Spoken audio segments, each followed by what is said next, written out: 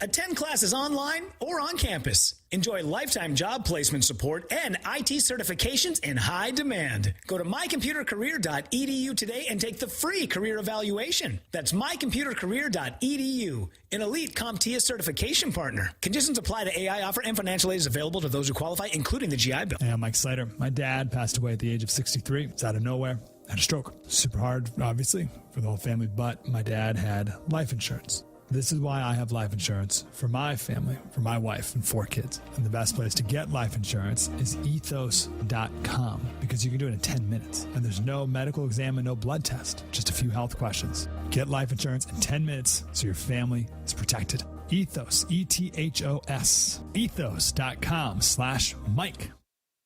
Okay, look, no secret, it's been a tough year in MyPillow history, and it's because of loyal listeners like you. They're still standing strong, and to show their appreciation, they're offering a huge Christmas savings special just for you right now.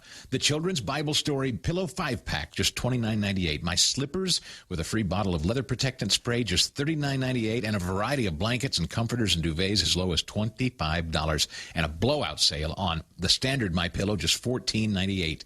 Listen, go to MyPillow.com or call 800-932-5056. Use the promo code Chris and you'll unlock some amazing wholesale prices. This is House Call for Health. It's wintertime. Many of us are out and about shopping, going to holiday parties, fun outdoor activities like Santa parades or hitting the slopes. It's also a time for the common cold, which spreads easily, especially in homes, classrooms, and workspaces. There's no cure, and it usually goes away within a week to 10 days.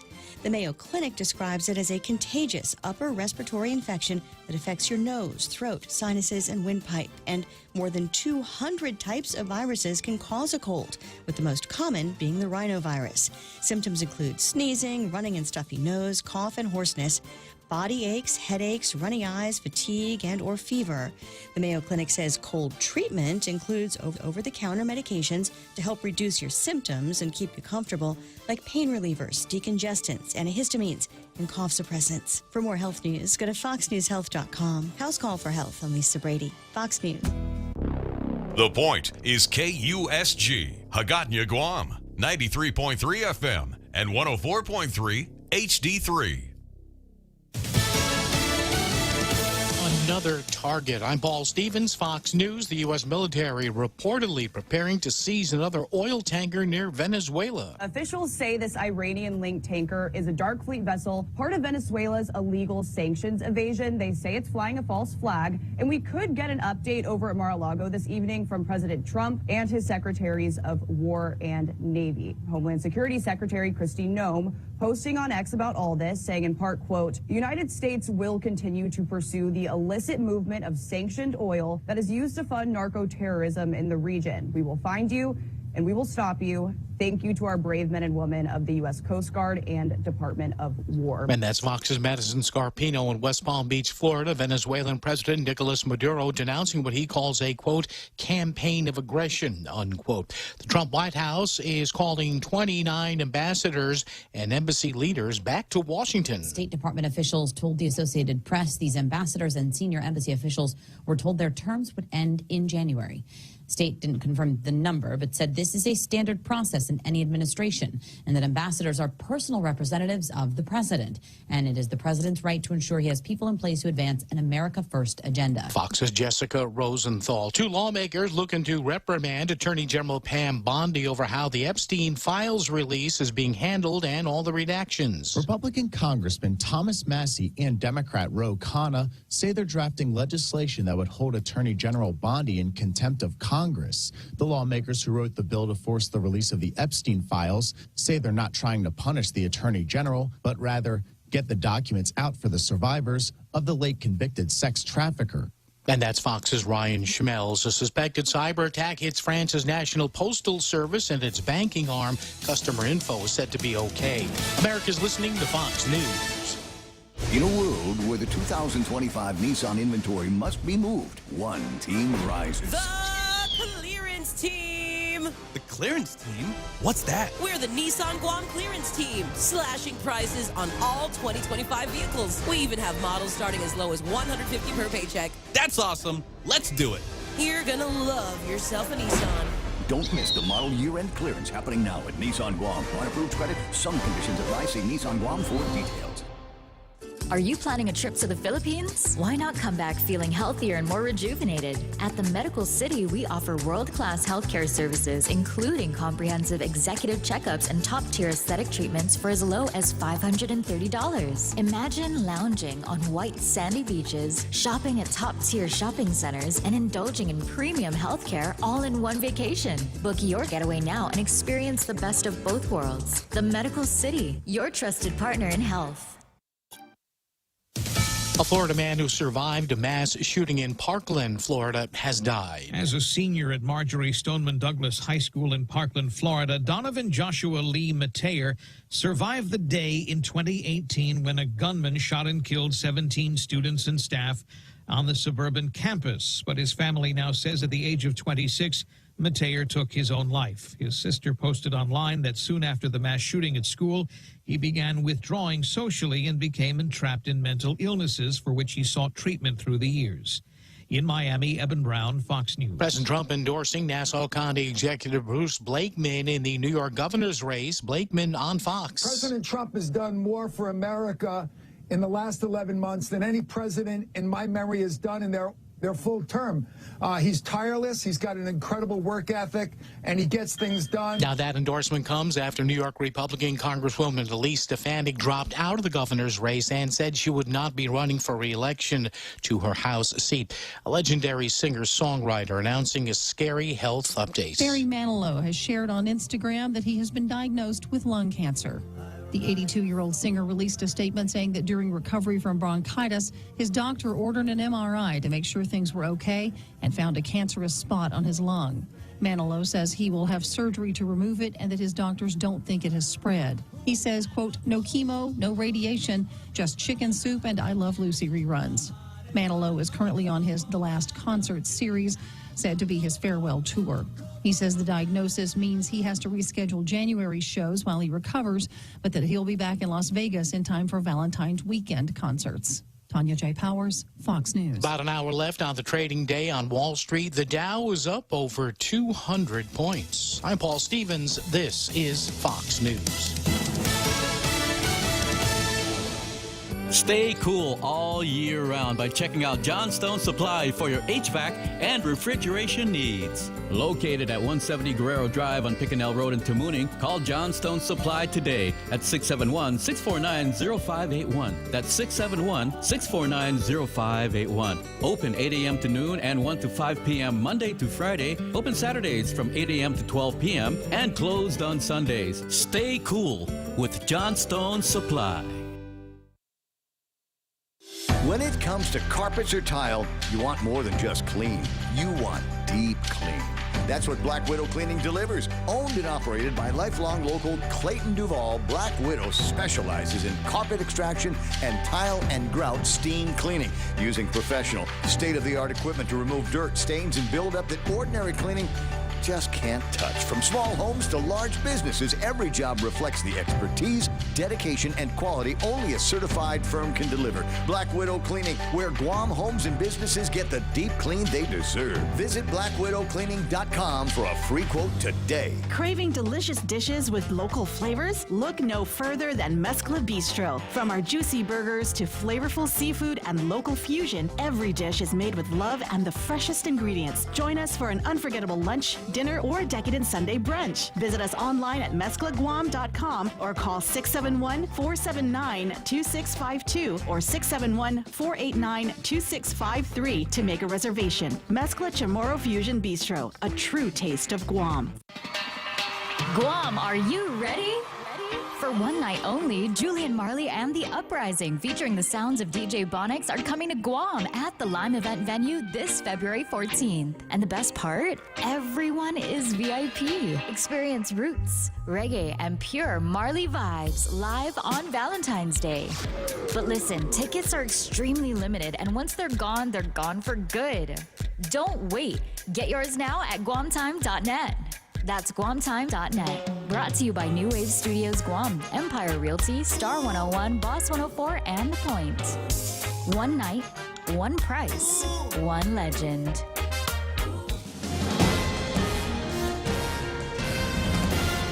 Today in Good Morning Guam at 6:07 on Tuesday, December 23. I'm Donna De Jesus with a look at your local news on The Point.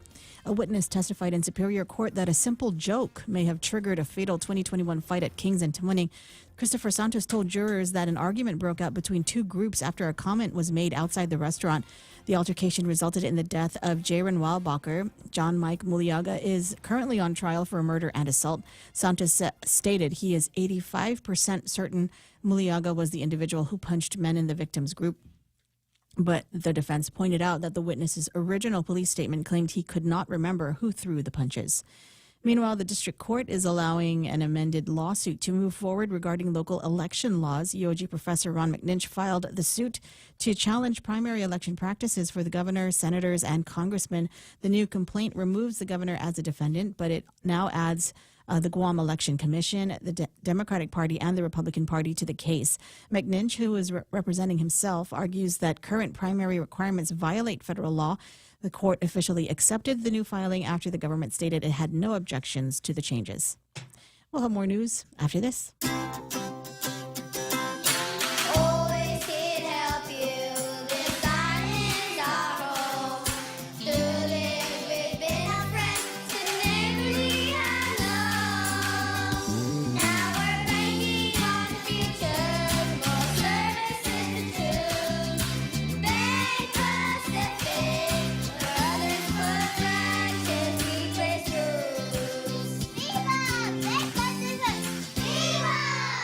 Most residents will see their power bills increase by about $10 starting the 1st of January.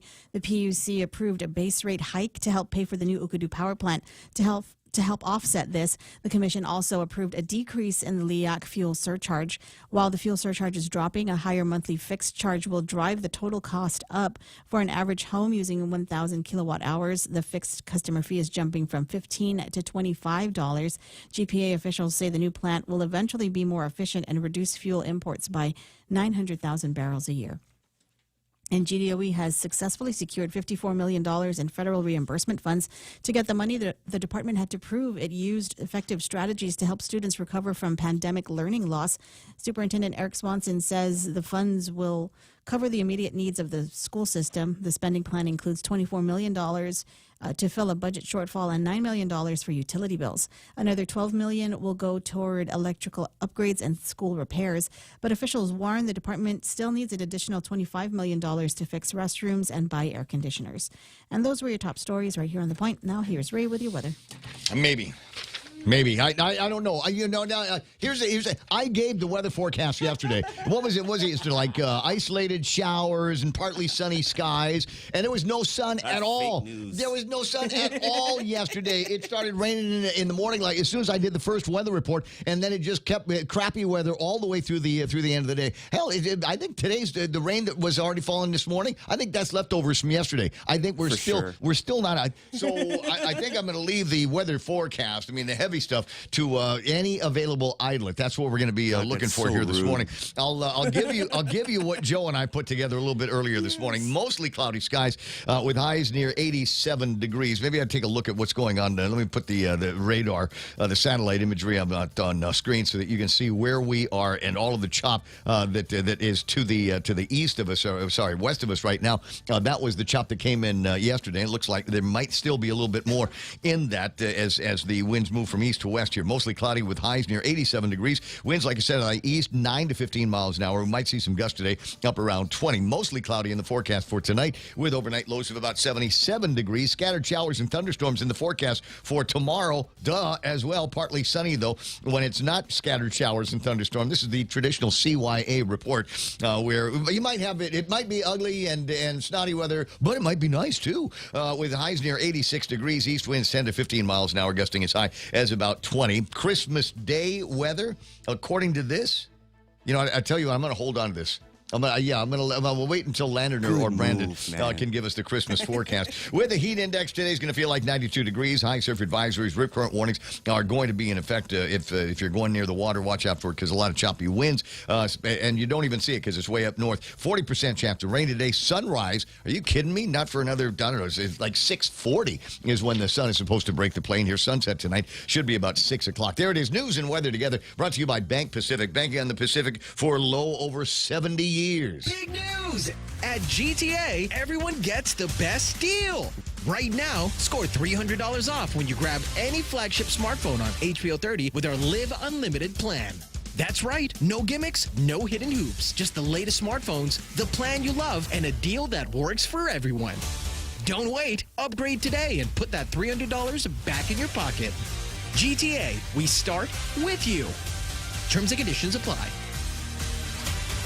It's back! Celebrate 75 years of Payless Supermarkets with a $5 off fuel coupon to redeem at any 76 Circle K location when you shop and save at Payless Supermarkets. That's right, $5 off fuel with every $75 purchase at any Payless location. But hurry, this offer is only good from November 17th to December 31, 2025. So don't miss out. Stock up on groceries and hit the road with fuel savings from Payless Supermarkets and 76 Circle K. Minimum $30 fuel purchase required to redeem coupon. Some conditions apply.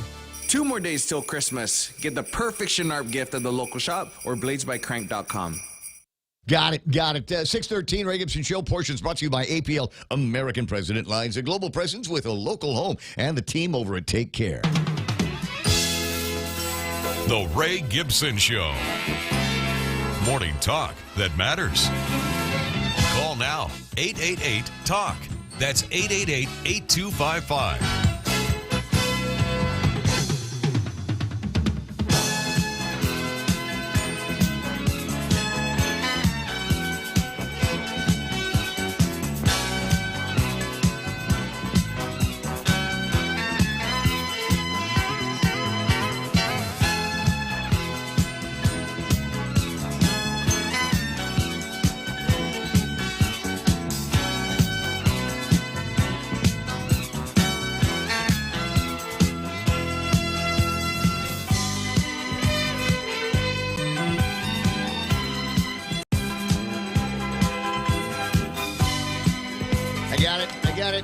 Don't worry, we'll take care of the weather thing with either one of the idlers and sort out what the heck is going on around here. Hey, welcome to the program. Excuse the mess. It is the Ray Gibson Show on 93.3 The Point. My name is Ray. Thrilled, as usual, to be here with you, even though it's Tuesday, but it's the Christmas Eve is what I'm referring to this as, because tomorrow is Christmas Eve, so today is the eve of Christmas Eve. Is this working out for you? Is it mathematics mathing in your head here today? Yeah. Very jolly. Yeah, well, There's really not a whole lot to not be jolly about. I mean, the rates are going up for the power, but it's only going up a little bit, and we got a LEAC that came along with it. So one thing goes up and another one goes down, and the net effect is it'll cost. I think the new number is $8. They sent out a press release yesterday that said it was $10, and then they rescinded and revoked it and said no, it's closer to $8 worth of an increase for electricity, and hopefully, I was thinking about electricity yesterday. Real Joe? Wires went out? No, but I don't know. It's because how much of our electricity comes from solar? And yesterday, my guess is we probably made 2 or 3 watts total from the solar power, solar farms that we got, because there wasn't any sun yesterday. And it occurred to me and said, well, is it not a whole lot of sun today? Is it possible that there might be a little bit of load shedding? But it was also cool yesterday, so I don't think anybody using as much air conditioning as they would normally use. It probably all kind of balanced out there. And then plus, as it got colder and colder, people were using their fireplaces. I never used that thing, Ray. It's just like the washer. the dishwasher. The dishwasher, that's just for holding pots and pans. It's just another place to put pots and pans. Right. No, I'm talking to you. You know who you are out there, that you got in the house, and it's one of those fancy new houses. Hey, look, we got a dishwasher. And you used it like twice, 3 times, and it's like, yeah, it's easier to just wash it by hand, and never mind the dishwasher. We'll just store, that's where we're putting all of the toaster ovens and whatever, the air fryer that we're not using anymore. It goes in there. That's where everything goes. Anyway, so up on the screen right now, found this on YouTube as I was getting the YouTube feed prepared for today. Somebody was trying to convince me to watch the cozy Christmas fireplace 24/7. So I don't know if it's AI this or anything. This is on a loop, man. Yeah, it's just one the loopy thing. I like it. I think there's sound. Let me just see if you can watch. There it is. We have sound, ladies and gentlemen. Is that tongue and tongue? This is a cozy winter fireplace for Guam on these cold, wintry nights that we've got going on here. 6:17 in the morning. I need an elf in a bikini. That's what I'm thinking here. Anyway, as I said, welcome to the program. Excuse the mess. Ray Gibson here. Real Joe's going to get the phone. You call it 888-8255-888-TALK. That's the telephone number around these parts. Meme Machine is online. I got. Do I have memes from Jeff over at Pirate? I believe I do.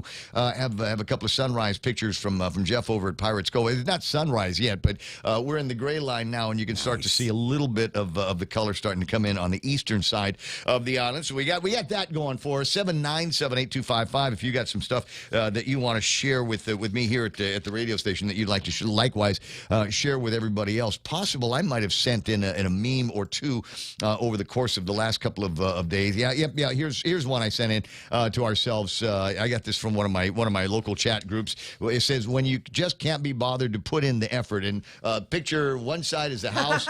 There's a house that they've got. Dude, I just got that, man. I'm so slow. It's like, rich people in the Philippines decorating the house, and then the house next door just has the word ditto written with the electric. That's tomorrow. Borrow your decorations. I've actually got Christmas lights up. I do have Christmas lights. Like one string. Yeah, I knew it. Man. Yeah, that's you. And it's not it's not even in the front of the house. It's kind of in the side of the house, kind of a party area that I've got over on the side. And I thought really hard about moving it over to the front of the house to give it a little bit more of a festive cheer. But it was like yesterday, and it was raining, so I didn't feel like moving around and messing with electricity. So here's you got what you got out of Ray. That's as much decoration as I'm going to do.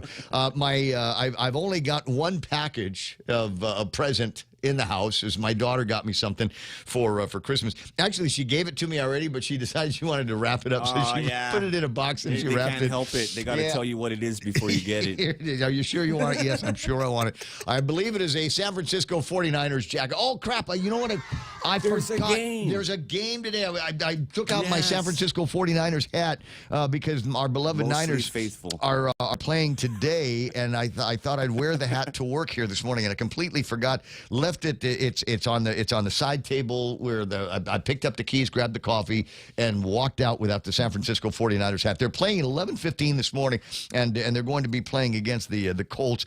That is, I'm sorry, the hated Colts. You ever notice that the Indianapolis Colts, their logo here? You take a look at it. It's on the screen right now. It looks like a flat tire. It looks like the little emblem on the logo on the car that says, "Hey, your tire's running flat. 25 PSA. You better stop by the Shell and put some gasoline in it." I hate that. So we got the Niners there with their 10-4 record, and the Indianapolis Colts with an 8-6 record. And one of the things, I don't know if you were listening to Chris DeGaulle in the broadcast the hour before we get on the air here, weekday Tuesdays through Friday, and they were talking about the Kansas City Chiefs are not in the playoff. No, they're not. The Kansas City Chiefs are not in the playoffs. Do you know what that means? No. We don't have to put up with any of what's her name? What the her and the him, the girl, Taylor Swift, of course. We don't have to with That's her Taylor team. Swift and the boyfriend. We don't have to worry about hearing too much about it because they're not going to be in the playoffs. Have a burger, Taylor. There's going to be good news. I'm going to see if I can highlight some other good news that we've got floating around in the thing. I'm not quite done here with the printing. I'm sorry, the printing is done. It's the stapling. Yeah, that's the hard work. That's not done. Well, it's I don't. As I walked in and I asked, I said, Donna, do we have any news today? And she's like, no, not really. We're going to be embellishing. We're going to be taking some of the stories that are out there right now and maybe doing some deep embellishment. There might also be some dramatic reading here today because it occurred to me that I did not get to all of the dramatic reading that I wanted to do based on the press release that came out on the. But wait, there's more. Yeah, because we got what's his name? Josh and Tina. Yeah. Josh Tenorio. And Tina Rose Munya Barnes putting their hat in the ring. At least 1 point listener wants us to confirm whether or not Therese Terlahi is seriously putting her hat in the ring. So put her on the list. Put her on the Therese. Yeah, Chetch. Okay. And we'll put her on the list today Chetch. and see if we can. So we'll see if we can get some kind. Because she told me, I told you, I ran into her over at a thing they did for Pika's Best because we're Pika's Best, and I ran into her and she asked me for my support and the family support, and I said sure, why not. because I thought she was just talking about Senator, and then a couple of girls came up to me later on, and then after a little bit of conversation said, "Oh yeah, did you see Therese over there? She's going to run for governor. She just told me she's going to run for governor." And I'm like, I'll tell okay. you, but don't tell anyone. I'll get it confirmed, and maybe she'll even tell me who she's running with, which is the other big question that people are going to be asking. We'll see if we can find out. Anyway, so Real Joe 888-8255 888-TALK 797-8255. That's the number for the Meme Machine. Donna's going to take care of news and whatever as much as she possibly can. You might hear updates on stories that we did like Friday and yesterday, because that's all we got right now. Is there because there's the government is shutting down. Is it tomorrow? Yes, tomorrow the government of Guam is officially shutting down. There's only one place that I'm aware of here where there's going to be government work, and that is customs and quarantine. So way to go, guys! Right. Well, easy now. They just got a whole new recruits. Yeah, they just got a whole bunch of new recruits in there. We're going to teach you about holiday pay. We're going to teach you about OT. We're going to teach you about night differential. All of this stuff is going to be going in. The Guam Customs. Yes, this is ka-ching now for Guam Customs Air Cargo and Maritime offices. They will continue their normal operations on December the 24th and the 26th. So even the dogs. If you got stuff coming in, there will be somebody there to conduct the inspections. This will help ensure the timely, uninterrupted clearance and processing of essential goods and supplies amid the extended Government of Guam holiday weekend. They don't refer to it as a shutdown. No, they don't. No, it's not a shutdown. It's the extended Government of Guam holiday weekend. So we got both locations are going to be open from 8 to 11:30, and then from 1 until 4:30 in the afternoon. They should be open during lunch, shouldn't they? Of course. I mean, that's when most people have time to do the work here. Shift. Yeah. So anyway, so that's the deal. They're going to be working. Everybody else in the Government of Guam has got the day off. I think the only other people that are going to be working are the lady over at 411 and the cops, right? We got cops and fire guys. Okay, everybody else is going to be enjoying the day off. And if you've ever wondered whether you were an essential employee, the hospital, Ray. What? They'll be open. The hospital, right? Only the doctors and nurses. The ones with morale. Yes, high morale will be working over at the hospital. Yeah, if you've ever wondered whether or not you're an essential employee, if you're not working tomorrow or Christmas or the day after Christmas, then you're not an essential employee. And frankly, if it was me doing the Doge, I would seriously consider doing a desk audit of the work that you are doing in the Government of Guam. But that's just me. You got something you want to talk about? You know how to get a hold of us. The Meme Machine's online, and if you leave a note or some kind of comment on the Facebook side or the YouTube side, I will endeavor to read those notes all morning long, and so perhaps find something that I might be able to kill a 4 or 5 minute riff opportunity on at some point here today. So the Facebook Live, YouTube Live, going to be looking at that. But if you want different ways to watch the show, rumble.com on the World Wide Web. You can find us KOAM TV as well as ThePOINT.gu on the World Wide Web. Right underneath that, though, I got to make a plug here because I'm running thin on events to publicize on ThePOINT.gu. We've got the Southern Mountain Gear 5K tonight, Thursday night Stink and Drink, Get Fit for the Kids, 2K, 5K, that's coming up first weekend in January, and the Guam Women's Club 70th Mardi Gras in February. So we've got a big window here between now and the 7th of February. I'm sure there are other events. This is absolutely free. Just go to ThePOINT.gu on the World Wide Web. The ribbon on top where it's got all the stuff in there with the Ray Gibson Show and Tall Tales, etc. Click on Community. Actually, you don't have to click on it. Just hover over the word community and then hover over submit an event. Click that and it will take you to a page. You can plug in all of the information you need, contact names, email addresses, websites, dates, times. You can even upload your flyer if you've got something like that. And a lot of people watch it because a lot of people watch the visuals here because I don't call out any names. I don't dox people in the governor's office that listen and giggle quietly to themselves every time I make a smart aleck comment about the failures. I'm sorry, the many successes of the administration. They're giggling now. Joe, they're giggling now. Anyway, 626, and it's only business. Just calling balls and strikes, guys. And so go ahead and put your things up there and then watch the Point on ThePOINT.gu on the World Wide Web. In the meantime, who do we got to say good morning to? All of these Christmas Eve revelers here. Sometimes you want to go where everybody knows your name. And they're always glad you came. You want to be where you can see our troubles are all the same.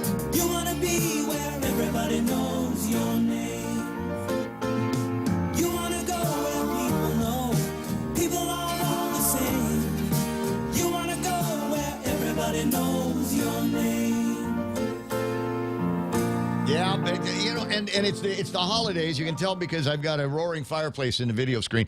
But it's the holidays here on Guam, and all of the airplanes have come in with all of our favorite exes. All right. Yeah. I'm not gonna say who. I'm not gonna say who, but there's a whole bunch of Michelle is one of them, but there's a whole bunch of people that are celebrating their return to Guam and commemorating their return to Guam with pictures of a sunset over at the beach, and you can make out the Tsubaki in the background, the Hilton, and whatever it is in the background. And I'm going, okay, thank you, welcome home, good to have you. How long are you going to be back? You're going to be here long enough for trouble? Just asking for a friend. So it's easily my favorite times of the year is Christmas time and summertime, because that's when everybody, all the hotties that have gone off to college or whatever, they're back. And even though it's been a long time since some of them have been hotties that went to college, they're all coming back. Still hot. So yeah. So it's still danger. So hot. Yeah. Don't ask your man if any of his exes are back in town. He doesn't know. Nothing to do with us. He doesn't know. He's just gonna say, "Oh God, Ray's getting me in trouble again." It's and I didn't even do anything. I haven't been on Facebook or Instagram or anything. I don't know. Just Ray's just yakking on the radio about exes coming back into town or whatever. Anyway, so number one here today on the machine looks like, hey, there's Henry Manglot. Yeah. Buenos then, Nafade. Wow. Biba Trump says Auntie Bennett Lohan Duenas. Nice to see you there. We got go from Auntie Bennett Lohan Duenas to Lori with a Y Duenas. Good to see you in the machine bright and early this morning. Let me see. It's Michael Monessa Nauta saying good morning and half a day gang. Good to have you in the machine. There's Smug Wimp. EOD Kaboom. Hot wives. A little bit late here this morning. Normally comes in one or two with Auntie Bennett, but there's like 4 or 5 names in front of him. What's going on there, EOD? Playing with the radio again. Felix Bumba, and we're all strong because of Eric Chong. Good morning, Felix, says Smug Wimp. Morning, Mr. Wimp, says Lori Duenas. That's nice. Well, we should have had a Christmas get-together, with a Point Familia. Yeah. Oh, that's right. Yeah, we should have done something like this. Wait. We'll wait until after the holidays. That's when everybody's less busy and you've got presents that you're not going to return, but you don't want, so we can repackage those and do the big Ray Gibson re-gifting party. Yeah. The Ray Gibson Joe re-gifting party at Pirates Cove. Who's sponsoring that? Are you down, Jeff? Yeah. So the only thing that you need for the only price of admission is you bring a wrapped or unwrapped present. Something that you got at Christmas time that you don't want to throw away, but you don't want to keep, and you don't know where they got it, so you can't return it. Beehive. Like that. Okay, good. Let me see EOD Kaboom, like I said. Vince G. Perez online says, good morning, Guam. Does anybody know if Senator Therese Terlai is throwing her hat in for governor, asks Michael Monessa Nauta. And the answer is, I'll see what we can find out for you here this morning. Jerome talking about atmospheric rivers to bring double-digit rainfall, wave after wave of heavy rain and snow in the mountains will start at 2 a.m. Wednesday. Flash floods and landslides are expected. Time to hold on to the Christmas ganas.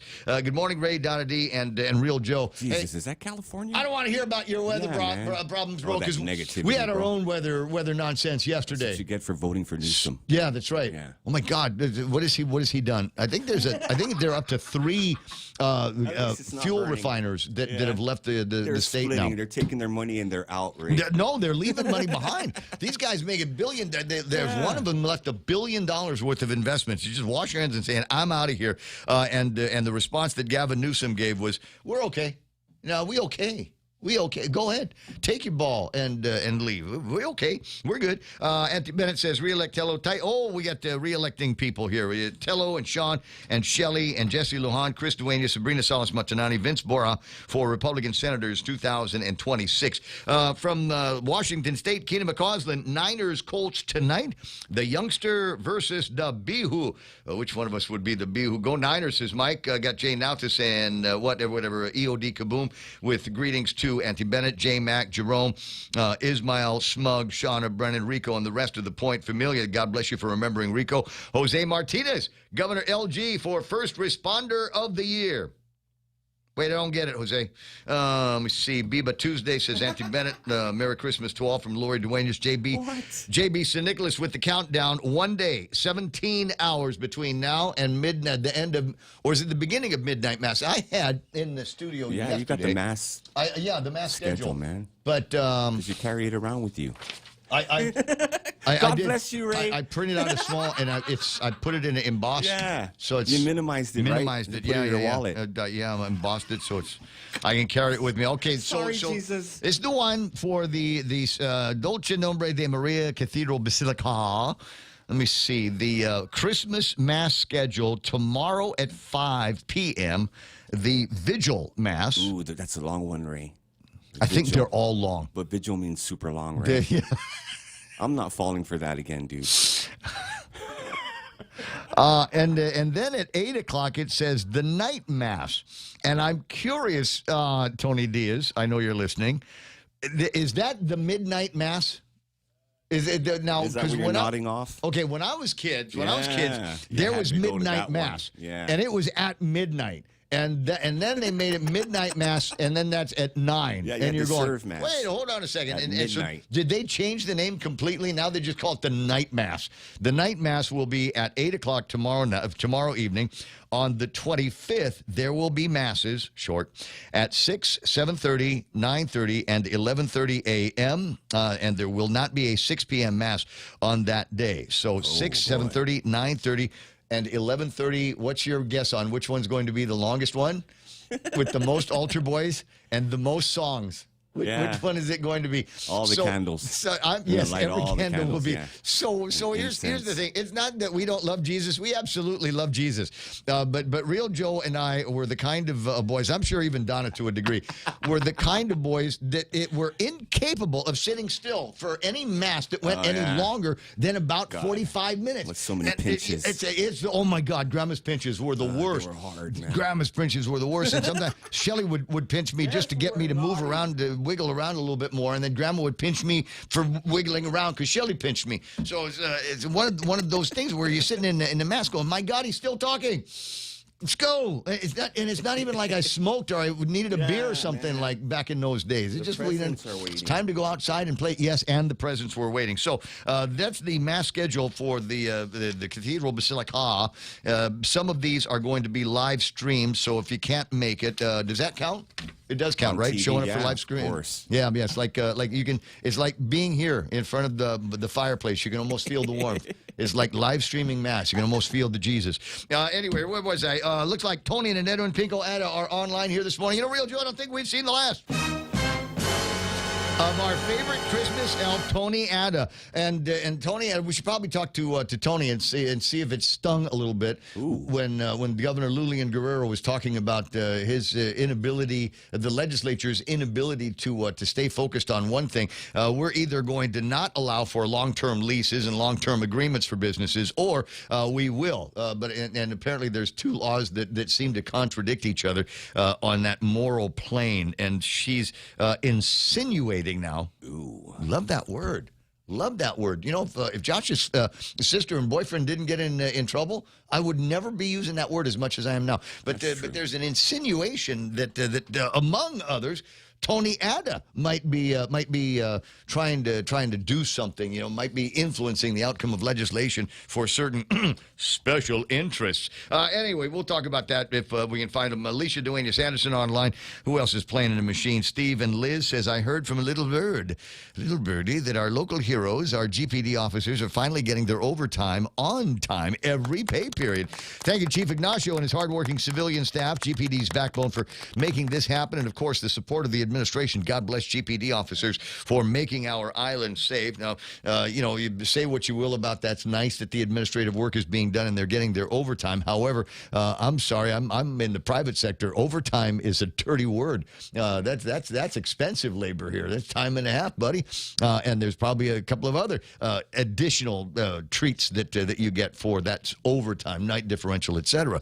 So maybe a look to be, maybe the thinking ought to be, let's see if we can beef up the number of employees that we have, the number of guys, men and women in uniform, so that we're not getting customary overtime. Ken Augustin says, have a safe 5 days of party time, as Lou and Josh declared. Remember the true reason of this season, the birth of Jesus Christ, says Ken. Merry Christmas, love, peace, and joy. There's Steve. Oh, speaking of love, there's Steve Love. Says, good morning, Steve Love. Hope to see you tonight at the weekly running of the Southern Mountain Gear 5K. We only like to see you at night. Need to be, what's that? In this weather. Yeah, if it rains, we train. There's no such thing as it's raining, I can't run. Yeah, if it's raining, we training. Exactly. It's we'll just wear old shoes. Ismael Velez says Tesla CEO Elon Musk took a swipe at Waymo after its self-driving cars stopped moving at intersections in San Francisco, causing traffic jams during a widespread blackout over the weekend. Blackout? In the States? In the mainland United States, they have a blackout. Yeah, San Francisco is the city by the bay. I don't believe it. Jessica S.E. Cruz says, mushy. Trump administration, more from Ismail, is recalling about 30 ambassadors from around the world to align U.S. representation with Donald Trump's America First agenda. Marco Rubio is being assigned to the aliens. I'm trying to think, he just appointed a governor from somewhere to be the ambassador to Greenland. Oh, yeah. Yeah, the other big island. Not like Guam's big island here, too. Let's buy that. Holly, what's that? Henry Manglotian's on the line here. What's that? More from Steve and Liz. Ali Malaka saying, good morning, Ray, Donna. Real Joe and the Point Familia and his Smug Wimp wondering, has anyone tried to write lyrics for the Ray theme? I'm sorry. Did I miss something? Is this something you talked about while Charlie was doing the show? Do we need to have a theme for the Ray Gibson show? Here's a story. We'll start with that. I don't know. What'd you come up with? There's Stephen Blake's online. Real guy. It's true. Good morning, guy. Jose Martinez says, every house we lived in, the dishwashing machine was just another dish cupboard. Us kids were the dishwashers. Absolutely right. Let me see. Jerome McDonald, I'm no longer a Raider fan. My team now is the Chicago Bears. Go Niners again, says Mike Manassas. Salvador Stephen Blake, Benito Servino. That's Ben Servino from the Driving the Veterans Around shop here. Jerome McDonald, Margaret Estacchio. Congrats to recently graduated and sworn in customs officers. Thanks, Mike. Michelle Conception is online. Let me see. I got more from Jerome McDonald. Says X's and Tapmes are back in town. Carol Ann Prune, Mark Safe from an isolated, burned out pre-cooling motor unit. Thank you, Fire Marshal LG. More from Keenan McCausland. I wish there was a mass at 6 a.m. out here. It's 8, 9, or 11. You need more Catholics up in Washington. That's all you need. And not enough Catholic churches up there either. Convert people. Go out there. Sir Ease, what's a nice thing to hear on Christmas, but a terrible thing to hear in a Mexican prison? No, sir. Don't make me read it. A nice thing to hear on Christmas, but a terrible thing to hear in a Mexican prison. Jesus loves you. Melvin Santos says, morning all. Mike Pritchard's sending Merry Christmas wishes to everybody. There's Sarita Guerin says, Magandang umaga. Point Familia, how do we say it in Tagalog? Is it Maligayang Pasko? That's like Maligayang Thanksgiving mo. Maligayang Halloween mo. And I just kind of make this stuff up as I go along, searching for brilliant moments here. 888-825-5888-TALK is the telephone number. Do I have folks on the YouTube side? Yes, I remember to put the machine on. Rudy Rodolfo, the original Burger King, is over here. Left Guam. There's Stephen Klein. Tommy Napati, Tattoo Sean Gumatauta saying Merry Christmas and good morning from Telefofo. Tommy Garcia, half a day and good morning. Point fams, happy holidays. Merry Christmas, Point listeners. MP Ogo, the adult supervision, saying ho, ho, ho. Who are you calling a ho, how do you ho, spell ho? that? Let me see. 671 Fa from home says good morning, Ray and the Point Familia, Lupang Guam. Let me see. The other adult supervisor, that's Lupang Guam, is online, says Ray must be painting again. Yes, because it's raining. Absolutely. And here I was yesterday. I was talking about, taking the paint sprayer out of the box and maybe getting some practice in on it so I can, better utilize the technology and make the house prettier without me getting covered with paint. I think it's just going to be a more efficient way of covering myself head to toe with paint. Let me see. Leslie Sinicolas saying good morning, Point family. Guam Mom 1. Good morning, Point Familia. Merry Christmas. More from good morning there. Stephen Klein. There's Blue Balls. Neats is online. Bad Boy 671 Bobby. I'm just going to say the name quick. So you just go, what did he say? What was that? It's somebody's handle on the YouTube size. Yeah. And maybe that's like he's talking about, I don't know, a dodgeball. They come in blue, don't they? They are. Racquet balls. Blue balls. Just pretend. Just pretend. More from Neats here. Patrick671 saying good morning to everybody. Yeah, looking to see who else is playing in the machine. Got to send goodies, says Neats. Okay, that's fine. Just send them over here. Got a treat. I got to do shouts. Kim and Ron from Security Title help bring you portions of the program. It's just absolutely terrific people. And yesterday, got a visit from the elves from Security Title. There is Rita. And there is Bree, and they came by yesterday to bring some gifts from Security Title to all of us here over at the Point. Now, unfortunately, I can't share all of the gifts with everybody. I got the cookies, the Hawaiian-style cookies that we got, and I can share that with everybody. What I cannot share is and I didn't know they did this, it is a special collab Blades by Crank knife that they did with Security Title.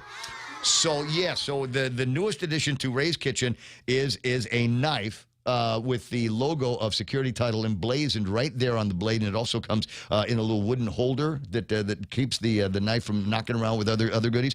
I didn't know they could do that. Maybe a little bit later on, we'll get a hold of Blades by Frank, the Crank Camacho, and find out how you might be able to get a collab going with him for a knife for your incredible, business partners and that kind of thing for next year.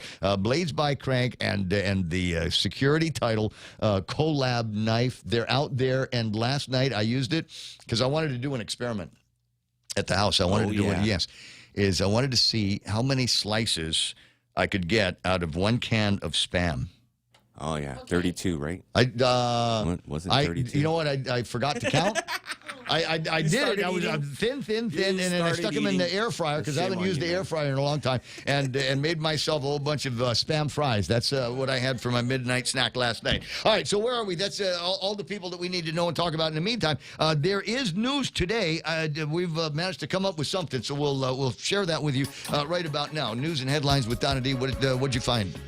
What'd you find out? Anything? A cybersecurity breach at Aflac has exposed the personal data of over 22 million individuals. The stolen files include social security numbers and sensitive medical records. While no fraud has been reported, the company is offering 2 years of free identity protection.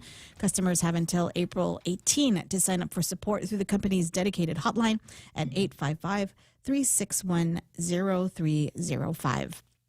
Meanwhile, plans for a new Manila prison are moving slowly due to design and funding delays. Public Works officials say a design proposal is still awaiting legal review.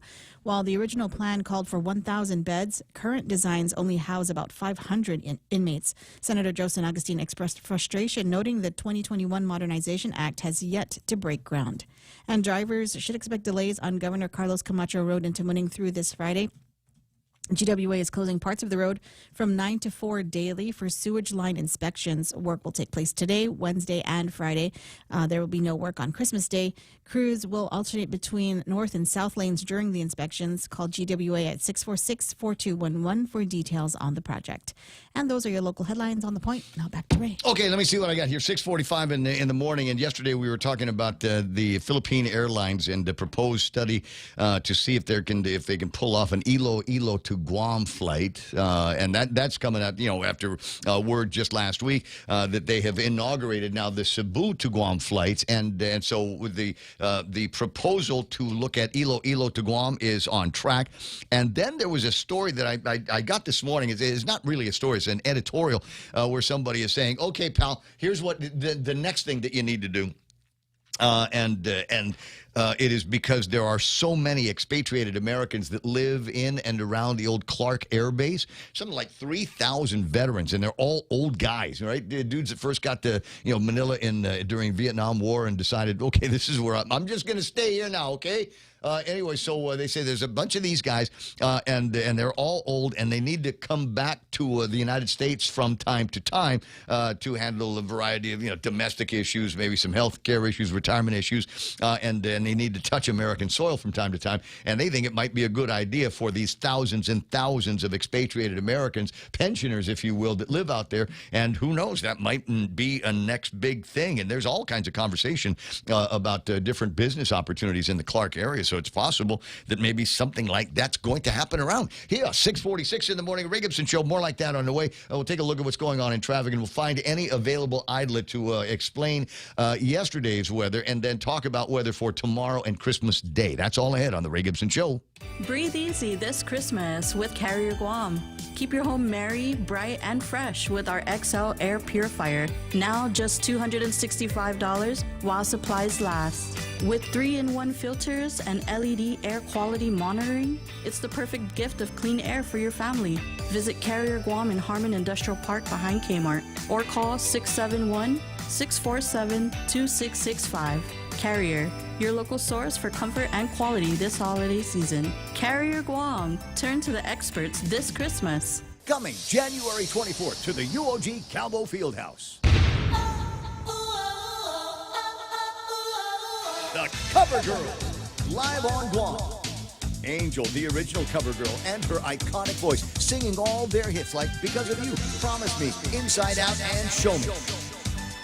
Joining them on stage, the queen of dance, EDM, and freestyle, Shannon.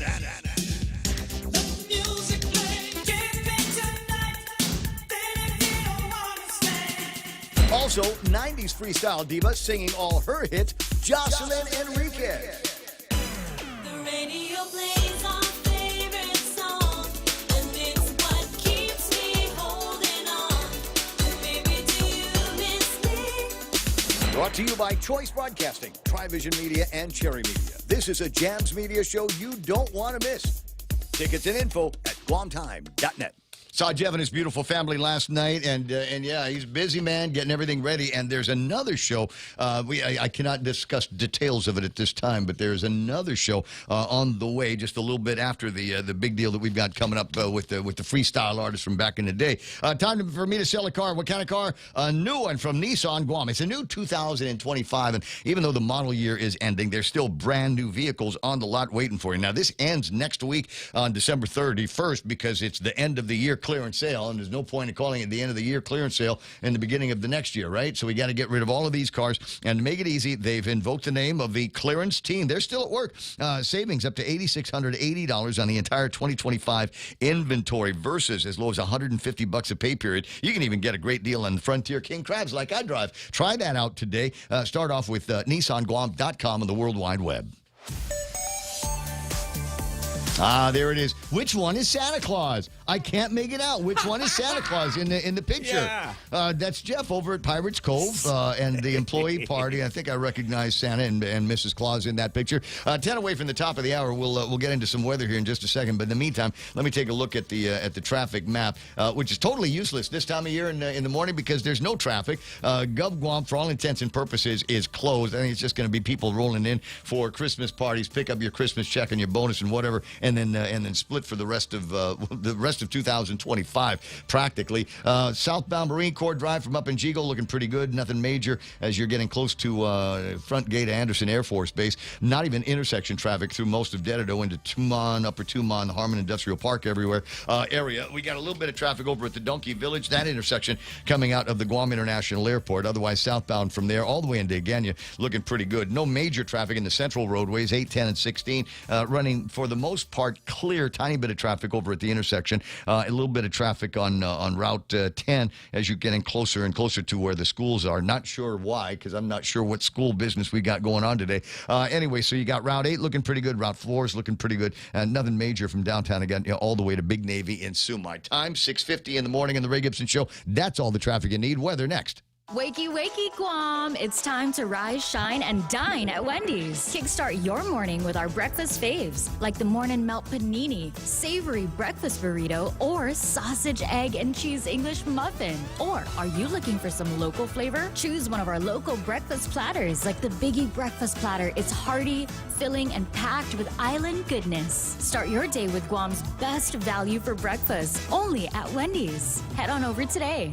Bundle smarter, work better. When you're running a business, every decision counts. Now's your chance to make one that gives you more. For a limited time, get hybrid fiber internet up to 1 gig for as low as $125 a month. Plus, get up to 6 months of free internet and free Samsung Galaxy earbuds when you bundle with Docomo Pacific. Ready to get started? Try our free bundles calculator by visiting info.docomopacific.com/radio25. While supplies last, some conditions apply. Bud Light wants you to watch your favorite NFL team live. All you you have to do is purchase 12 packs of Bud Family or Bud Light Seltzer and look for the QR code inside. I'm only here for the game. Scan the QR code for your chance to win one of 2 trips for 2, including airfare, accommodations, and tickets to a regular season NFL game of your choice. Plus, every code scanned will earn you points to redeem for Bud Light NFL gear. Must be 21 to enter. Some conditions apply. Visit currentguam.com for details. Bud Light reminds you to drink responsibly. It's the Ray Gibson Show. Call now, 888-TALK. That's 888-8255. Studio time 6:52. If you're watching on the visuals here, this is not the snow-covered landscape that around this time of year is big frightful. chunks of the upper left-hand corner of the United States of America. This is a picture of Barragata Heights on Guam in a cloud yesterday, literally in the cloud, and I think unexpected for a number of residents, given the nature of the weather report that we had yesterday, which actually, I was reading the report, it looked like it was going to be a nice day. Isolated showers, you're right. partly That's sunny nice. skies in the forecast. Rather cool. And then I don't know, was it about 7 o'clock or so in the morning, Real Joe? We went outside to get Brad Rizala. Lightning and thunder. Oh my God, where did that weather come from? And then when is it going? Because it never went anywhere for the rest of the entire day. Which islet do I have on the line? Torque or Speed? Ditto. Landon, how you doing, buddy? It wasn't a great day. It was beautiful for the season, my gosh. But I was just talking to the forecaster who was on shift last night, and he was the forecaster yesterday. And to his benefit, at the 4 o'clock forecast, he did have it nailed on, spot on, because it was fair weather up into the next several hours around daybreak. And then we have showers moving in. And that was part of that shear line fragment that was just rolling in. And so, unfortunately, some stuff happened around 7 o'clock, and the dynamics came together spectacularly between 7 o'clock and noon, and then off and on throughout the rest of the afternoon, where we had some significant rainfall. We broke a record rainfall for the day, 2.17 inches of rainfall yesterday for December 22nd. That broke the record set way back in 1947. It was originally 1.4 inches. So that was a long-standing record that came tumbling down yesterday with that shear line.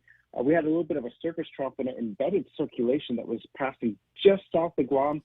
All those ingredients came together, and the magic just happened. We had thunderstorms in the coastal waters. We had some thunder heard over the island, and just off and on downpours. And so it initiated a flood advisory later in the morning, and that was able to be dropped. But we had more showers throughout the afternoon. Where are we going to be today? Not quite as exciting as what we had yesterday. We do have that shear line fragment still rolling through the region, but the showers are more spotty in nature. The heavier stuff is now to our west with that surface trough, that embedded circulation that's all to our west. But we're going to see the mix of clouds and some off and on showers, but we're going to see more sunlight today than what we saw yesterday. All right, good news. Now I'm looking down southeast of Guam and looking at another line of weather that looks like it wants to make its way towards the Marianas. Might be running into a little bit of pressure, holding it back, but it sure looks like it's making a beeline for us before long. Yeah, we're going to see these little fragments come at our way. So anything below 10 north, that's going to stay to our south and not come up into our region. But we're going to be looking more to the east for these little fragments and shear lines as they break apart.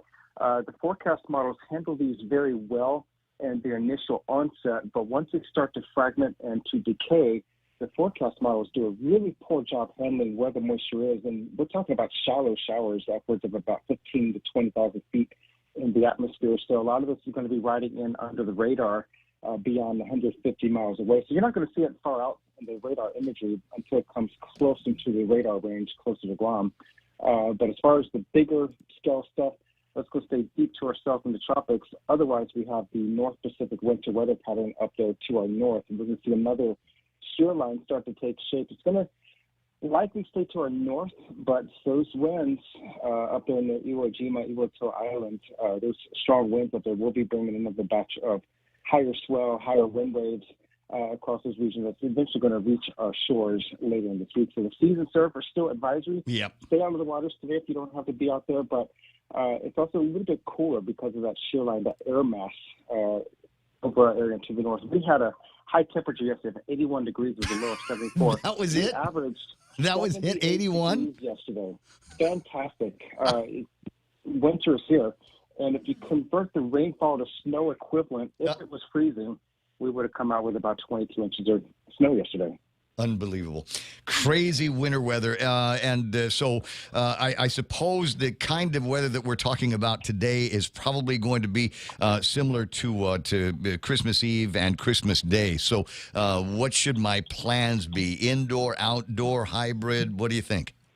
Definitely a hybrid. We're going to see more sunshine today than we saw yesterday, but we're going to see these little fragments of that shear line bouncing around the area through today, tonight, and into Wednesday and Christmas Eve night. So keep that in mind.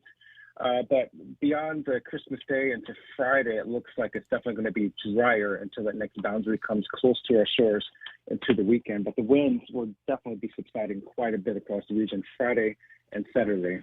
All right. Yeah, keep that in mind for a couple of running and racing events that are going to be taking place over the course of the weekend here, 6:57 and change. Christmas coming up. I don't know if you and I are going to have a chance to talk between now and Christmas. So I'd like to wish you and your brother and all the weather folks over at the National Weather Service up in Teadsden a delicious and fun-filled Christmas day. So I'm not going to ask you what you're getting your brother for Christmas, but what do weather guys generally hand each other at the weather guy Christmas parties? It's all about snacks, sweets, and treats and coffee. Emphasis on the coffee, huh? Definitely on the coffee. Especially the guys that are doing the watches, the overnight watches. Landon, always a pleasure talking with you. You've been a big part of the show for the year, and I really, really appreciate it. We'll get caught up again early next week and find out what the weather is going to be like as we close the books on 2025 and start thinking about 2026 and what that might bring us weather-wise. Yep, we'll definitely have a lot to discuss coming up after the holidays. And I do wish you all a very Merry Christmas. All right, that's the way we do that. It's the Ray Gibson Show on 93.3 The Point. Peak is best. What have we got coming up in a minute or so between now and Fox News Live? The latest on what's going around the nation and the world. Still don't have a winner in the big Powerball jackpot. The $1.6 billion is where that is right now. There's a way that you can do the calculation to figure out, because you can have it all at once. Or they can give it to you over time, and I forget what the numbers all end up being, and I don't know that I could handle the responsibility of doing something productive with whatever it is after the government gets their share of $1.6 billion. That's the other thing that is worth pondering here. 888-825-5888-TALK. That's the telephone number here at the radio station. A bunch of stuff on the news docket that we can talk about here. That was me burping my Spam slices from last night. Sarita says that she can get, what did she say? They can do, I can do 15 slices in one Spam when she makes the Spam chips. Carl Meyer, who is an actual chef aboard a boat, says use a peeler if you want to make Spam slices. Really, really thin, use a vegetable peeler, and it works great for that. Thank you very much for the ideas. Peak is best 5 times in a row, believe it, at 6:59 and change. And time for Fox News Live. Donna D with news and headlines from here on the other side of that. Not backing down. I'm Paul Stevens, Fox News. The U.S. Coast Guard now said to be pursuing a sanctioned oil tanker near Venezuela as the Trump White House pressures that nation's leader, Nicolas Maduro. The tanker is reported to be under sanctions from the U.S., and officials say the ship is flying a false flag to evade a judicial seizure order. President Trump announced a total blockade of oil tankers entering and leaving Venezuela last week. One such vessel was seized over the weekend. A large crude tanker was also seized earlier this month. Both were operating on the black market, White House officials say. The tanker seizures follow months of U.S. military strikes on alleged drug trafficking boats near Venezuelan waters and a massive naval buildup in the region. In Washington, Jared Halpern, Fox News. The Trump White House, meantime, pausing leases for 5 large-scale offshore wind projects being built along the East Coast due to what it says are national security risks ID'd by the Pentagon, including possible interference with military radar. The White House saying the Interior Department will work with the Pentagon to address those concerns. Major shift in the race to be New York State's next governor. A big shakeup over the weekend in a race that everyone's been closely watching for quite a while. Elise Stefanik was ready to take on Kathy Hochul. She really came out swinging, calling her the worst governor in America. But now Stefanik is out, and President Trump is throwing his support behind Republican Bruce Blakeman. He's a Republican politician and an attorney who serves as the Nassau County executive out on Long Island. here in New York. He entered the race earlier this month. President Trump endorsing him, saying Bruce is MAGA all the way and has been with me from the very beginning. They have been close friends for quite some time. That's Fox's Alexis McAdams in New York City. Congresswoman Stefanik also saying she will not run for re-election to her U.S. House seat. On Wall Street, stocks finish higher, the Dow up 227. America's listening to Fox News. For all your real estate needs, call the professionals at Hoffaday Realty. Jody, Saran, Libby, and Lolita, and they'll take care of you on every step of the real estate process. No worries. Just contact Hoffaday Realty at 588-4232 or 588-HOFFA or email them at hoffadayrealty@gmail.com. They're at 426 Challenge San Antonio, Suite 204 in Tamuning. Open Monday through Friday, 10 to 4. Hoffaday Realty for all your real estate needs.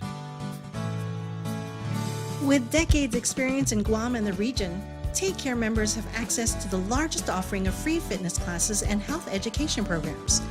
Membership also includes the high-quality credentialed network of on- and off-island healthcare providers and the one-stop FHB Health Center and urgent care. Ask for Take Care. Call 671-647-3526. Go to takecareasia.com for more information.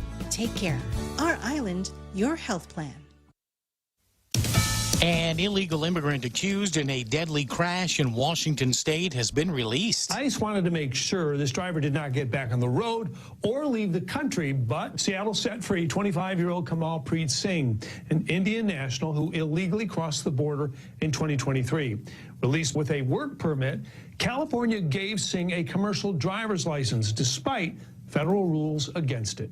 California claims a Biden waiver allowed for CDLs to non-citizens like Singh, who 10 days ago police say made, quote, no attempt to stop. DHS wanted to deport Singh, but the jail released him when the county failed to file charges, blaming the Highway Patrol for failing to complete an investigation. That's Fox's William Lajeunesse. The Indian national allegedly killed 29-year-old Robert Pearson in that vehicle collision.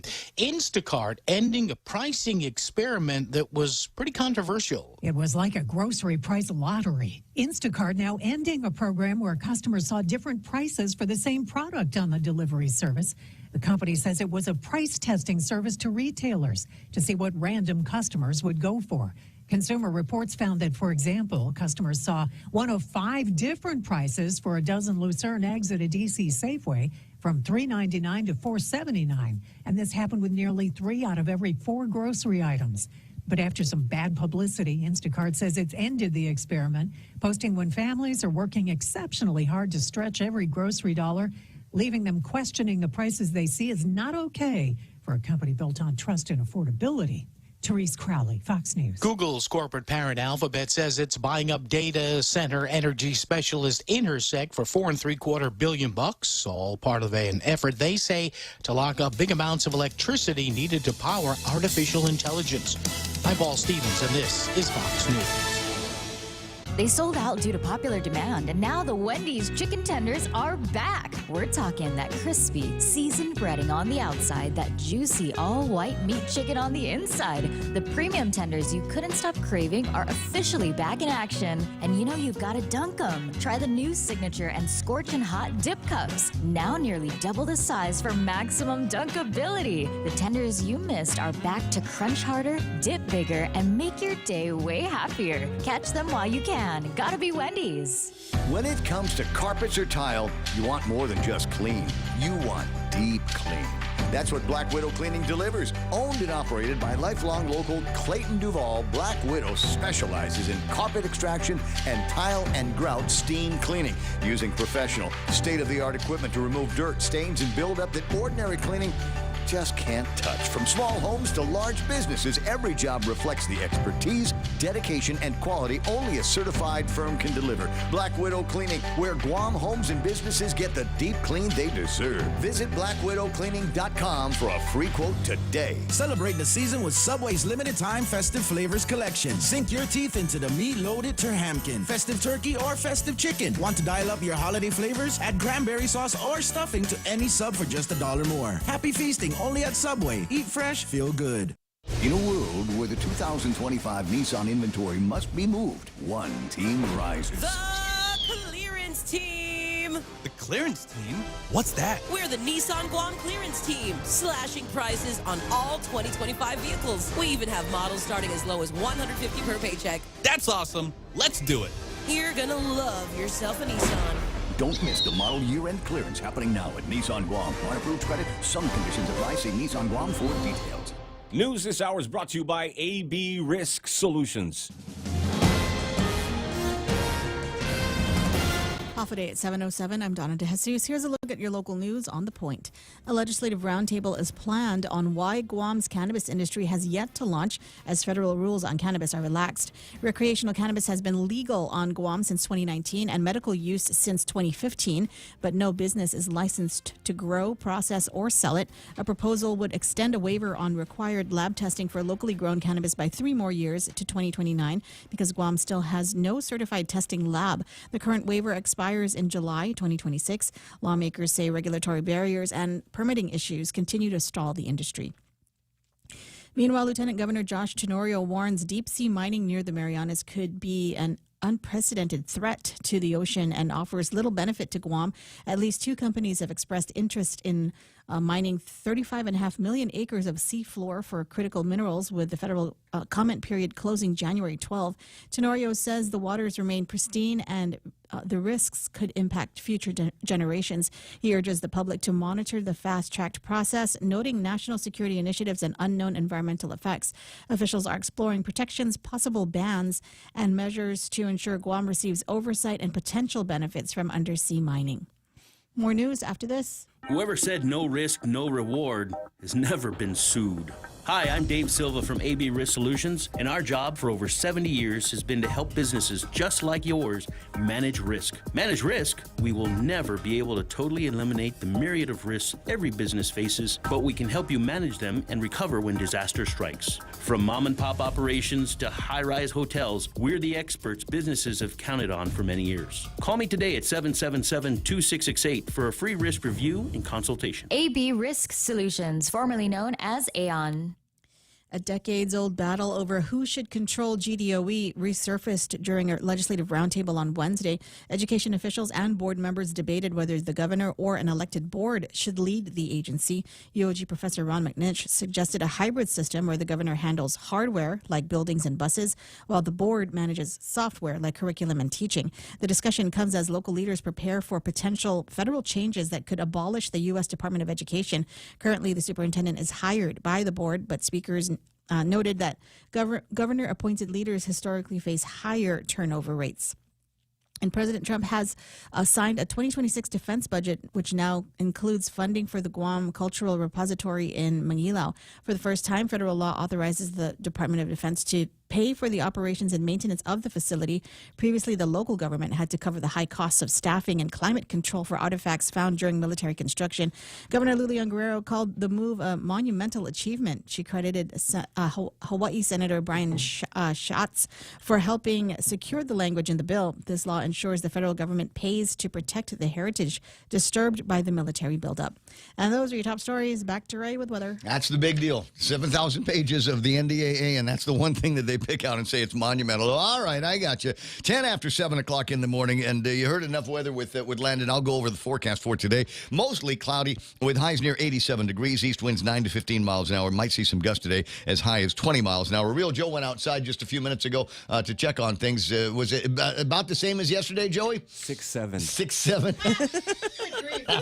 It's 50-50. Got mostly cloudy in the forecast tonight with overnight lows of about 77 degrees. All right, so it'll be similar to yesterday, but not crazy. Record-breaking 22 inches of rain fell yesterday, breaking a record that stood since 1947. That's something else. What a special year. What a monumental time to be alive. Scattered showers and thunderstorms back in the forecast for tomorrow. Otherwise, partly sunny skies and daytime highs of about 86 degrees. Christmas Day, the guy said be prepared for anything. Hybrid plans. Go ahead and start outside, but be ready to go inside at a moment's notice because Christmas weather is calling for scattered showers, partly sunny skies and daytime highs of about about 87 degrees. Got some wind that's going to be blowing the tinsel around, but not a whole heck of a lot. Now, with the heat index today, we'll feel like 92 degrees. There's a 40% chance of rain. And if you're headed around the water, just be very, very careful. A lot of wind blowing up in the northern parts of the Pacific, and that is bringing some heavier tides out to our part of the world. So there's the possibility that there could be high surf and rip current warnings in effect when you get near the water today. Sunrise was at 6:40. Jeff over at Pirates Cove sent in some pictures of what it looked like when the sun finally did come up. I'll put those up on the screen a little bit later on, but I wanted to share this with you. Texas issuing their annual reminder not to shoot Santa Claus when he comes into the house on Christmas morning. I got you. That's right. It's sunrise at 6:40. Sunset tonight. It's going to be at 6. Real Joe put a.m. Did I? Yeah. The sunrise at 6:40 a.m. Sunset at 6 a.m. All right. All right. That's the way to do that. One long day ahead of us. It's 7:12 on the Ray Gibson Show. More news, weather, etc. coming up. Every year, it's the same thing. What do I get them for Christmas? This year, give them something they'll actually use and never forget. At Blades by Crank, we've got high-performance chef knives, hunting knives, pocket knives, sleek chef accessories, and never-released blades. Designed right here in the Marianas and built for precision, performance, and pride, we've got something for everyone. These aren't just tools. They're legacy pieces crafted to last a lifetime. Shop now at bladesbycrank.com or visit the local shop on the first floor of the Agania Shopping Center. Blades by Crank, making the holidays extra chinar. Are you planning a trip to the Philippines? Why not come back feeling healthier and more rejuvenated? At the Medical City, we offer world-class healthcare services, including comprehensive executive checkups and top-tier aesthetic treatments for as low as $530. Imagine lounging on white sandy beaches, shopping at top-tier shopping centers, and indulging in premium healthcare all in one vacation. Book your getaway now and experience the best of both worlds. The Medical City, your trusted partner in health. There are only 2 days till Christmas. This Christmas countdown is brought to you by Carrier Guam. Daily savings on all our high wall units, both Carrier and Toshiba splits. What's the matter? Can't handle the truth? Just a day and a half in between now and it's already started. You got this wake up, tomorrow's a wake up, and the next wake up after that is going to be Christmas morning. Portions of the broadcast made possible by APL American President Lines, a global presence with a local home. And I always talk about, Kim and Ron and the beautiful people over at Security Title. Here's a picture of them. Came by yesterday to drop off Christmas presents from Kim and Ron. Thank you so much. I got the Melikilikimaka, the cookies, and Rita is holding a special collab knife that they put together with Frank the Crank. It is a Frank the Crank knife, but instead of saying Blades by Crank, it says Security Title on it. Shinarp. That's the way they do things. Support local with Security Title. Rediscover Talk Radio here. Your FM News Talk Superstation. This is The Point.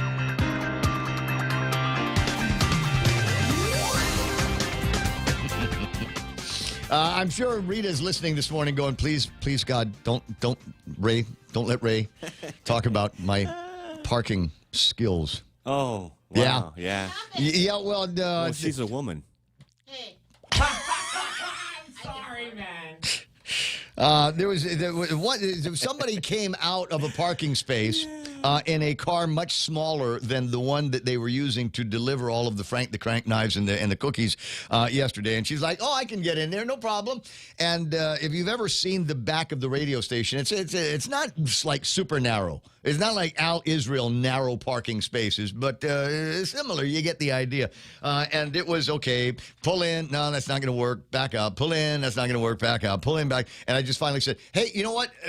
Just you're fine, just the way you are. Nobody's coming. We'll go ahead and go inside and grab some pictures and hand off because it was reciprocated. We also likewise have got some presents for some of our favorite clients, including the Security Title. 7:15 in the morning. I do got to get this out here. Got word from the folks over at the Guam Waterworks Authority. Good news is there's no Dieldrins and the other. What's the other one? PFAS? PFAS, no, dieldrins and PFAS in the Cañada area right now because forever chemicals. The Cañada Barrigada is out of water right now. They're announcing an emergency outrage. Started right now and is estimated to get reconnected about 3 o'clock this afternoon in the village of Cañada Barrigada. And if you know the area, it's like the entire thing. That sucks, man. Yeah, I'm looking at. They Okay, always get hit there, huh, Ray? Even when I lived there, there's when I lived in Cañada, you used to start the water. The break would be in the pipe close to Carbolito Elementary, and then it would kind of make its way down the road. And then one day the break was in front of my house, and then they fixed it. And then another day it was down around Chapel Road. Then it broke around there. Popping off Yeah, everywhere. and then kind of loop around to a couple of the other streets. The very bottom, the Cañada of Cañada, the very bottom of it, and so I think that might be the location where the break is this morning. But for all intents and purposes, from all around Chapel Road, I'm just going to say from about Route 8 all the way over to Yellow Store and beyond is where you might find. That's what we call it. It's Yellow Store. Man, that's okay. Yeah, it's not yellow. racist. No, it's not racist. It's the actual color yellow. All right, yeah, it's Yellow Store. Anyway, so we got down around that area is going to be without any water until about 3 o'clock this afternoon. Just FYI, 7:17 in the morning on the Ray Gibson Show. 888-825-5888-TALK. Taking a look and seeing what people are talking about on the Facebook side. And we see Brother Ted. Does anybody know if there's a possibility of our people residing in the States to be allowed to vote in Guam elections? A big majority now live stateside. I'm sure they would be more than willing to participate in Guam elections. Other islands do it. Why can't we? Do we really want the people that live in states to be voting in our elections? I don't want to say especially the ones in California. Ew. But especially the ones in California. Yeah. Do we want? I'm not saying. Red. I'm not saying that they've probably been otherwise changed into lefty crazy liberals. But you still vote in the elections out there, and they keep being weird lefty liberals being elected to high positions in the government in California. And now, oh boy, you know who's in trouble? Newsom is in trouble. The president of the United States of America, folks in Washington D.C. Are looking around saying, you guys have spent literally billions of dollars to get rid of the homeless problem in California, and it actually got worse with all of that spend. We're kind of curious as to where all of that money went and whether or not we've got anything to show for the investments the federal government and taxpayers have been making there. Joe D's online. John Mopness is here. Not that one. The other one says, Happy Wet Tuesday, you, everybody.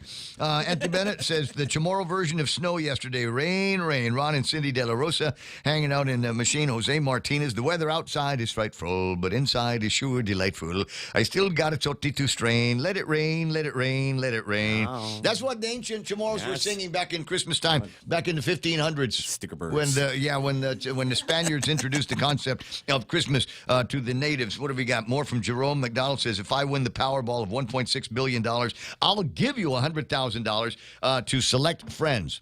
And maybe more besides relatives and immediate family. Ismail says, hey, Tenorio International Water Start at 12 nautical miles. Coast Guard can operate up to 25 from the shoreline, and exclusive EEZ is within 200 miles. Take a line from your governor. Basically, you have no say. Ooh, I think wow, when talking about we can't find any upside to this underwater mining that they want to do. Keep looking, man. Dave Duenas on the thing. Francis Duffy, Smug Wimp. Why would we want somebody who doesn't live here to have input? Want to vote? Move back. Well, move back or pay taxes. If I don't have, you don't have to pay the taxes. Pay your taxes to the Department of Revenue and Taxation here on Guam, and maybe that will give you a little bit more voice. But yeah, there's a reason. Their vote. There's a reason why people have chosen to live off island. I'm sure that there's a lot of reasons. I got kids. I want to put them in good schools. I'm old and sick, and I want to have access to a number of nearby hospitals and Costco. And there's Disneyland in California, and there's one in Florida too, and there's all kinds of little amusement parks all across the country. Burger. Yes. Oh my God, and the franchises that we don't have here. This true. is when people fly to California. What's the new thing? When I was younger, before we opened a Burger King like 30, 35 years ago here, that used to be the thing: is get off the airplane and drive to the nearest Burger King and get your hands around a Whopper because you hadn't had one since like 1981, and it was so good. And then we got a Burger King, and then the pilgrimage when I'd get to the States was go and drive to the nearest Jack in the Box. And get myself a sourdough cheeseburger, whatever it is that I like, and the little jalapeno poppers. And it got me thinking now. It's starting to, where is my pilgrimage now? And I don't really have one. There you go. No. Five Guys. No, it's not Five Guys. No. Never tried Five Guys? When I'd go visit Pop out in North Carolina, we'd go to Bojangles. It's a chicken place. Okay. Yeah, because Sounds good. there's it's chicken places that we don't have, and the Bojangles. That was the first time I'd ever seen. They made an order, and it was the first time I'd ever seen one of these takeaway boxes like KFC has here. It looks like there's like it takes two guys to carry it, and there's buckets of chicken, and there's rolls, and there's things of honey in there, and then there's big jugs of Bojangles sweet tea, and it's North Carolina sweet tea, and you can feel your fillings start to deteriorate in your mouth as you drink this stuff. It's that sugary and that good for you. It's like your grandma down south makes iced tea. Same, only sweeter, The straw stands up inside of it. God, there's a good memory. 7:22 in the morning. 888-8255. Nick Perlowski talking about Trader Joe's, Five Guys, In-N-Out Burger. Need I say more? Actually, Nick, maybe there are a couple of others that we need to think about. I'm fond of talking about the changes in the hospitality industry that we've got here on Guam, and to anybody that cares to listen. My advice is, the Koreans are going to come and go in whatever numbers the Koreans are going to come and go in. The same things with the Japanese. They'll come and go in whatever the numbers are, and whatever their needs to visit the tropics are from time to time. And maybe when it's wintertime in Japan, maybe when it's wintertime in Korea, we'll see more butts in these airline chairs coming out here. But there's already a good number of people that aren't from Guam that are already here. They don't need to be on an airplane to come to Guam. They're already here. They're folks in the military. And they've got stuff that they can do on base. They got places where they can shop on base. And after that one day is done, where are they going to go for something to eat and some cool, groovy local style handicrafts and stuff like that? So you got to go on this side of the fence. So if you're in the business of taking care of tourists, I think you might need to reconfigure a little bit of the operation to make sure that you are just as attractive to members of the military, their dependents, and the military adjacent, all of the civilian contractors that they're floating around now that, maybe they came to Guam in the military back in the 70s or 80s. Well, listen to me. I sound like, 70s, 80s. Okay, all right. In the 90s or the early 2000s, and said, hey, I like it here. Maybe I'm going to come back and do a job. Well, they're back and they're doing jobs. And like I said, likewise, maybe you need to think about ways that we can get as friendly as possible to them and get them into your businesses. Nick talking about Walmart, next day Amazon delivery. Stop it. Stop it, Nick. You're hurting my feelings now. Next day, Amazon delivery. Yeah. I had to send something to my daughter from Amazon. She told me what it was that she was looking at, and I had them send it to her. And yeah, you're right. She got it in the very next day. And I made the order in the afternoon, and she got it in the very next day in the morning. That's how good they have it in States. What's ours? What's the new record now? I think I'm up to like 45 days on one of the Elton John, the Elton John Caribou album that I ordered a long time ago from back in the day. Anyway, 7:24 in the morning. A couple of things I wanted to look at before we get too deep into the show here is what's going on in the markets. It's been a couple of days since I've taken a look at it. Might not be able to do it today. Did I chop it off? No, there it is. Okay, got it. CNBC reporting good news on the markets. S&P 500. The futures looked great yesterday, and sure enough, they're ringing true. Is it a Santa rally going on? I got the S&P 500 up by 43, almost 44 points. NASDAQ picked up 121 and change. Dow Jones Industrial Average 48,362. Not a record, but is going to feel like a great end of the year for the Dow. Is up 227 points. FTSE down by 31. Nikkei up by, check this out, 8 895 points. The Nikkei banging over 50,000 this morning. Hang Seng Index likewise up 111 points. They're at 25,000 and change, almost 29. The Shanghai Index is up by 26. A little tiny market, only about 3,900 in trade here today. The VIX is down. The DAX is off by about 5 points as well. Taking a look at the big winners today, I'm going to peg the Dow here as among the victorious. They led up by Merck & Company, J.P. Morgan, Salesforce, NVIDIA, and those AI chips, and Chevron Corporation down around the bottom. Nike, Honeywell, Walmart, Procter & Gamble, and 3M Company round out the bottom of the Dow. If we're doing some oil buying, 57.9. It was 56 yesterday, 56 and change, and 57.9 now for a barrel of West Texas crude. Not a whole lot by way of bearing on us, but that was the kind of number range they were using at the CCU and the PUC when they came up with a new LEAC number. The price of oil is coming down, and that's going to be reflected in new prices that are coming out later. If you're buying gold, $4,478, up by 91. And just hold on a second, I'm going to right-click on this because I'm curious as to whether or not that might be record territory. $4,478 for gold. I got silver at $68.90, $68.91 for an ounce of the silver here. So if the gold is too rich for you, by all means, see if you can look out and see if you got any silver bars. Coin collector, and adjacent to coin collecting is folks that buy these little silver bars that you can get, because they're really, really cheap. It's like giving $2 bills, and they used to be cheap. Now they're not. $68.90 for one of those silver bars that you might be able to find at numismatic places. If you're doing some traveling, Japanese yen against the dollar, I got 156.9 against the greenback today. Philippine peso at 58.8. South Korean won 1,480. Looks like they're all fairly flat against the greenback today. And Bitcoin number, I didn't look at it yesterday. I forgot to take a look. I've got an early morning number, but the actual Bitcoin number for right now, as the words come out of our mouth, Joe, is 88,329. All right, so not a whole lot of movement since about 5 o'clock this morning. Bitcoin does tend to bounce around a little bit, but it doesn't look like it's doing a whole lot of bouncing right about now. 7:27 in the morning. I got Donna D with news and headlines right around the corner. I also wanted to take a look at what was going on in the world of football. A bunch of games that got played yesterday, and the big game here that we're going to be talking about all day long is the San Francisco 49ers and the Indianapolis Colts here. But is that what I wanted to talk about? No, it's starting to look like time to figure out who's going to be in the actual playoffs.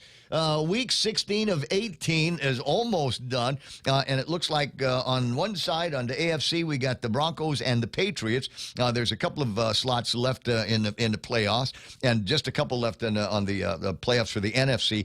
We've got the Seahawks in there, the Bears, Eagles are back, the Rams, and the San Francisco 49ers clinch a spot in the playoffs. Are we going to the big game? Are we going to the dance? Is it going? Yeah.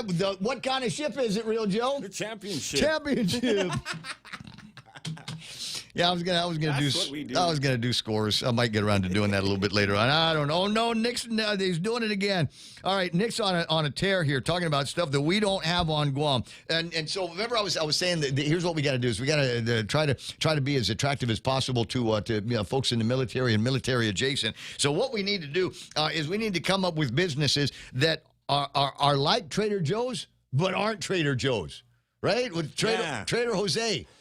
We'll have a Trader Jose. Trader Jose's. 5 guys? We can't afford 5 guys. 4 guys. We'll do 4 guys. You're gonna have to take 4. In-N-Out Burger. We'll just do out burgers. Out burger. Just steal half the logo. Just like McDowell's.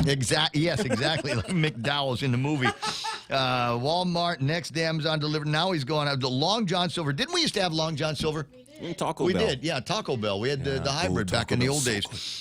So you could go in and get your authentic Mexican food. Authentic Mexican food. Long John with the real fish.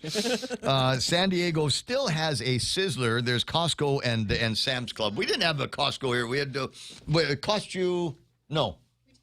Was it a full blown? It was a Costco, right? Where Department of Revenue taxes. Okay, but they spelled the O with a zero. Yeah, and they really tried hard to stay with that whole. No, you have to have a membership before you can come in, and everybody was like, yeah, but what's the point of buying the membership? Because everything is the same prices over it costs you less. Why would I bother buying membership if it's the same as the store, the big box store that doesn't have membership? It was all the same. All right, thanks, Nick. I appreciate that. All of the things that you guys there that you has in the stateside that we don't has here at 7:30 in the morning. What we do have though is news and headlines at 7:30, being brought to you by the guys over at where are we talking about? Hoffaday Realty, Pika's Best, 4 years running and their 4th anniversary. So congrats to Auntie Loli and Libby and Saran and Joe D and an entire team of people that their desire is to answer all of your questions, maybe put you in the perfect real estate position, whether it's buying or selling, or maybe just managing.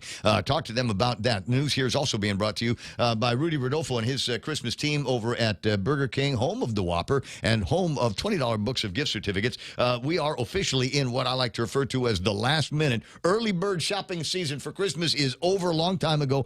We are in the last minute version, and if you got to get something for somebody, it's the thought that counts, right? No, it's the present. And then a great present is a batch of Whoppers that you don't have to pay for with a gift certificate from Burger King. Now, 7:31, and time for news and headlines with Donna Dioff. And Donna, what's going on? Governor Lulian Guerrero vetoed Bill 176 on Friday, accusing senators of flip-flopping on land lease policies. The bill would have allowed 15-year lease extensions without legislative approval. The governor warned the move could lead to sweetheart deals and bypass competitive bidding. She says the legislature's inconsistent rules are creating a confusing environment for the local business community. Meanwhile, Senator Will Parkinson is blasting the medical community for skipping a hearing on his malpractice reform bill. Bill 82 would eliminate mandatory arbitration and allow patients to take claims directly to a judge. Only one member of the public attended the meeting. Parkinson defended his decision not to send personal invitations, stating the medical community should have monitored the public notices. And the Pacific Daily News is marking 75 years of service to the Guam community. Founded by Joseph Flores in 1950, the newsroom returned to local ownership under Kaleo Moylan in 2021.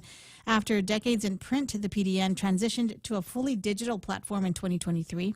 It remains the island's most read media source, reaching millions of readers online every month. And those are your local headlines. Back to Ray. I missed the printed version of the Pacific Daily News. Happy 75th anniversary. I still think that was a big mistake going to an all-digital format. It doesn't make that much difference to me because I get my news from, between you and the Post and KUM. It's all from websites. So, I'm digital already, but I sure do miss being able to sit down at King's and grab a newspaper and move everything out of the way and just sit there and read my PDN. I've also missed back in the olden days, they used to have the Sunday newspaper, and it was a big format PDN, and this Sunday comics and they used to have lots more comics. They used to have like pages and pages of comics. I remember thinking that the best day in the history of the Pacific Daily News was the day they started running Sudoku. That I thought this is a high watermark day for media here on Guam because Lee Weber and his friends over at the PDN decided they were going to start doing Sudoku, and I don't know. Ever since then, just one thing after another, and well, now it's just totally digital. I worry. I'm glad that the Post is still publishing and actually printing a newspaper. Otherwise, I get the feeling that if we don't support that and we don't continue to support with readers and advertising money here and there, that we might become one of those news deserts that you hear about. There's all kinds of places across the country where there isn't a whole lot by way of media left standing anymore, and a whole lot less by way of news and real journalists that are still standing across the country. So I don't want to see anything like that happen around here. Studio time 7:34. Donna did the news. I'll take a look at what's happening in traffic. We'll kill this hour with all kinds of other Ray Gibson stuff ahead. Stay there. The night comes alive at Zoe. Feel the bass, lights, and energy that define Guam's nightlife. Open Fridays and Saturdays from 9 p.m. to 2 a.m. Only at Zoe Nightclub, where the night never ends. It's the most wonderful time of the year, and all of us at Security Title want to wish you a joyous holiday season. We are grateful for your continued trust and support, and we look forward to serving you in the new year. May your homes be filled with warmth, laughter, and love this Christmas. From our family to yours, Merry Christmas and Happy Holidays. Security Title, celebrating over 25 years as your trusted partner in real estate. Burger King's double cheeseburger line is here. The classic double, bacon double, and rodeo double. The classic features 2 flame-grilled beef topped with pickles, ketchup, mustard, and melty American cheese on a warm sesame seed bun. The bacon with pickles, ketchup, mustard, melty American cheese, and crispy savory bacon. And the rodeo filled with the melty American cheese, tangy barbecue sauce, and onion rings. Making a meal with cheesy tots and a refreshing Coca-Cola. BK's new double cheeseburgers. Available for a limited time only at BK. You rule. I got it. 7:35 in the morning. I got my blurb from the guys over at Beyond the Box, and virtually everything is on sale there. Super Christmas prices on all kinds of stuff. They got shipments of new iPads and MacBook computers and all the thing. Did you know that there's 2 kinds of Apple Pencil? I did not know that there are 2 kinds of Apple Pencil. I just got the old regular, short school bus version of the Apple Pencil. Apparently there's one that's like super. Oh my God, I don't know what it does. I got to look it up. But if you know what it does and you want one, it's on sale right now at Beyond the Box, first floor of the Micronesia Mall. They open at 10. All right, 7:30. What? It's only 7:36. What are we doing with traffic already? All right, let me see. I'll see what I can find. I'll see what I can find. Oh, my God. I've been momentarily distracted. Kitsutu in Conus is writing about his New Year's resolutions. Bro, it's not even Christmas Eve yet. Give me some time to work on this. A little bit of traffic up around Anderson Air Force Base from the Jigo Gymnasium area around the Matagwak to Jigo Town. Going to get you in there with lightning speed here, but they expect maybe a little less fast lightning in that area. A little bit of traffic around Paris Acres in the Payless area, southbound Marine Corps Drive into Dedido, looking pretty good. You might run into a little bit of traffic over Leche Machache, nothing at Ipapau, and nothing at Isangsong. Other side of the street over on Route 3 might be a little bit of traffic trying to get to Marine Corps Drive, but it's not going to be heavy because there's no Ukadu car line in that area today. And then you got the Micronesia Mall intersection. That one's looking a little bit busy if you're sitting at Route 16 trying to get onto Marine Corps Drive. Give it a light or 2. You should make it if you're making your way all the way to 8, 10, and 16. Tiny bit of traffic over on the guard side. Not sure what that big deal is. And you are going to see some traffic at 8, 10, and 16. Not sure exactly which one. It's just that dot in the middle of the intersection. So watch as you take your time through there. Not a whole lot of traffic on Route 10. Route 8 is running fairly clear until you get around the Payless and Benson area. And you will run into the usual traffic slowed down around Ordot and Salanpago and then up through Sinahanya. Tiny bit of traffic over at the Merge. And then it's a clear shot all the way into the downtown Agutnia area. Downtown Agutnia all the way to Big Navy and Sumai. Running clear. Don't see anything over at PD. Don't see anything over at Polaris Point. Don't see anything at the front door of Naval Base Guam. That's it. 7:38. There's your traffic. This is The Point. Craving delicious dishes with local flavors? Look no further than Mezcla Bistro. From our juicy burgers to flavorful seafood and local fusion, every dish is made with love and the freshest ingredients. Join us for an unforgettable lunch, dinner, or decadent Sunday brunch. Visit us online at mezclaguam.com or call 671-479-2652 or 671-489-2653 to make a reservation. Mezcla Chamorro Fusion Bistro, a true taste of Guam. Travel goals unlocked. Whether it's Korea in the summer or Japan in the fall, the United Credit Card from First Hawaiian Bank can help you turn your urge to explore into your next boarding pass. Apply by October 31st, 2025, and if approved, earn 45,000 bonus miles when you spend $2,000 within the first 3 months after account opening. Unlock your next adventure with the First Hawaiian Bank United Credit Card. It all starts with yes. Terms and conditions apply. To learn more, visit one of our branches or go to fhb.com/united. Nice memory, Smug Wimp. I'll repeat that on the air here in just a second. 7:39 in the morning. Portions of the broadcast made possible by my friends over at Subway because you got to eat fresh. And if you're on some kind of a diet, okay. So the guy Kitsutu and State's talking about New Year's resolutions. All right, how about this one? More protein, less calories. And you're going, how? How do you do that? Subway, they got a sandwich there, 500 calories, maybe less depending on what you don't put in it when you're customizing the sandwich, but loaded with protein. You pour more protein in there, and that builds the muscle mass. More muscle mass equals higher metabolism. Higher metabolism means more of your own body burning calories and fat on the inside. It's not a magic formula. It works every time, and you can get a start on that. You don't have to wait till New Year's. You can do that today at Subway. News to fill your mind. talk to get it out. The Ray Gibson Show. Call now, 888-8255.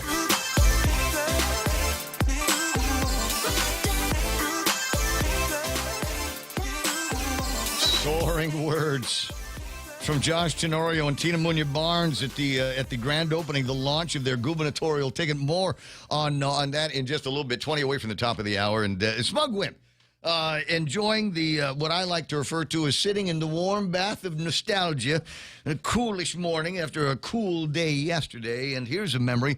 He says, "I want to have a cup of coffee at the Take 5 and sit down and read Joe Murphy's column in the old Pacific Daily News." And prayers out to Joe's family. The matriarch of the family passed. Joe's widow passed recently, and I want to say send our condolences out to a terrific, terrific fine lady, and raised a bunch of great kids, grandkids, and great-grandkids. But there's a memory. Want to have a cup of coffee at the Take 5, sit down and read Joe Murphy's column, and eavesdrop on a bunch of folks. This is if you know, you know, but there was a daily gathering over at the Take 5. I want to say about 9 or 10 or something like that. I only was able to go a couple of times, and I was never able to contribute because I realized at the time that I was sitting with greatness. The Take 5 used to be the headquarters, and a bunch of guys would meet up there for coffee and a little bit of a breakfast that Carl would whip out. Guys like Bob Klitsky, my old man Bill Gibson, Carl Peterson, Wally Burgess, John Anderson would go right after the show. Scamby'd hang out every once in a while with these guys. And between all of them, by 10 or 11 o'clock in the morning, when it was time to finally go back to the office and get some work done for the day, would have solved all of the problems, all of the issues that we're facing Guam. The problem is nobody ever wrote anything down. And so by the time it got time to put some money in a till and leave a tip for whoever the servers were, they'd forgotten all of the things that they were talking about, and we'll bring it up again tomorrow. And I always thought there needs to be something like that, but I don't know that they make people like that anymore, and I don't know that there's ever going to be a place like the Take 5 again, where you could go in there and for just a couple of bucks, it wasn't expensive, a couple of bucks would get you endless coffee. And you could sit there, and if we got time to eat, you get a couple of eggs and a couple of pieces of toast and whatever protein that you wanted. And I don't think it cost anybody any more than about $3 to get all of that stuff going in the daytime. So yeah, we'll sit in that warm bath of nostalgia and think about what did I say? Eavesdropping on them. Take 5, Judge Klitsky's favorite theme song, says Jose Martinez. Who's on the phone? Santa Sai. Santa Sai. Oh, Simon Sanchez. Yes, Simon. Here's another guy. We can do a Take 5 reunion with Sai. Yeah. What do you think? We can, except it's going to be at Z Strength and Nutrition now. My grandson's gym took over that space, but it was when Lou found the space and worked with the Jose family. I mean, all those names you mentioned about Take 5. I had to tell my grandson, "This is Take 5," and he gave me this blank look, like, "Okay." And where do I put the weight?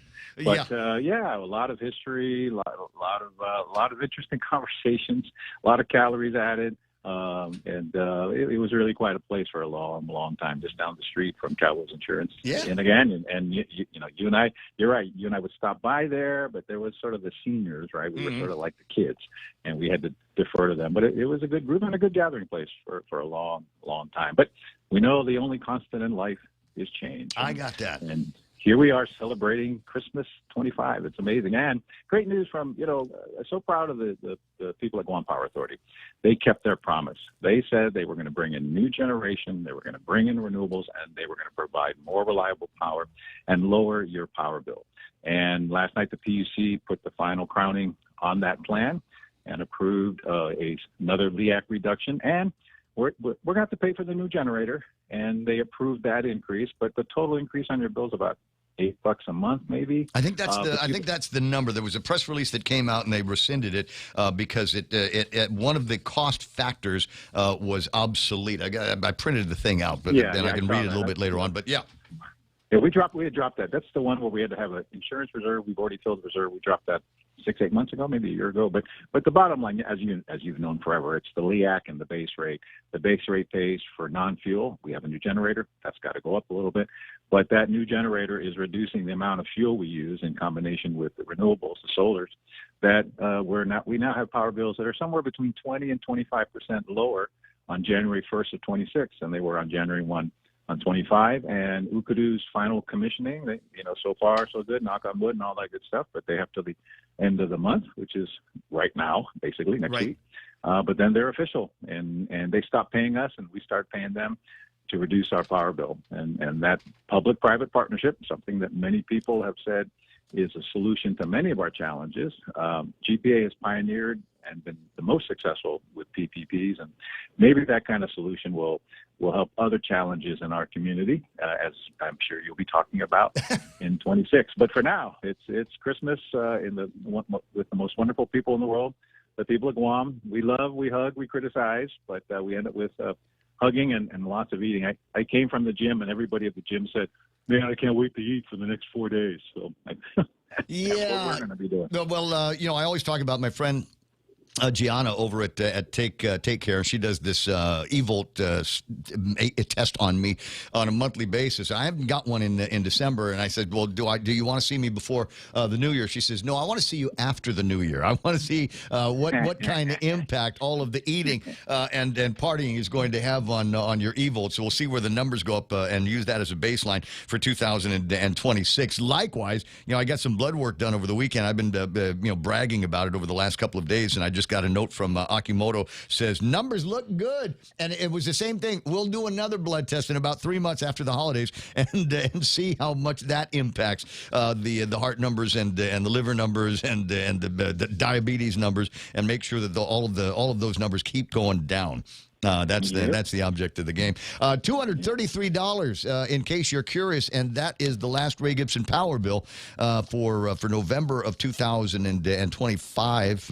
And then I think my usage continues to go down. I mean, days like yesterday, and didn't need the air conditioning hardly at all in the house. And like I said, I painted the roof white and painted most of the house is page white now as well. And I think that has a big contributing factor. But my power bill is going down. Even without that, the power bill was steadily decreasing over the course of most of 2025, and I attribute that to the changes in the price of oil and the drops in the LEAC. People are going to be critical, though, because even though we're talking about the LEAC going down again, there's still going to be a modest increase in the price of electricity. Yeah, but I think, again, from our point of view, a year on January 125 versus January 126, if you're using the average is about residential is 1,000 kilowatt hours, you're saving about $100 a month. If you're using 1,500 kilowatt hours, you're saving about $150 a month. 2,000. I'm doing the math for you, average. And so everyone's power bill is lower, which is that's putting money back. When you think of 20-25% lower power bills, that's like getting 2 to 3 months of free power based on last year's rate, right? And that money goes back into your pocket, right? And you and your families get to spend that money on what you feel is needed. The businesses get a benefit, right? And we've got a brand new generator finally retiring the Cabris units that were built when we were in high school, Ray. And they did their job, but it's time for them to rest. Ukudu to take over, and we continue to look into the future of other ways to provide reliable power at the lowest possible cost. Yep. The water side goes up because we got a lot of things still to fix, but the power bill is going down way more than the water bill is going up. I think the water bill goes up like $10-12. I think I'm at 77. I think my water bill 77 for most of last year. It was like $65 a month. So I'm definitely feeling it on that side, and there is work that needs to be done with the water utility. Never mind the PFAS and the dieldrins and all of that stuff. You still got basic stuff. You just got to note that Kenyatta Barragata is without power. They're enduring an emergency outage right now, and they're probably not going to get that done until later this afternoon. Well, 1/3 of the next $600 million we borrow over the next 7 or 8 years is for PFAS and dieldrin, emerging contaminants, and the filtering that we're going to have to do on a number of wells. And that's the sad part, because we'd rather be fixing pipes and not have to deal with emerging contaminants. But that's what we have to do. EPA says, and people's health is at risk. So we're going to have to deal with it, and we are. And the good people at GWA, they're doing a great job. We were already in construction for this permanent solution, not like my grandfather's school. I thought that might pop up. Yeah, Yeah, well, because you guys handle your own procurement. I think there's maybe some of the things that between the CCU, GPA, and GWA, and your lack of procurement woes, maybe there's something the rest of the government can learn from the utilities. We're looking at this new procurement proposal, I think, from Senator Parkinson, and we've been saying forever, model it after the federal government. Don't allow a protest to kill a deal, right? A bona fide transaction, right? Yeah. If you're wrong, you can pay that protester something, but for them to hold up otherwise bona fide deals, and in the case of GPA, GWA has never had a protest go to the Superior Court. GPA has had 2 or 3, and we won in Superior Court. We know how to procure. Frankly, we don't even need the AG looking at our procurement. We built $2 billion of infrastructure with PPPs, direct purchases.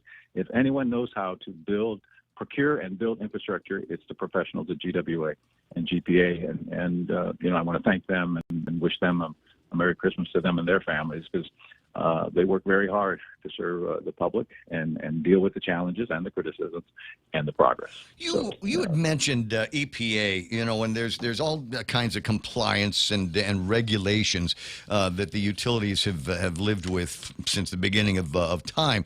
But there's a new guy in the White House, Donald J. Trump, and there's supposed to be all kinds of changes that are coming to regulating parts of the government of the United States of America. What are your predictions on especially with the EPA, some of the changes that could be coming as a result of deregulation there? It's hard to say. That's a great question, but I don't have a good answer. I think it takes a lot, even for President Trump, to dismantle decades of regulatory process. I mean, we've got these court orders. These are federal court orders. And of course, what President Trump thinks about the federal courts. Yep. but whether he can undo it, from our point of view, we just keep our heads down and do what's required of us. We don't want to get fined. And many of the things we're going to have to deal with, PFAS and deodorant. So, okay, we got to deal with it. We had to close down Cabras. We wanted to find a cheaper way to make power and a cleaner way to make power, and that's been achieved through good procurements for public-private partnerships. So, we would love to offer our expertise to others and to the legislature and the governor about new policies for procurement. I think Senator Parkinson is heading in the right direction. I think he's the one that's introduced the latest version. I believe. And anything that models the federal government's procurement, especially when it comes to protests, right, would be great. But GPA and GWA is proof you can work with the existing law. I mean, it's not that far off, but we need to do something about protests that freeze everything. And then the rest is developing talent and skill within your organization to procure wisely, fairly, to get the best price for ratepayers or for taxpayers. I mean, that's what we're supposed to do in the government, right? I believe, yeah. It's among. We'll throw That's that in. There's the schools and the hospitals, all kinds of other things that we expect out of our government. But yeah, being able to keep a going concern like a power company and a water company moving, that's a good thing. Well, the big story that we've got here. I did have Brad Rosala in the studio visiting yesterday, and he's a journalist and a good friend of ours from up in the NMI, and I naturally needed to ask him a question. I said, Simon's listening to this, waiting for me to say his name, so. Tell me about Simon's contributions to the utilities up in Saipan, and he came back with a pretty good report about you. Oh, I didn't hear that. Oh, good. I'll have to pay him more than I usually already do. No, he's a good man, and the people of Saipan are so good, and I just thoroughly enjoy going up there to work with them. We finally got their first solar farm. It's a little more challenging because the land ownership is different, right? Yes. So here in Guam, you can just I can go buy raised property easily and put a solar farm on it if that's what I want to do. In the CNMI, we had to provide the land, but we're making those baby steps. We're going to add the first solar farm to the CNMI. And what I love about the CNMI is it's small. I mean, I think Rhoda's 2 or 3 megs. It's smaller than a village here, right? There's villages bigger than the CNMI, right? So in terms of load. So it's smaller needs, smaller solutions. I would say simpler solutions, but we're behind the curve there. And the economy is so weak there that you really have to strike a balance between, raising rates to an economy that's just really really struggling. And their PUC disappeared for 10 years. They don't even set a LEAC. They just kind of do it every month. We're gonna need to change that because there's speculation. Yeah, that he had mentioned that. Like $30 million.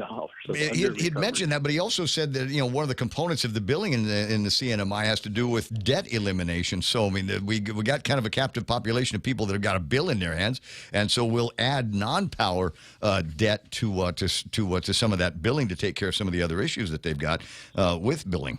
And I want to migrate to the Guam model. I said, look, the Guam PUC has been around for 37 years. If you guys would allow it to work, and it can work, and then utilities, we got to grow up and be better, right? Just as we've had to do in Guam.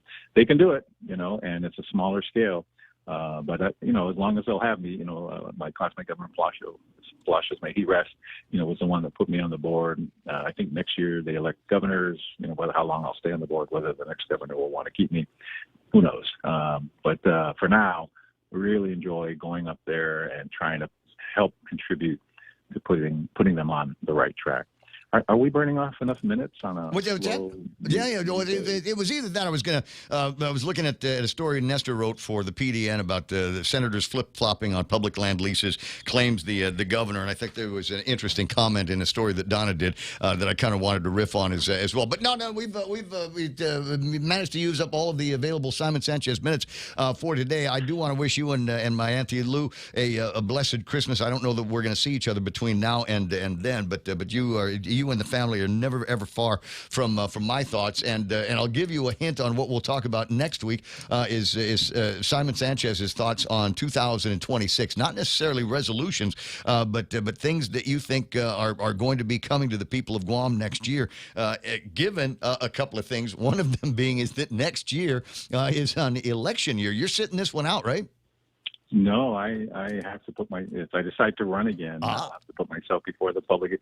This is my 6th term on the CCU, so I have to decide whether I want to keep offering my services or not. I still have a passion for it. I still. What the hell are you going to do if you're not in the CCU? I don't know. Are you still in doing that business with the towels from the hotels? Yeah, I'm still working with Phil Flores. We still got businesses to run and things to launder and clean up. And we have some other misadventures that, so far the good misadventures are paying for the bad misadventures. But yeah, we're still working. Phil's in his mid-70s. He's still working. We're kind of like you. As long as the good Lord allows us and we have the physical ability to do it, follow your passion. And you've been a passionate talker like me for like a long time. So. Yeah, well, I don't know how to do anything else. I can steal cars and sell cars. 7:57, Si, I'm going to let you run. We'll talk about 2026 as we get closer and closer to it. Your predictions on what things are going to be like for the island, not just utilities, but I think, where you think the economy might be headed, where you think, the last year of Governor Lulian Guerrero's administration is going to take us, all of that stuff. We'll talk about that next week. Okay, Merry Christmas, and God bless the people of Guam. God bless you, Ray, and your loved ones, and Donna, and Real Joe, and everybody. It's a family affair at the point, and always enjoy starting my mornings with you. I love that. Yes, it's a family affair. Which family? The Manson family is what I think is the closest thing to it. I'll talk to you pretty soon, Si. You have a great day. 7:57 and change on the Ray Gibson Show. Yeah, there's this story, senators flip-flop on public land leases. This actually came out yesterday, and I didn't spend a lot of time thinking about it, but then Donna made a point about one of the stories where she's making a reference now to sweetheart deals. Is that what it is? How long must the people of Guam wait for a consistent position on the leasing of public lands? Will it be until the specific sweetheart lease that this bill was designed to enable has been entered? Only time will tell if the 38th Guam legislature will continue to contradict itself on this issue. Sweetheart deals. Sweetheart deals. I'm going to use that now as another opportunity to please ask, just off the, I don't know who to ask. Maybe somebody over the legislature might be curious about this as well. But it's funny for the governor's office to be talking about sweetheart deals, given the number of sole source procurement that we did during the COVID times and emergency procurement that came out there without a whole lot of second looks, if you will, on that procurement. How come nobody's asking for that except me? I want it in a specific format. I want to be able to get it in like an Excel spreadsheet so I can sort it on who got the deals, how often they got the deals, what the size of those deals were, what the dates of it were, and make it all completely and 100% searchable, just like the Epstein files. Speaking of which, I started to talk about this yesterday, and I think it might still have some legs. All stories are local stories, and the question is: has anybody gone through the Epstein list and found anybody with names that would be familiar to the people of Guam? Oh, my God. Matt Rector. Matt Rector. I knew it, man. It's 8 o'clock in the morning. The radio station, KUSG, again, Yapika's best. 5 years running, and now you know why. We got news coming up with the Fox Radio Network on the other side of that. Donna D is going to take us through news and headlines, maybe some stuff that you didn't catch in just a little bit. That's all ahead right here on The Ray Gibson Show on The Point. Another possible seizure. I'm Paul Stevens, Fox News. The U.S. is reportedly aiming to seize a third oil tanker near Venezuela. A U.S. official says this oil tanker is part of Venezuela's illegal sanctions evasion. American authorities have a seizure warrant for the ship. The pursuit comes after the U.S. Coast Guard intercepted a second oil tanker off the coast of Venezuela on Saturday. While not all Republicans support the seizures, many of them are backing the president. The moves are the latest escalation in the administration's pressure campaign against President Nicolas Maduro, whose leadership they see as untenable.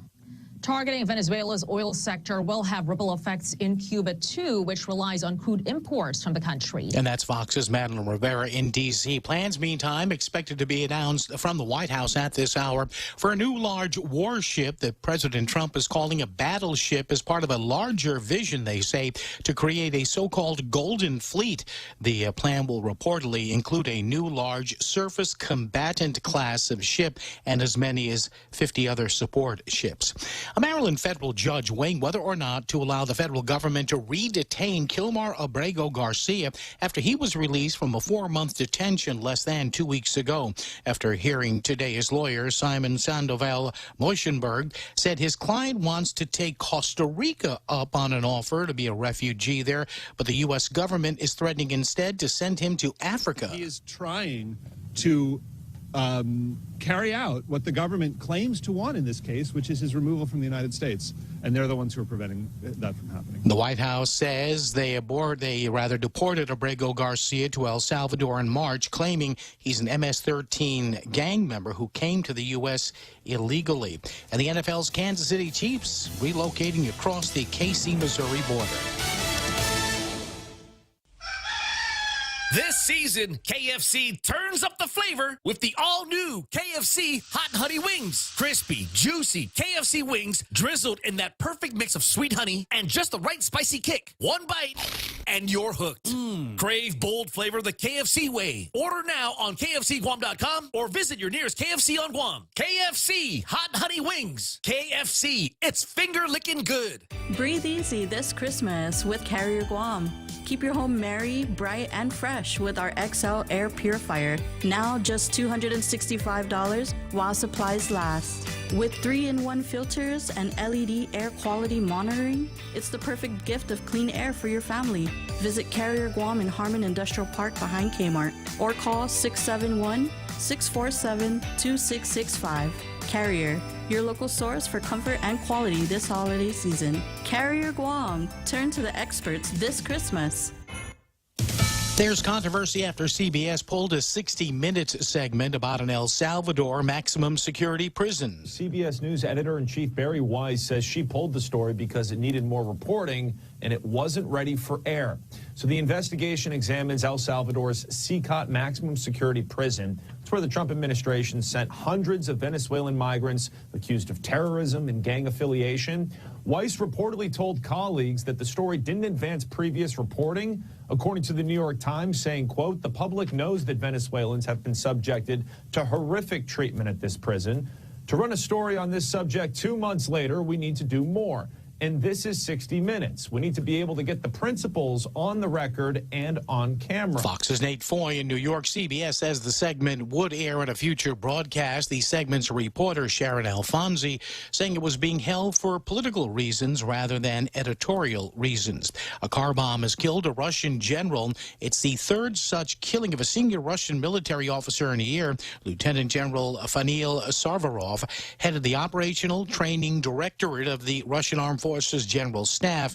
No claim of responsibility just yet. The man who created the massively successful video game franchise Call of Duty has died at 55 after a crash in Southern California. Vince Zampella killed on Sunday after his car went off the road in the San Gabriel Mountains, striking a concrete barrier. Someone else in the car who was also killed. He worked on Electronic Arts Medal of Honor series before starting his own imprint called Infinity Ward, where they developed and put together Call of Duty, the World War II-inspired shooter that has since spawned a franchise. After Activision bought that studio, he split ways with them. Zampella continued his success, starting Respawn Entertainment, building the Titanfall and Apex Legends series, and two critically acclaimed Star Wars Jedi games. Fox's Eamon Dignam, Paul Stevens, Fox News. When it comes to carpets or tile, you want more than just clean. You want deep clean.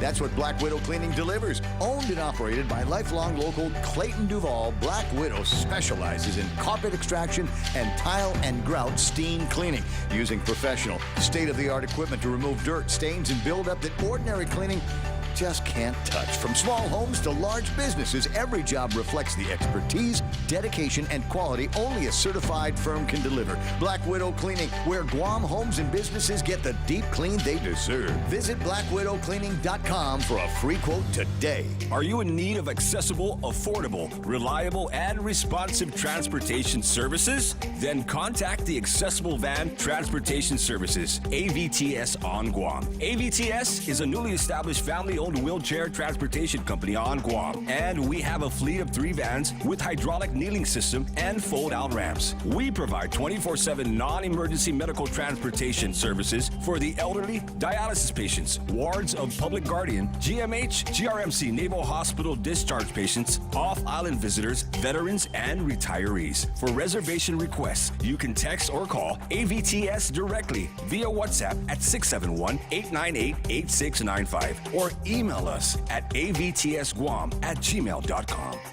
It's back! Celebrate 75 years of Payless Supermarkets with a $5 off fuel coupon to redeem at any 76 Circle K location when you shop and save at Payless Supermarkets. That's right, $5 off fuel with every $75 purchase at any Payless location. But hurry, this offer is only good from November 17th to December 31, 2025. So don't miss out. Stock up on groceries and hit the road with fuel savings from Payless Supermarkets and 76 Circle K. Minimum $30 fuel purchase required to redeem coupon. Some conditions apply.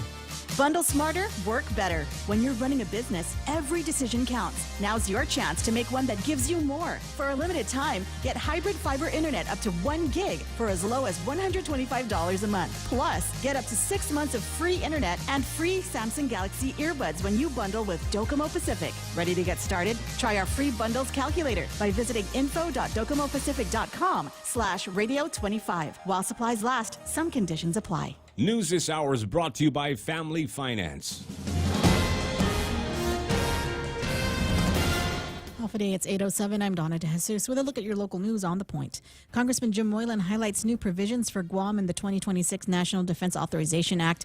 Military civilians on the island are eligible for 3 years of housing and utility allowances plus retention bonuses of up to 50% of base pay.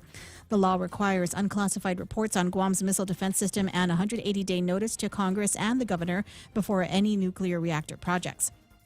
Moylan also secured funding for infrastructure improvements, including $50 million for defense access roads, $106 million for inner Apra Harbor resiliency, and $63 million for power generation projects. Submarine facilities originally included in the bill were not funded.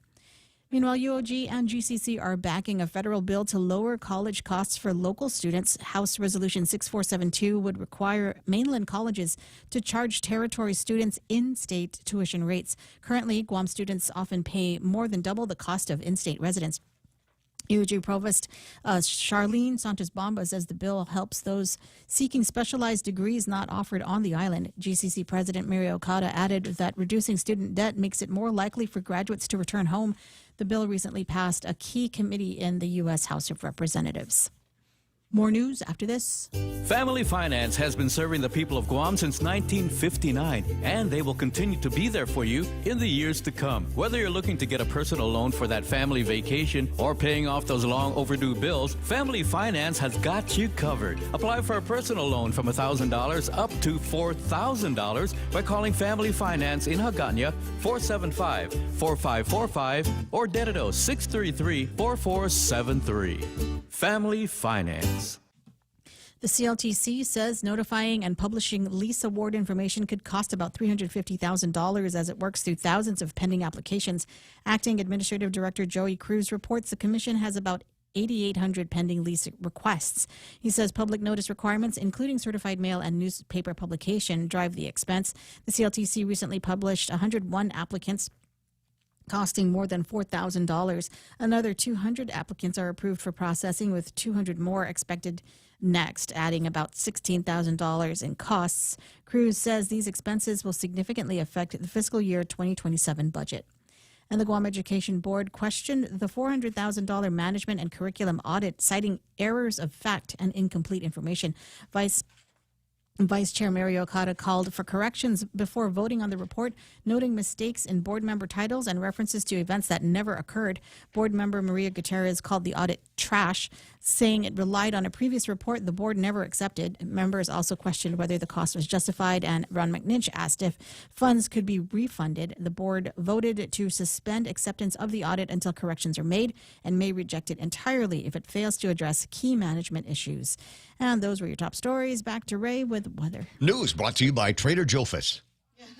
That's There what you somebody. go. There's somebody on the meme machine says, yeah, that's what we had to go. Not Trader Joe's. We're not going to get a Trader Joe's here. I don't think there's, that's in the cards for 2026. I say that somebody out here, some sharp, brilliant entrepreneur, get a little bit of the logo, change it just enough so we don't get sued, and we'll have either a Trader Jose, Trader Joey, Real Joe, or a Trader Joe Fish. Most of their stuff comes from China anyways, right? Yes, that's true. It's I mean, true.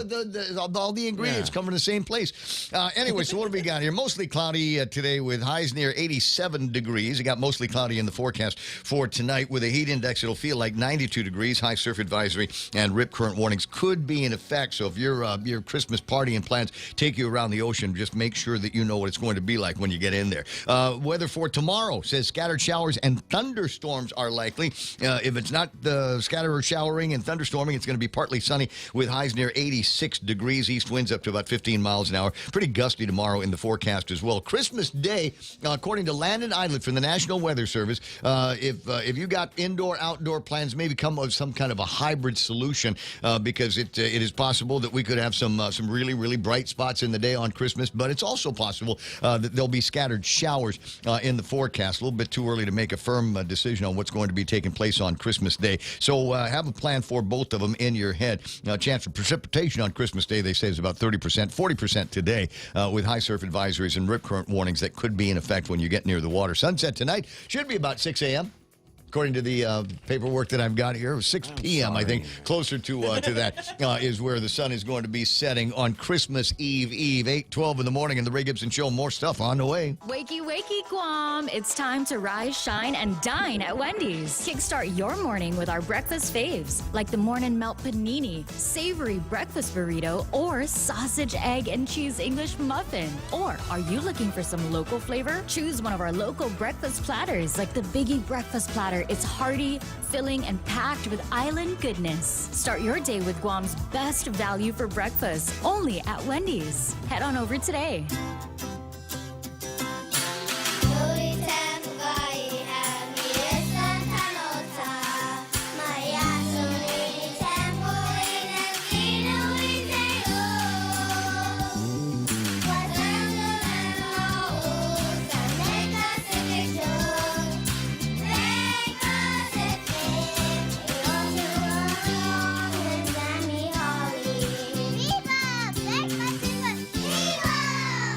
Two more days till Christmas. Get the perfect Shinarp gift at the local shop or bladesbycrank.com. Good man, good man. And ask him about collabs for next year. They did one this year with Kim and Ron at Security Title. Maybe there's a way that we can white label this and do a Blades by Frank collab for you and your Chinart business in 2026 for Christmas. 8:13, Ray Gibson Show also being brought to you by the guys over at APL, American President Lines, a global presence with a local home. Going to be a weekend before you know it, and one of the best places on Guam to go and get your weekend breakfast on is over at Marina Grill. They're open today. They're going to be open tomorrow, but when it gets to be, the weekend, they're going to open up a little bit extra early and get some eggs and bacon and toast going on the grill just for you. Order them up the way you like it. You're going to love the price. You're going to love the service, just like every day at Marina Grill in Agate. Rediscover talk radio here. It's the Ray Gibson Show. Call now, 888-TALK. That's 888-8255.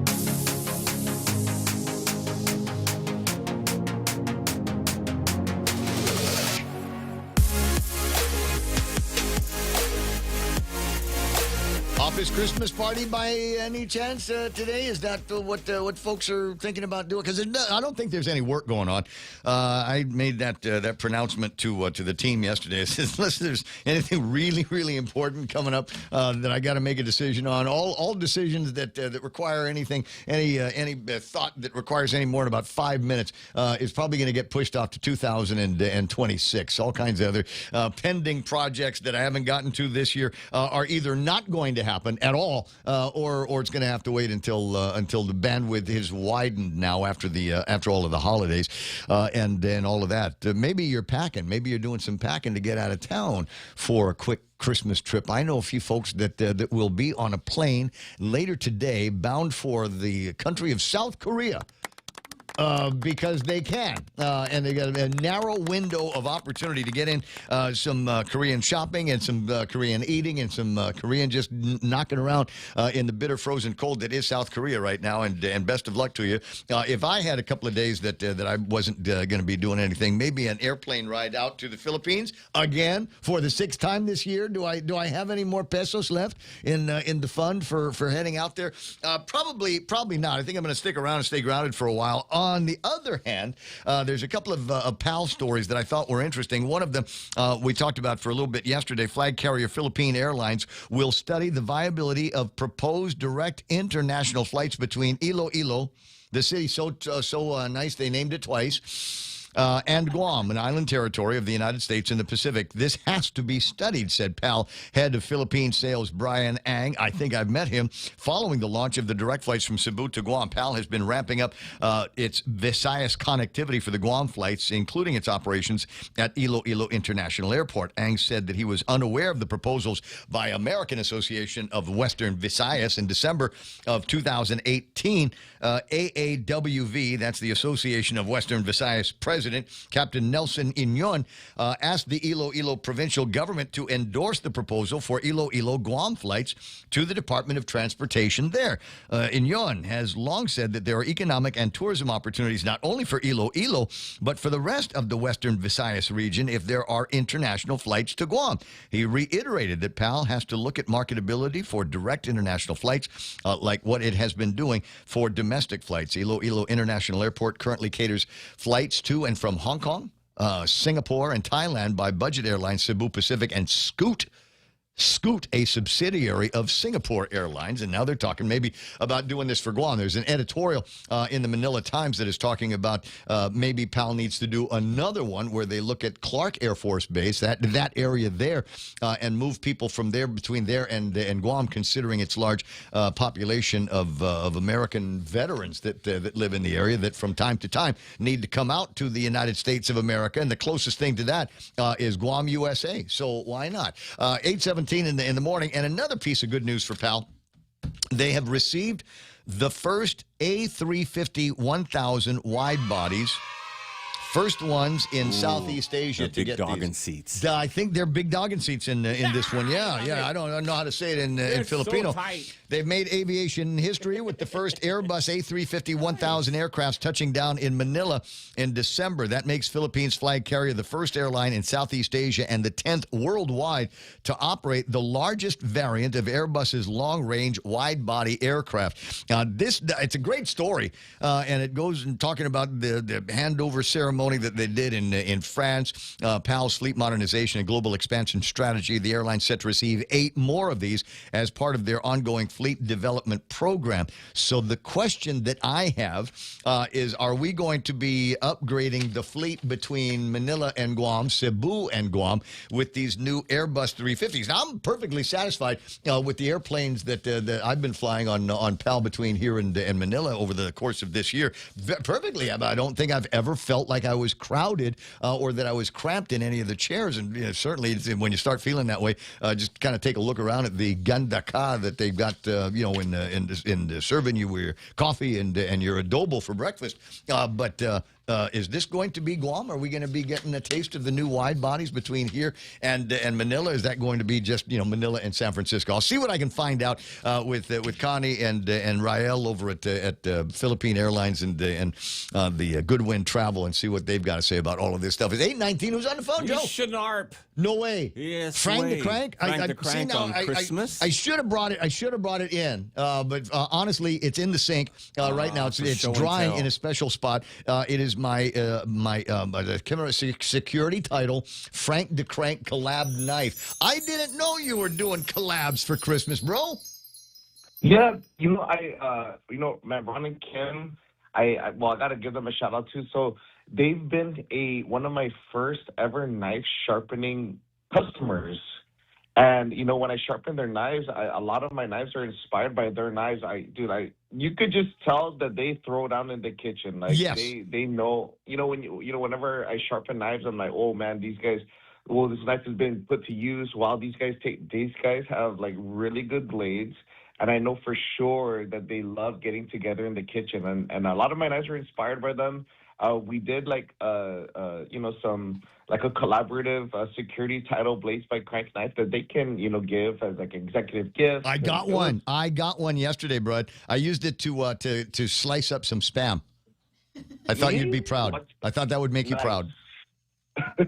Slice the Spam, dude. Please don't cut your fingers. Yes, it's sharp, and it did an outstanding job. I can't remember how many slices I got out of the can, but it was over 10 for sure. Because then they went into the air fryer. But yeah, it was a pleasure to work with it. And you're right. I don't know if you've ever had the opportunity to hang out at Kim and Ron's place. Their kitchen is as good, if not better, than the kitchens of most restaurants that you and I eat in.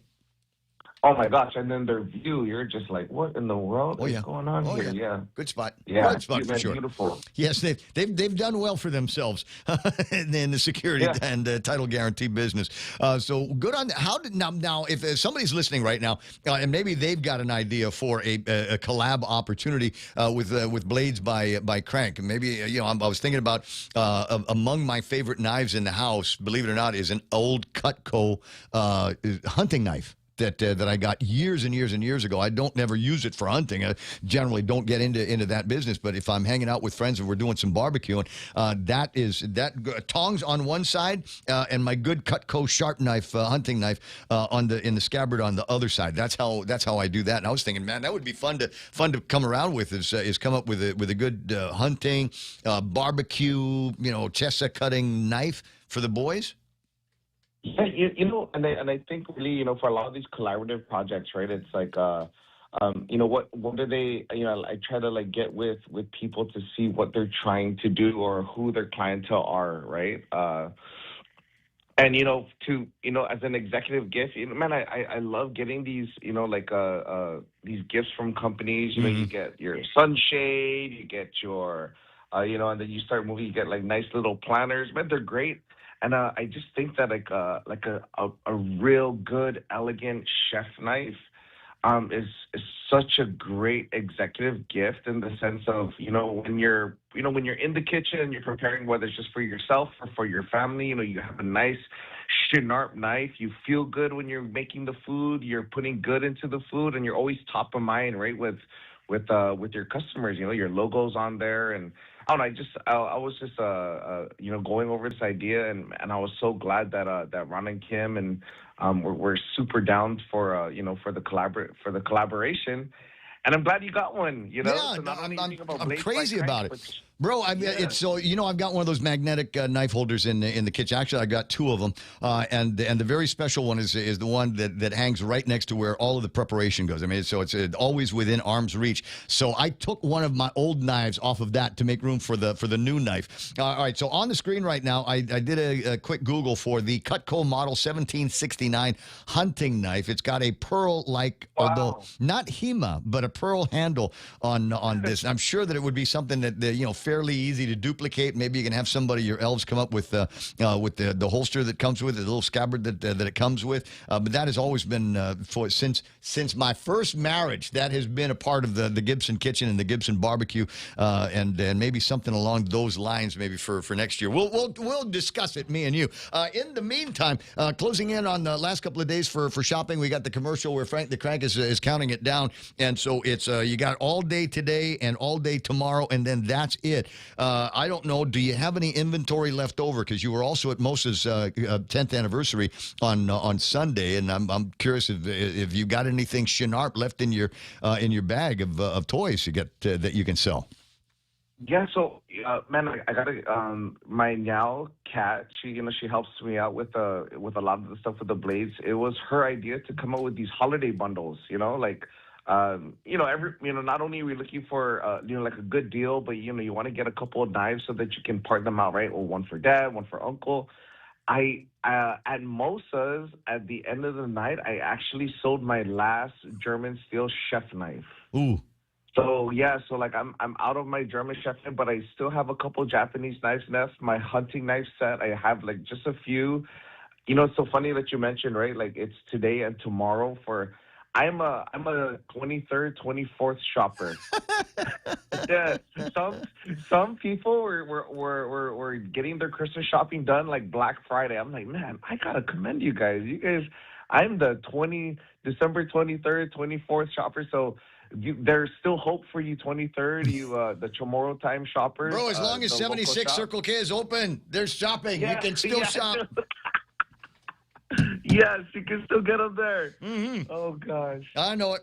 So all day today, just head over to the local store, Agana Shopping Center, and see what they've got. I mean, even if they don't have any knives, there's always something cool that you might be able to get from along knife adjacent. Cutting boards, or you've got those magnetic stands. Now, people might be going, what's the deal with the magnetic stand? All right, so you want to keep the knives out of the drawer. If you got it in the drawer, make sure that you use the wooden the scabbard that comes with the knife. If you don't have that, don't put it in the drawer. Get something magnetic that it can hang onto. So you wash it, you clean it up, and then you dry it off, and then you put it on that, and it's ready for work anytime you need it. And it will help maintain the sharpness of the blade. Last question for you. Speaking of Shinarp blades, how's my machete coming along? Oh, it's Shinarp. I'm gonna drop it off today, actually. Oh, right on. Hey, sorry, I was testing it out, man. There was some Sakati on the side, and I was like, wait, I think Ray would be okay if I just used it a little bit. It's nice, right? No, my brother got me that, and it's never been sharpened. I mean, it does the job, but I think it does the job mostly with brute force because it's a heavy blade, and I can hardly wait to see how that works. In fact, I've got my eye on a couple of things that I want to cut in the back of the house once I get that, because I want to see how sharp it is and how it will perform now that it's got a good edge on it. Hey, wait, before we go, I gotta tell everyone this story. So we're at Mosa's for the pop-up, and I got to see Ray. We're connecting, and they're like, hey, dude, hey, can you sharpen my machete? So during the pop-up, you're here walking through the crowd with a machete in your hand. I was like, look at this Chamorro guy, dude. Just walking through the crowd with a machete, like, it's Guam. And they're like, man, only in Guam. I love it. Did you get away with that? Well, I was, boy, pleased, because Frank the Crank recognized that I work outside with blades and with machetes. He says, man, you use this, don't you? I said, yes, I do. I know my way around backyard work and land clearing work, and that's my preferred tool. That blade that my brother got me, and it's going to be fun when it's Shinarper. So I won't have to to work as hard. Bro, you've been a hard worker this year, you and the family and the kids, and I'm really, really happy for our friendship, and I'm really, really happy that we've got another year of Blades by Crank under your belt. It just seems to be getting better and bigger, every time I look at it. So keep it up, bro. Man, thank you so much, and I gotta give a lot of love to everyone that goes out there and they support local. Like seeing people come out to the pop-ups, to seeing all the local vendors, going to, and it's great. It's great, and I'm very, very blessed and very grateful. See, Zeus Mossy, everyone.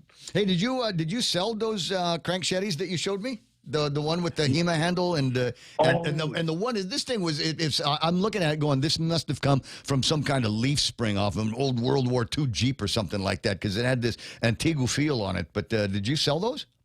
I believe one stalactite one sold from someone from Texas. A Chamorro guy visiting from Texas bought. I had three. I have one blue coral knife handle, one HEMA knife handle, and then one stalactite knife handle. And someone from Texas grabbed the stalactite handle. I was like, whoa, all right, that's dude. something else. Okay, so one is going to Texas. That's the way. If you're listening off island, bladesbycrank.com on the World Wide Web. I don't know that we're going to be able to put anything in the mail to get to you in time for Christmas in States, but you got until Three Kings, and Frank might be able to manage that in the mail. See, do some lots of guys, man. Merry Christmas, and you're going to be getting your Shinarp machete very, very soon. Cannot wait, Brad. 8:29 in the morning. Frank the Crank Camacho, a real asset to the island and a great hero to all kinds of young people. Just because the fun, the antics, the videos and stuff like that they get away with. But even now, hero to folks in the business community. And I'm serious. I think that you ought to work out some kind of collab with him in 2026. So when it gets to be Christmas time, you get the Shinarp knife this year from Kim and Ron at Security Title, and maybe next year you get something from somebody else just as cool and Shinarp. Bottom of the hour, Donna D with the last big look at news and headlines for Christmas Eve. You ready for that, Donna? All right, if not, we'll give you about 60 seconds to get that going. That and more coming up after these. Craving delicious dishes with local flavors? Look no further than Mescla Bistro. From our juicy burgers to flavorful seafood and local fusion, every dish is made with love and the freshest ingredients. Join us for an unforgettable lunch, dinner, or decadent Sunday brunch. Visit us online at mesclaguam.com or call 671-479-2652 or 671-489-2653 to make a reservation. Mescla Chamorro Fusion Bistro, a true taste of Guam. Stay cool all year round by checking out Johnstone Supply for your HVAC and refrigeration needs. Located at 170 Guerrero Drive on Picanel Road in Tamuning, call Johnstone Supply today at 671-649-0581. That's 671-649-0581. Open 8 a.m. to noon and 1 to 5 p.m. Monday to Friday. Open Saturdays from 8 a.m. to 12 p.m. and closed on Sundays. Stay cool with Johnstone Supply. Okay, got it. 8:31 Ray Gibson Show. Portions brought to you by my healthcare partners, right? Over at Guam Regional Medical City. They need a knife. They need a Guam Regional Medical City. Eric, you guys need a knife. Some type look like a scalpel. Frank the Crank scalpel. Frank the Crank scalpel. It can be done. People just need imagination, a little creativity, a little bit of vision goes a long way. All right, hit me with the Festivus news here. What's going on? Oh. It's Festivus. Okay. A Superior Court judge has delayed the trial of Jenna Manabusan until January 9. She is charged in connection with the 2024 robbery and fatal shooting at Tai Tai Restaurant. The delay was granted because lead prosecutor Curtis Vandeveld is busy with another case and several police witnesses are off island. The defense warns they will seek a dismissal if the trial is delayed again.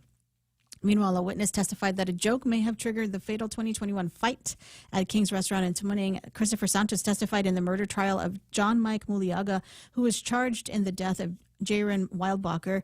Santos said an argument outside the restaurant escalated into a physical confrontation. He later acknowledged telling police he was not certain who threw the first punch. And power bills are set to rise for most GPA customers starting New Year's Day. The PUC approved a base rate increase and a lower fuel charge for an average household using 1,000 kilowatt hours a month. The bill goes up about $10. GPA says the changes support costs linked to the Yucadu power plant and long-term fuel savings. And that was your last look at local headlines on The Point. Now back to Ray. Okay, 8:32 in the morning. I thought I had in the gizmo. I've got so many pieces of paper floating around here. I don't know if I've got the celebrity birthdays. Oh, too bad. There's not a lot. There's not a lot of celebrity birthdays. This is their favorite part of the show. Can you tell? Hold on. Do it. There, I found it. Sorry, you got to stay, at least for another minute. Diane Sawyer from the TV News is 80 years old today. Here's a guy that rock and roll DJs will know the name of. Rick Nielsen is 77 years old. He's the guy from Cheap Trick. Okay. He's is that his he's the name? guitarist from Cheap Trick, yeah. Rick Nielsen. Rafe Fiennes. It's spelled Ralph, but he likes it pronounced Rafe. Ray Fiennes. Schindler's List, English Patient. I watched Voldemort. Voldemort. Oh my God, that's how you know. English Patient is the movie that I'm most familiar with him. I remember watching that movie, and then when it was done, I want my 3 hours back because I'm trying to figure out. Okay, what am I supposed to be learning here? Where's the lesson? What's supposed to be the big end of the day deal on this English Patient movie? Or did you just take me through a whole lot of World War II love drama for nothing? And that was the answer. 63 years old today. Isn't that amazing? Oh, wow. Ray Fiennes and I are the same age. I didn't know that. Meghan Trainor, the singer, she's the one that did that song. It's all about the bass, is 32 years old today. And if you're looking for something to celebrate, there's not a whole lot. Today is the anniversary of when Madonna and Guy Ritchie got married back in 2000. Huh? Yeah. Red flag. Yeah, right. The 2010, it was the repeal of the Don't Ask, Don't Tell policy, a 17-year-old policy banning homosexuals serving openly in the United States military, signed into law by President Barack Obama. Again, that's 2010. And let me see what we got. It's Cookie Exchange Day. Oh, nice. No. Yeah, no. I like No cookies. sharing. No sharing of the cookies at all here. All right, that might be it. Otherwise, I wanted to give you a couple of Christmas traditions. One of them is fairly new. It goes back to the days of what's his name, Jerry Seinfeld, when he did that show Seinfeld on TV. They created a secular holiday to compete with Christmas, and it's Festivus. It's Festivus for the rest of us that aren't Catholic or Jews. Popularized by Seinfeld, offering an alternative to traditional Christmas pressures with traditions like an unadorned aluminum pole. And I think this ought to be a part of all of the holiday get-togethers. It's the airing of grievances. Oh, dear. Airing of grievances. The one time a year that you can get up and call everybody out for their shortcomings and their failings over the course of the year, get it off your chest, and then move on. And then, so it's airing of grievances and feats of strength. So there's wrestling that goes on, maybe with the people that are airing their grievances. But there's that. In Japan, at Christmas time, there will be the eating of Kentucky Fried Chicken. Not any ordinary not regular fried chicken. KFC fried chicken in particular. Popular holiday tradition to have KFC on either Christmas Eve or Christmas Day. That Christmas time is the busiest sales period for KFC in Japan. In the 1970s, the first KFC outlet in Nagoya launched a Kentucky for Christmas campaign.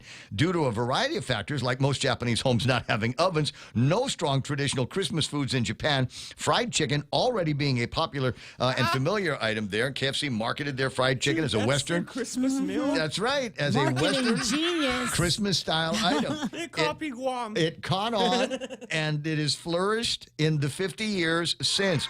Japanese look forward to KFC for Christmas, even pre-ordering weeks to months in advance to make sure they get what they want, as many items will sell out or are otherwise unavailable for walk-ins. Getting into the holiday spirit, many KFCs in Japan will dress their Colonel Sanders statues in Santa costumes and offer special seasonal menu items. Oh, that's so funny, man. Donna's Googling that now. No, I'm not. No, you're not? Okay. I'm going to Google what the popular Christmas item this year. year. In Tumon, Ray, next to... What's that? Bantai. There used to be a little KFC there. I remember it well. It was like the smallest KFC. The Colonel outside. Yes. back in the olden days. I remember that. I think it's just a warehouse now for Bantai, right?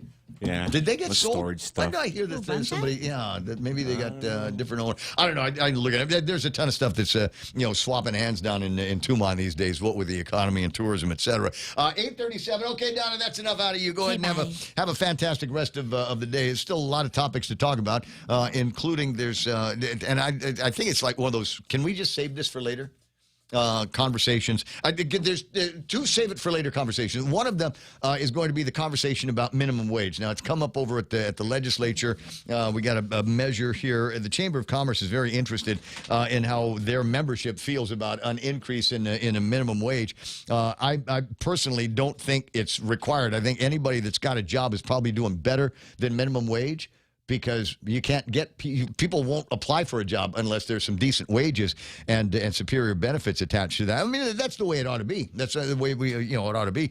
I've never been a fan of minimum wage, even when I was making minimum wage. I've never been a big fan of it because I just think that you ought to be paid what you deserve for the quality of the work that you do. And I always thought that minimum wage kind of was, I don't know. It was never a standard that I wanted to apply to myself. You know, when I first started working in radio, I was 16, 17 years old, and I didn't want to work for minimum wage. I wanted to get morning guy money. That's what I was looking at, and I would volunteer for every shift available. If somebody wanted to take Christmas Day off, or if it was their birthday or something like that, I'll do your show. I'll do your shift. And then pretty soon I started replacing those guys and getting what they were earning. And that's where I never wanted to stay in that place for a very, very long time. And even as an old fart now and a manager of some repute, I'm not crazy about minimum wage for an increase in a minimum wage. I want to see people earn their way up to a decent salary. If it's $20 an hour, $25 an hour, fine, be happy to pay you that. But you got to be bringing me value here. Just because you show up to work every day is not a reason for you to be making that kind of money. Anyway, so there's gonna be as usual a knockdown drag out. The legislature in an election year is going to pass it along because they can't do pay raises, so they'll do that. They'll do that and see if they can get some private sector voter love that way. Otherwise, we'll watch and see. My guess is they're probably going to be concentrating on the feelings and how people that are working 40 hours a week should probably be doing better than the minimum wage and all of that stuff. We'll hear from the economists and the experts over at the University of Guam, one of whom I guarantee is going to say, we don't need to raise the minimum wage. People are already making better than that for entry-level jobs all over the place. It'll be an interesting conversation when it comes up. What's that? Nate Horn says, Serenity now. I know a woman named Serenity. She works over at Mooney's. What's that? Nate Horn, Festivus for the rest of a smug wimp online. Oh, no.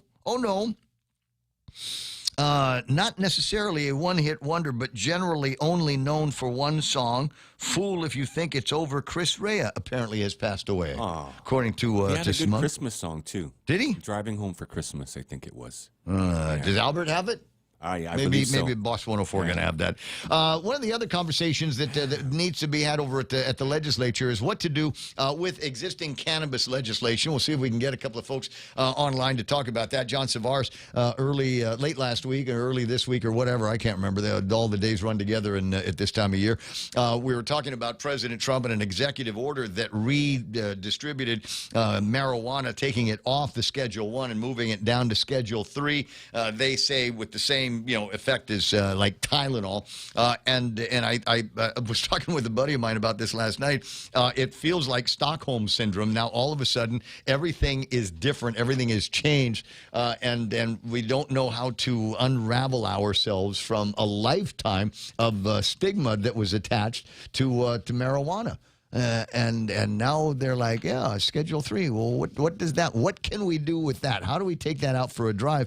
And I like to think that now that it is Schedule 3 and there are far fewer restrictions on it, we ought to eliminate the Cannabis Control Board and the findings of the report of the Cannabis Control and start everything over from scratch. And treat it like cigarettes, treat it like alcohol, and use that as a basis for the development of the cannabis industry. I know there's some that bristle when I say that. The cannabis industry on that board? Here on Guam. Well, it doesn't matter. There doesn't need to be anything like that. I think it ought to be treated, and because it's something that you can grow, I think we need to treat it just like everything else that grows. I mean, whatever restrictions or compliance that Mr. Woostig has to do with his corn, that ought to be the only thing that applies to cannabis, right? I'm sure he uses something there at the corn farm to fertilize the corn and keep bugs off of it. That should be sufficient for marijuana, right? And just let people do whatever it is that they want to. And then there's another conversation that we got to have about AI.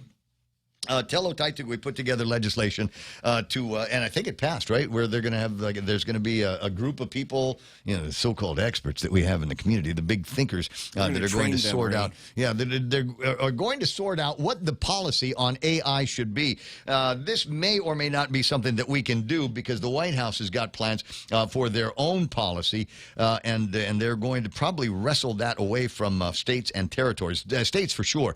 Tello was curious as to whether or not it will apply to territories. There's a poll that came out, and only because I spent a lot of time doing stuff with AI, mostly text-to-image generation, and I'm just going to leave it at that, although I have found that there are other places where I'd like to use AI as well. I'll give you an example. When I got the blood work, right, I got the report from the guys over at the DSL. Is that the name of it? Yeah, right? DSL is diagnostic lab. So I got the PDF of that, uploaded that to Grok, and I told Grok, I said, Grok, you are my doctor, and you are with a specialty in cardiology. Here is my latest blood work. I want you to give me the top 5 good findings and the top 5 oh no's that came out of the report. And then, with specific, whatever, the 63-year-old non-smoker, right? Caucasian non-smoker, that's me. And so I sent that up, and literally seconds later, it came back with the top 5 groovy findings and the top 5 oh no's. I might share with you the top 5 groovy findings just because I've been low-key bragging about it, and Akimoto seems to be pleased with the results so far. Haven't heard from you yet, Dr. Wen. Haven't heard from you, Dr. Macros. But Dr. Akimoto seems to dig it. Hold on a second. There is the Grokky thing. Stand by now. Let me look up the ask. Cardiologist reviews lab report improvements and concerns. Did you know that, by the way, did you know that your conversations are saved when you do this? So you can go back to them anytime. So it says multiple parameters show favorable trends from July to December, indicating potential benefits from lifestyle factors. These improvements persist despite possible dehydration effects in the later report. I can never remember whether I'm supposed to drink water when I'm fasting or not. And I think I'm supposed to drink water because they said I'm a little bit dehydrated.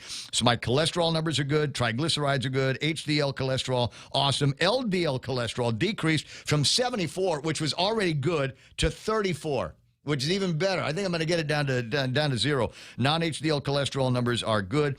Glycemic control, the A1C, also good, 4.9%. It decreased by like 1/10% in just a few months. Oh, nice. I'm on track, bud. I'm on What color track. is your blood? It's red. Okay, it's that's red. good. But I still don't know what my blood type is. I still don't know what the blood type is. They have not sent me a report with that just yet. It's one of the things I was asking for because I have a thing. You'll probably be positive, Ray. You're always positive. I think I'm pretty sure it's an O. But I can't remember which one. Special blood. Yeah, I do. Universal donor, I believe. But I want to be sure. Because the thing is, I got one of those road IDs on my watch. So it says my name, who to call. It says I'm a Catholic. And my favorite quote, courage is always rewarded. No, pre-diabetic. No? No, it doesn't say pre-diabetic. No. Okay. So, but it's, I put down O positive. Symptomless diabetic. I made a guess. 8:46. Do I need to take a break? No, you could, but Catherine's on the phone. Hey, it's the cat. Yeah, from the chamber. She sent me a note here with a link to a survey that I can take that will gather some ideas for the chamber on how to respond to a piece of legislation that has been introduced that would mess with the minimum wage. Like it makes sense in 2026. Good morning, Kat. How you doing? Hey there, good morning. I'm well. How are you? I'm well as well. I just gave you my my blood work report, so unless I get hit by a car, I'm probably going to be around for a while, lurking at all of your young professional parties, et cetera, et cetera. But that wasn't creepy at all, Ray. 847. I got Catherine on the line from the Chamber of Commerce. So, do you have any results yet, or is your survey that fresh? Well, we have a few over the weekend. We just sent it out over the weekend. And so I came in on Monday morning, and we had about 20 respondents. That's not bad. And so, yeah, I think we're continuing it throughout the holiday season, and we will, we're trying to encourage as many businesses as possible to respond. We're just trying to get an idea of what businesses, how they feel about this particular, matching or tying the minimum wage to the consumer price index, right? So, when consumer prices go up, there's an increase, but when they go down, will there be a decrease? No, not according to the bill. then I don't know what's the point of tying it to anything then. I know. Yeah, so it's not. Overall, that's been sort of the response, right? And generally, as you have been talking about, we truly appreciate that you bring it up often. Is that times are very, very difficult, and I know that where everybody's trying to make ends meet, people have more than one job, but this is not the time. It seems like it's not the time to increase the minimum wage. And that's been sort of what the general consensus is based on the responses that we've received so far. But if businesses are listening, if people are out there listening and you have something different, you've got a different opinion, we want to hear it. So please respond to that survey. You don't have to be a chamber member.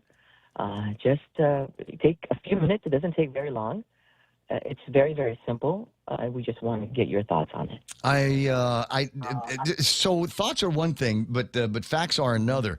And one of the things that I have been marking over the years when we have this conversation about increases in the minimum wage is the companion reduction, if you will, in hours. And this becomes a problem for businesses that all of a sudden I got a guy and he's doing 40 hours a week and his wages went up. Well, my income has not necessarily gone up just because the legislature, the governor sprinkled some fairy dust on it. The income has not necessarily gone up. The numbers aren't progressing, and all of a sudden you got an employee that you have to raise the wage of, and even if they're not making a minimum wage, the new guy, you got a new guy, the compression factor is going to take effect. So all of a sudden you're not able to give the guy 40 hours worth of work. Your wages went up, but the number of hours you're working is going to go down. I've seen that happen over the years, and it doesn't take a genius. You can go to the Department of Labor, you can look up all of the data going back to whichever minimum wage increase that you saw,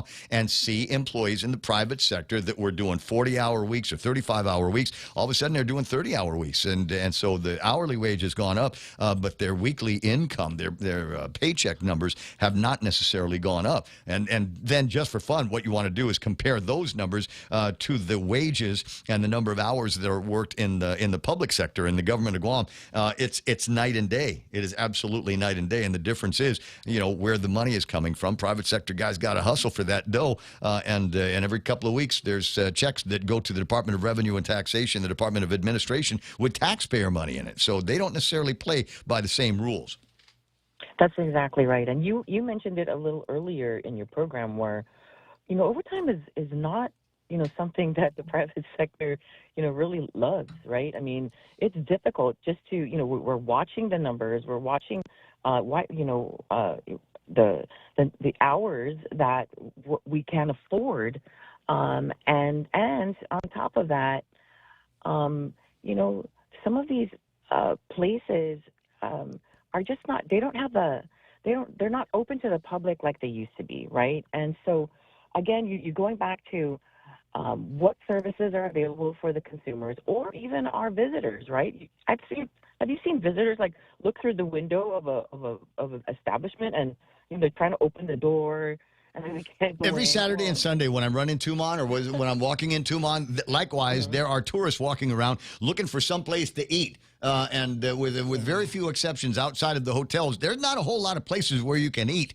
Cracked Egg is one of them. The Eggs and Things might be open. The Little Pica's place might be open, but there's not a whole heck of a lot of other restaurants that are doing breakfast business down in Tumon. Forget about shopping. Forget about shopping. It's like Manila. You can't go shopping until 10, 11 o'clock. Even the coffee places don't open until like 7 or 8 o'clock in the morning down in Tumon. And a lot of that has to do with where are the customers, and if we're going to open up 2 hours earlier, does that mean I got to pay somebody for 2 hours of extra work here today? And the answer is going to be yes. Maybe incurring overtime, but maybe somebody's going to say, well, you can give me these hours, or I'm going to go work at the other coffee place down the street. And then we talk about compression, which is what happens when you've got an employee that is making near the minimum wage, maybe a little bit over. All of a sudden, a new guy, zero experience, maybe somebody that needs training all the way in, is going to be making more than the guy that's already been working there for a year.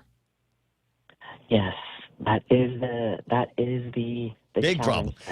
Big problem. And so you got a new guy coming in with a new and improved minimum wage, and that's going to be pushing the guys that are already there, that have the experience, got the time in, and they're going to be demanding an increase in wages because they don't want to be making less than the new guy does. Yeah, exactly. But, we see this happen a lot, as you have also mentioned on your show, because it is election season, right? And people are trying to do what they can to, gather votes and stimulate public discussion, and that's basically what's happening. And the bill itself is still in committee. It has not received any date for a public hearing or anything like that. We're just trying to get some thoughts on it. We're trying to get ahead of this.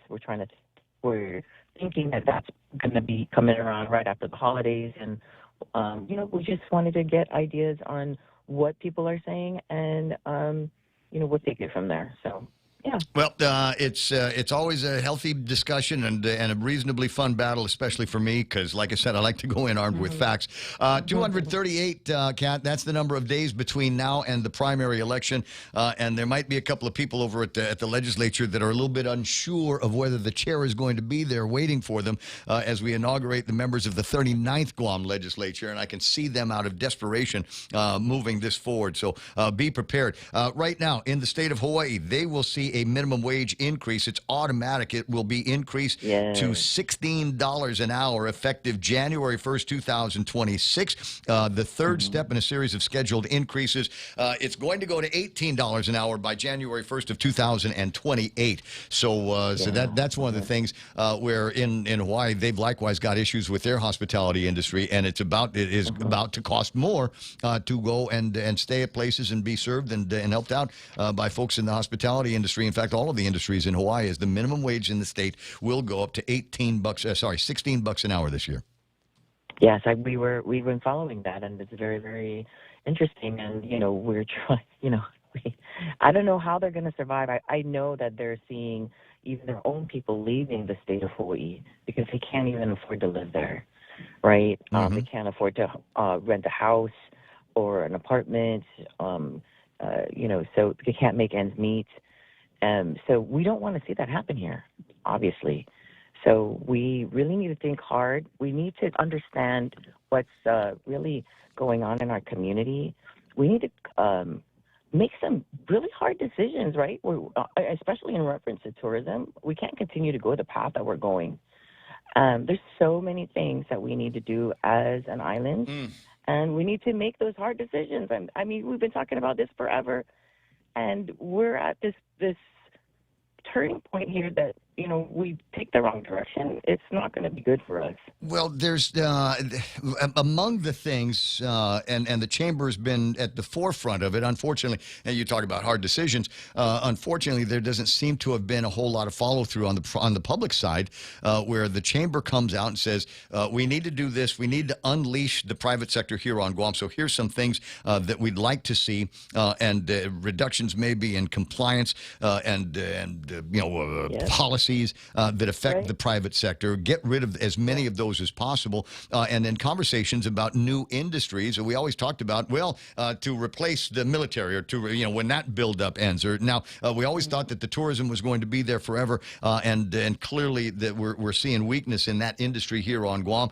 We do have a military, and that thankfully is helping keep some of the lights on around here, but that's not going to last forever. So we need to be thinking hard about what another industry is going to be, and really throw some money at it, and maybe some taxpayer money. We're going to, but again, just some of the simple things. I remember when you came in, and we were talking about just simple changes that will make a difference. Among them, changes to alcohol and beverage compliance. Something as simple as the next time I want to get me a lamb gyro from Mosa's, I'd like them to put a couple of beers in the bag, and have the guy from the grab and go bring me the sandwich and my beers.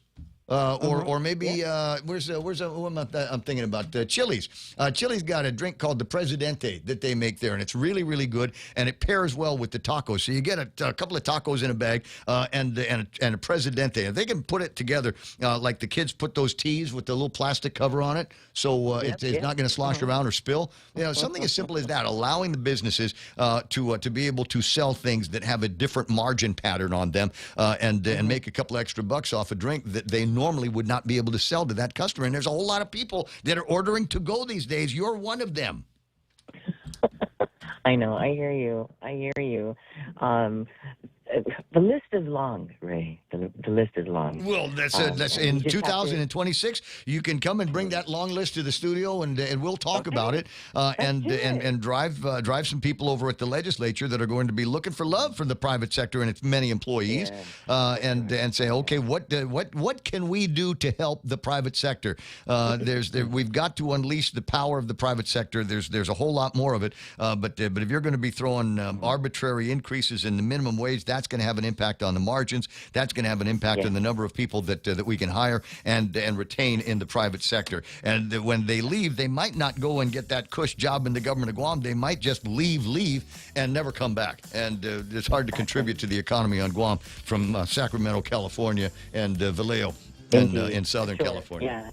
Yeah. We've got just really quickly, I know you're coming up on the top of the hour, but we are planning an economic outlook forum on January 15th. More to come, but certainly we are trying to address these things. So more to come. Love it. We'll talk about that in the new year. Merry Christmas to you, Kat, and everybody over at the Chamber. I'll see you guys pretty soon. Breaking away now for Fox News. I love the way she does that. I know I have a news break coming up, so I'll make it fast. All right, so good. The news break is on now. It's 9. Offering immigrants an incentive. I'm Tom Graham, Fox News. Kind of like a Christmas bonus, the Trump administration tripling the money it's offering migrants if they self-deport. DHS Secretary Kristi Noem revealing the department is tripling its so-called exit bonus for those who are in the U.S. illegally to self-deport by the end of the year. We will give you $3,000 through the holidays to send you home. We'll buy you a ticket, give you $3,000 to go home, and that includes people that have not been detained, maybe have interacted with us, are detained and don't have criminal charges against them. Noem explaining on Fox and Friends they can do so through the Customs and Border Protection app. The department launched the program in May amid its wide-ranging immigration crackdown, initially offering $1,000. Kristen Goodwin, Fox News. The Coast Guard is pursuing another sanctioned oil tanker in the Caribbean as the Trump administration announced a blockage of tankers in and out of Venezuela. The seizure follows the targeting of several drug trafficking boats. A U.S. official says this oil tanker is part of Venezuela's illegal sanctions evasion. American authorities have a seizure warrant for the ship. The pursuit comes after the U.S. Coast Guard intercepted a second oil tanker off the coast of Venezuela on Saturday. While not all Republicans support the seizures, many of them are backing the president. The moves are the latest escalation in the administration's pressure campaign against President Nicolas Maduro, whose leadership they see as untenable. Targeting Venezuela's oil sector will have ripple effects in Cuba, too, which relies on crude imports from the country. Fox's Madeline Rivera. President Trump announcing the construction of what he's calling the Golden Fleet, a series of new warships officially named Trump-class. We're desperately in need of ships. Our ships some of them have gotten old and tired and obsolete, and we're going to go the exact opposite direction. President speaking from his Mar-a-Lago estate in South Florida. America's listening to Fox News.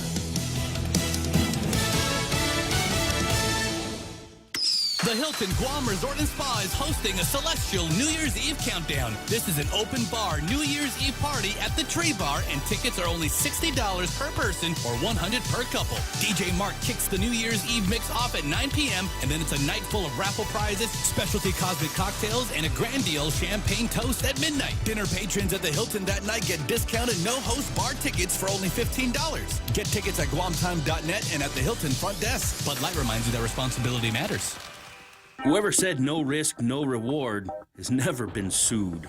Hi, I'm Dave Silva from AB Risk Solutions, and our job for over 70 years has been to help businesses just like yours manage risk. Manage risk? We will never be able to totally eliminate the myriad of risks every business faces, but we can help you manage them and recover when disaster strikes. From mom and pop operations to high-rise hotels, we're the experts businesses have counted on for many years. Call me today at 777-2668 for a free risk review and consultation. AB Risk Solutions, formerly known as Aon. This holiday, many looking to escape the cold. Some of the top destinations, Miami, Orlando, and Fort Lauderdale.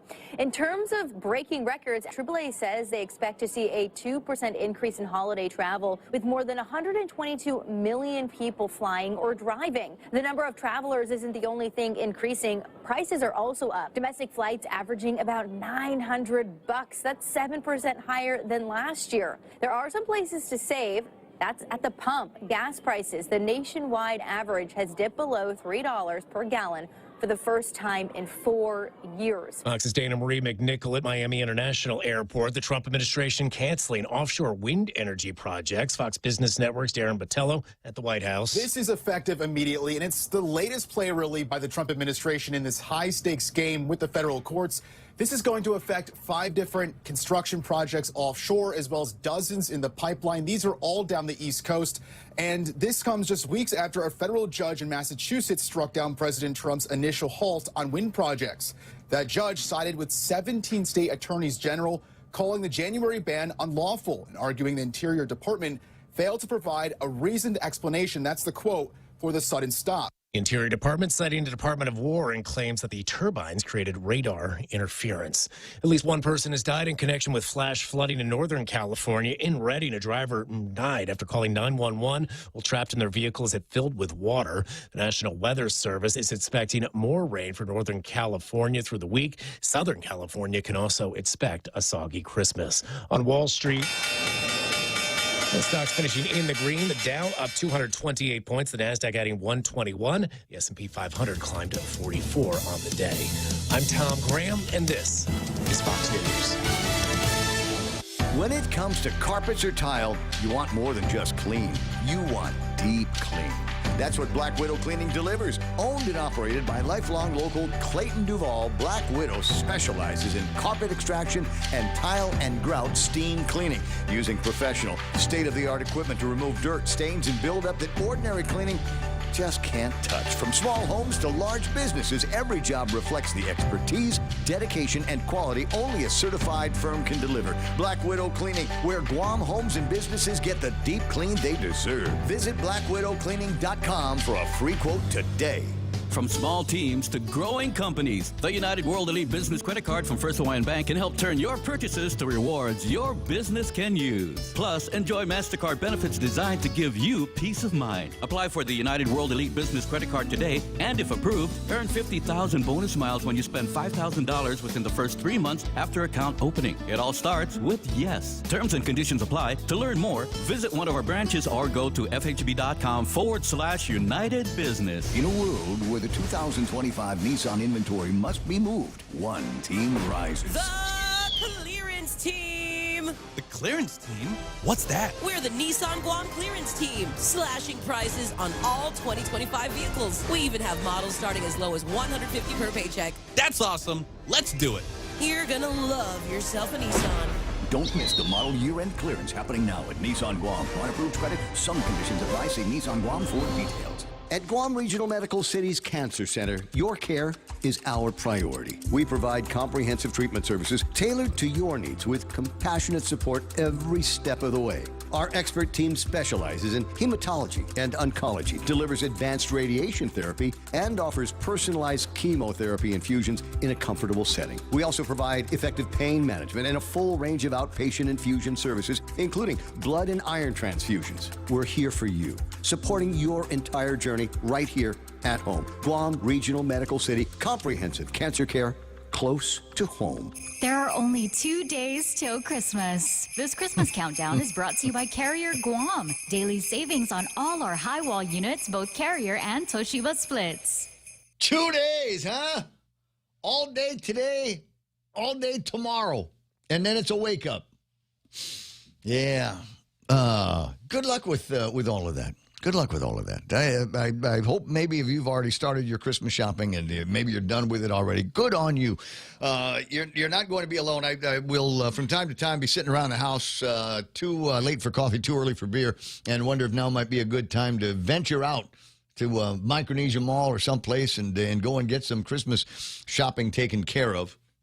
With my no money, put it all on the credit cards and see what happens. Where was I? It's 8 after 9 o'clock in the morning. Portions of the Ray Gibson Show being brought to you by the guys over at APL. You know this, American President Lines, a global presence with a local home. Also being brought to you by my friends, and they're your friends too. You know, they can tell that they love you because every year they come out with good food for you. They got the tenders. If you haven't tried them, the tendies, the little chicken bites they've got over at Wendy's, those are great. The bacon portobello mushroom melt is back. Limited time only, deliciously indulgent. There's so much going on. You got the beef, Wendy's beef, beef that they put in the burgers for years and years, and then they top that with crispy applewood smoked bacon, and then they put on a sautéed portobello mushrooms and melty cheese on top of all of that. And then you take that first bite through that soft toasty bun they've got there. I'm getting all totla. Just thinking about it, I'm salivating now with the thought of one of these bacon portobello mushrooms in my hands as well. The Ray Gibson Show. Any speaker, anytime. Morning talk that matters.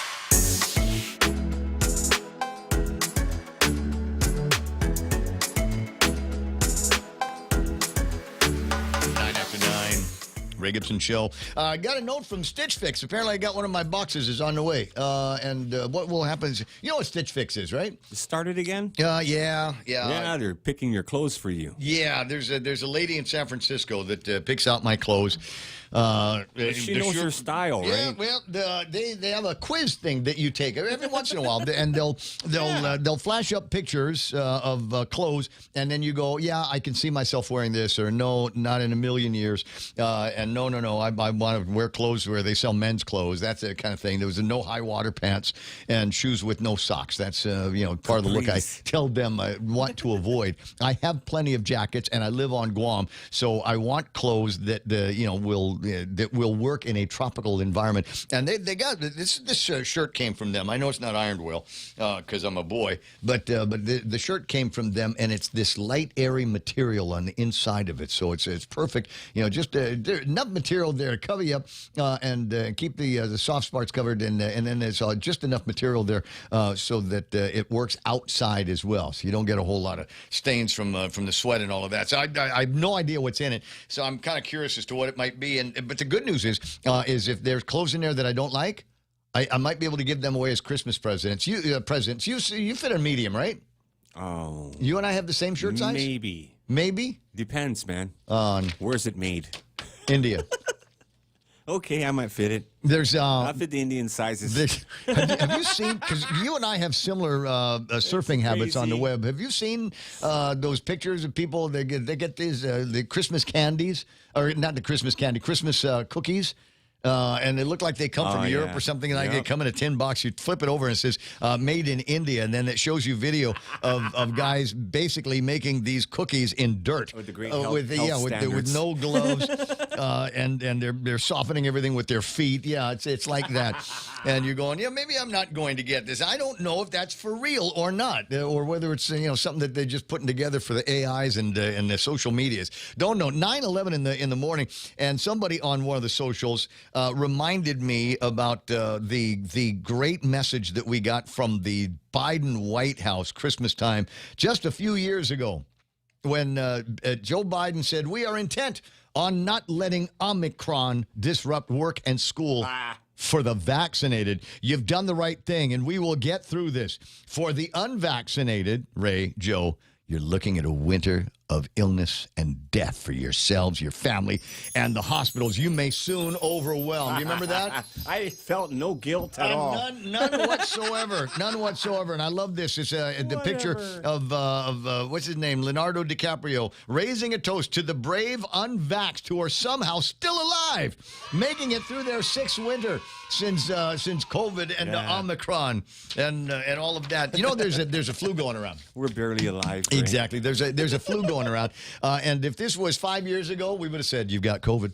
That's Yep, it. you're going to die. There's COVID. That's it for you, Should have bro. gotten your vaccine. Curtains. You even got the vaccine, and you still got sick. You remember that? But you would. But what did they say? Well, you could have been You could have been much sicker, but you got the vaccine, and that's why you're not in the ICU at Guam Memorial Hospital spread it. with a vent down your throat. That's what's going on. 12 after 9. Who's on the phone? Dr. Ron McNitch. He took everybody to court, Ray. Did he? He wants to sue everyone. Sue him. Round up the lawyers here. Round up the 9:12 in the morning. Well, kind of interesting because there's a renewed conversation, at least in the news, about the position or what the Board of Education needs to be as we move forward, as we try to revive education as we know it here on Guam with a new superintendent of education, Judy Juan Pat. And so I've got my very close friend, her personal friend, Dr. Ron McNitch on the line. Merry Christmas to you, first of all. Hey, holiday, well, Merry Christmas. Man, what a nice 3-day, actually, wait, Wednesday, Thursday, Friday, Saturday, 5 days, man, 2 weeks in a row. Yeah, it looks like that. We got tomorrow and then Christmas Day and then Friday after Christmas. And then, of course, you got the 2 days of the weekend. Yes, congratulations. And it's funny, there was a story in the newspaper last week. They were talking about morale issues over at Guam Memorial Hospital. And you know what? I don't think they're having those morale issues anymore because the governor gave all the non-essentials at GMH, all the doctors, non-doctors and non-nurses, 5-day holiday. I think the doctors and the nurses still have to go in and actually take care of patients. But other than that, I don't understand why anybody in the government of Guam has a morale problem. They got 20% pay raise without any kind of study and all of that. All of a sudden, we get the day after Thanksgiving, and this administration has every year been a holiday. And now we've got a couple of additional holidays during the holidays. So I think for all intents and purposes, Doc, the government of Guam is closed. Right. Effective end of business day to day, and maybe not even then. Maybe even earlier. How many departments and agencies might be shutting down about lunchtime today for their office Christmas parties? But the secret about that, Ray, is that's how it actually always is. It's just we don't call it a holiday. Right. Well, there we go. There's still at least another 315 days between now and the general election next year, where there can be yet more screwing around with the schedules and things like that in an attempt to ensure that Josh Tenorio is able to continue the Leon Guerrero Tenorio administration with Tina Barnes. Absolutely, and this is going to be an interesting election cycle. Lots of names, lots of faces. But getting back to the education board thing, I think that all the school board members should be elected. We shouldn't have these appointees. I think that their term should be 6 years, but then you have 3 get reelected every 2 years. That gives it stability a little bit. I think that the voters should be able to recall board members that they feel are not good board members. I think that there's a number of neat little things that we can do to make that board a lot better. The key thing that a lot of the public doesn't understand is that board is severely handcuffed on what we can do and not do. Literally, we cannot do any management at all. And we're purely advisory and external policy. And that's the unfortunate part. And so when that guy, Miles Washington, sexually abused those kids, I was through the roof about that. But as a board member, other than lamenting we have problems like that, there was nothing I could do in terms of powers. Now, I have to say I don't agree with Dr. Judy Wampat's politics on a lot of the political stuff. but I have full faith and confidence in her as the superintendent. She's going to be a great superintendent. She's done the job before. We're going to have I recall she was interim before they picked out Swanson from the crowd, and there's a lot of people that think maybe that's a good spot for her to end up as superintendent of education.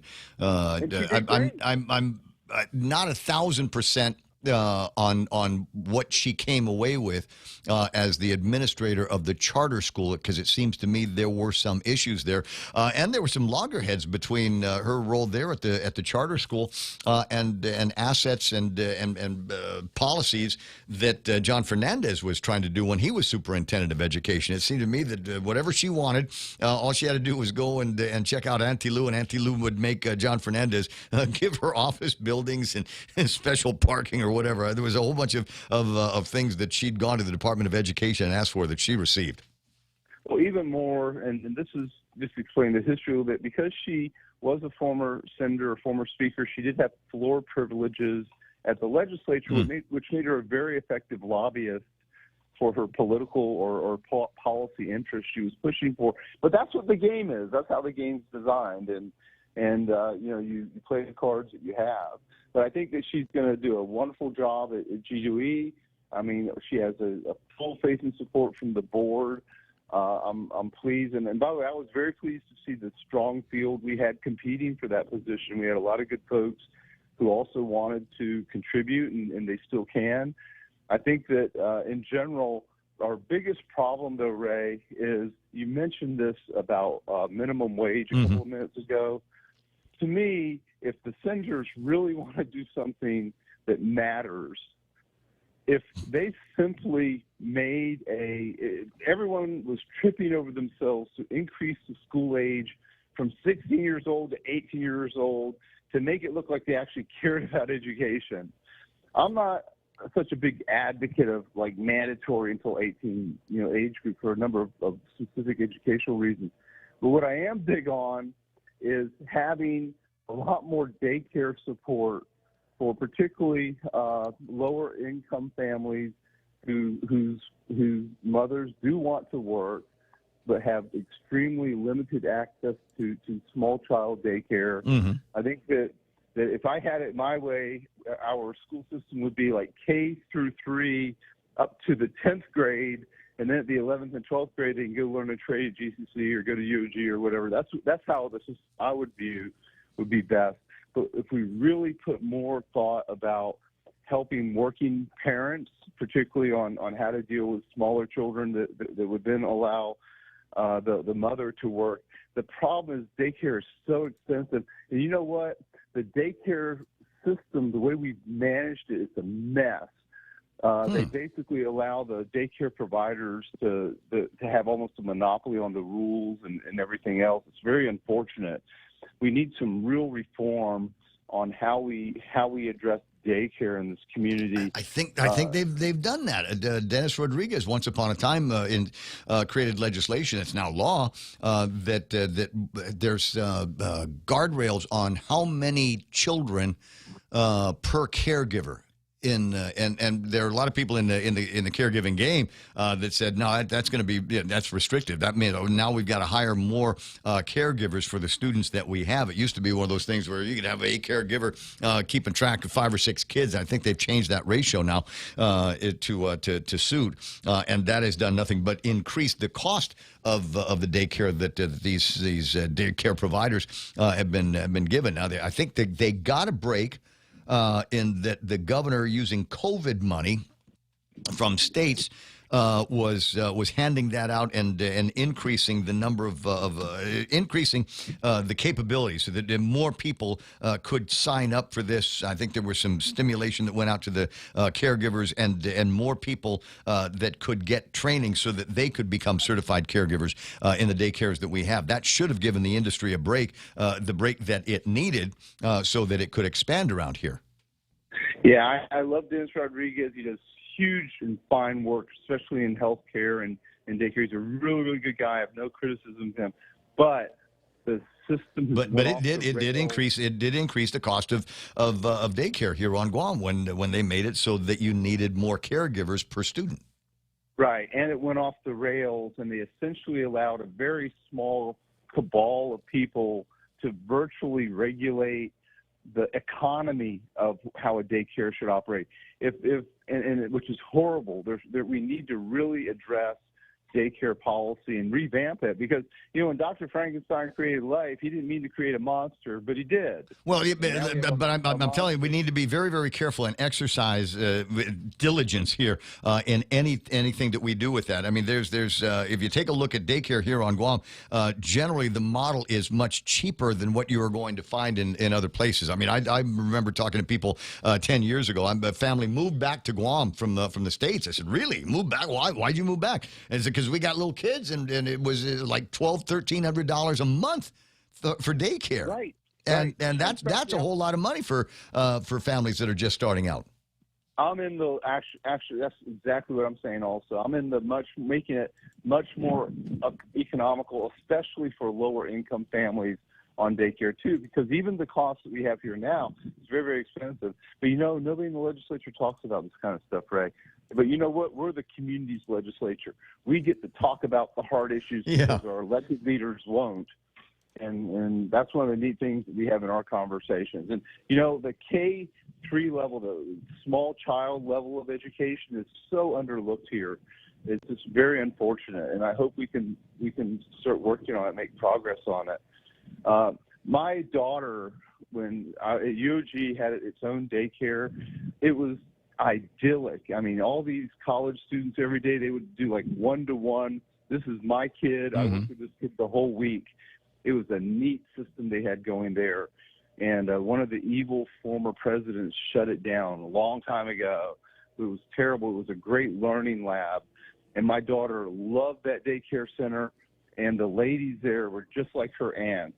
There's a community that kind of can form around a well-run daycare center, and then also you're trusting your kids with other folks to care for them as if they're the family. We had the nuns. My first daycare after Grandma's house was the nuns over at Oka. Wow. And but the other thing, and we got to be careful about this one as well, is that remember that some of the people that are in the daycare game here on Guam there's a block grant that comes in with all kinds of money that is supposed to pay for exactly those parents that you're talking about, folks without a whole lot of financial means being able to afford daycare. So some of that daycare, I think a big chunk of it, is subsidized by the federal government, and that I'm aware of. There has always been a gap in when the money comes in from the Fed and when the Department of Administration finally cuts the check for the daycares. So they might be working at a whole different cash flow scenario than you're familiar with.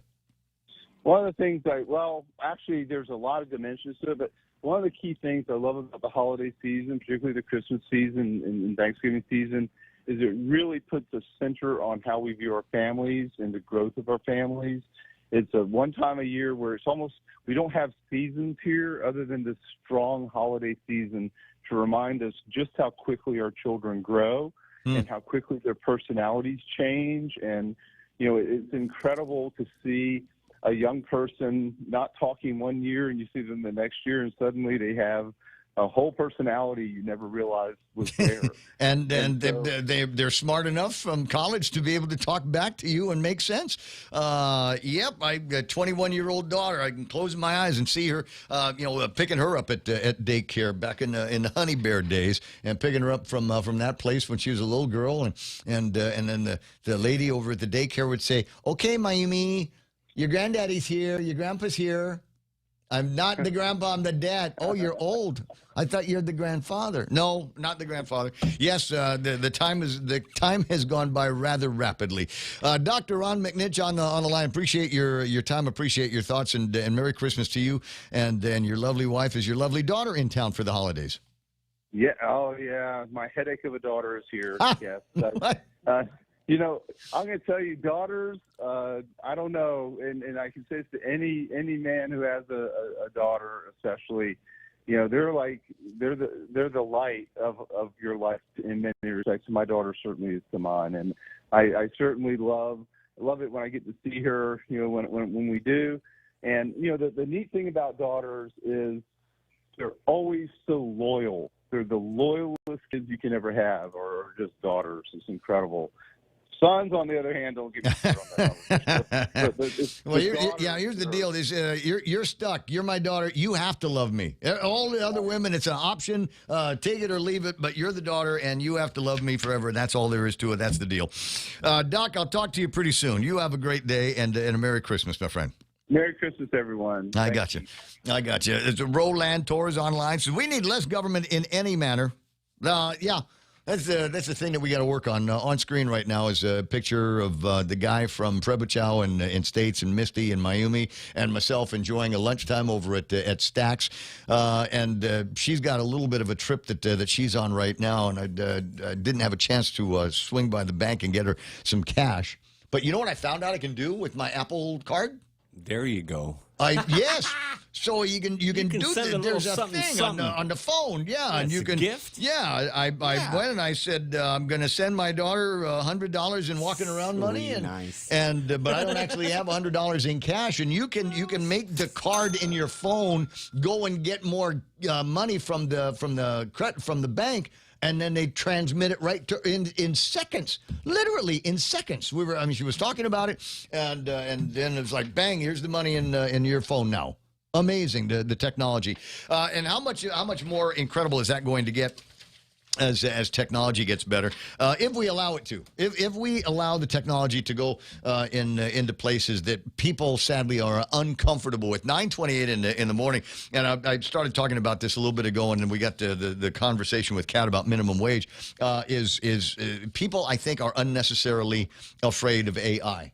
AI is an assistant. When you stop and think about it, it's all just an assistant. It's a very, very smart assistant. But even like the smart assistants that you've got, or the smart ASS, IST, whatever, in your office, just like them, though, you can make mistakes. So it's always good to double check everything. I like to talk to Grok, and sometimes Grok says something weird, and I'll take that to Gemini and see what Gemini has to say about it. But I will always find a way to back up what one of them says or the other. And you can do the same thing with ChatGPT.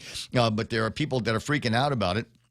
CBS has conducted a poll on what the policy of the United States government should be on AI.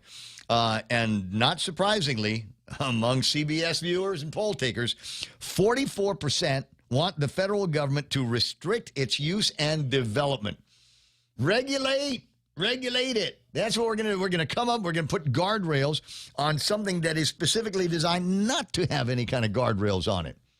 You just got it. I think a lot of common sense goes a long way. 44% want to restrict AI's use and development. 33% don't want to take a position on it. And 23% say promote its use and development. I think there ought to be, if it was me, and I'm the federal government of the United States of America, I would like to have the U.S. Department of AI and have the government of the United States of America come out with its own AI kind of software. We got ChatGPT, we got Grok, we got Gemini. There's all kinds of others that are popping up, and it's software, right? Large language models, predictive, that kind of thing. What we need to do is there needs to be one that's like just okay. It's good enough for government work, right? But an AI model that is from the United States government, with everything that the United States government think it's going to be good for. Maybe you want to do text to imagery. Maybe you want to do text to video. Maybe you want to go in the opposite direction and have it deconstruct certain things, put it together, and kind of help me write reports, give me access, help me get access to information that wouldn't normally be available through one website or one search engine. There could be something along those lines that would promote the thing, because I think it is the way things work are going to work in the future. You just got to be able to watermark things and to make it so that when you see deep fake videos of me doing something either unpleasant or untoward or just downright creepy for a guy my age, that you can look at that and say, oh, that's AI. Ray would never do anything like that. But right now, I don't know that we have those kinds of guardrails on. You don't get a in the vibe? system. What's that? You don't get a little bit of a vibe when you watch one of those and you're like, oh, this really feels. It's got Like I think most people can. I think most people will look at it. There's a picture of somebody's taking a picture of Bill Clinton sitting in a hot tub on Epstein Island. I'm serious. It's just brand new. And then from the water pops out Barack Obama.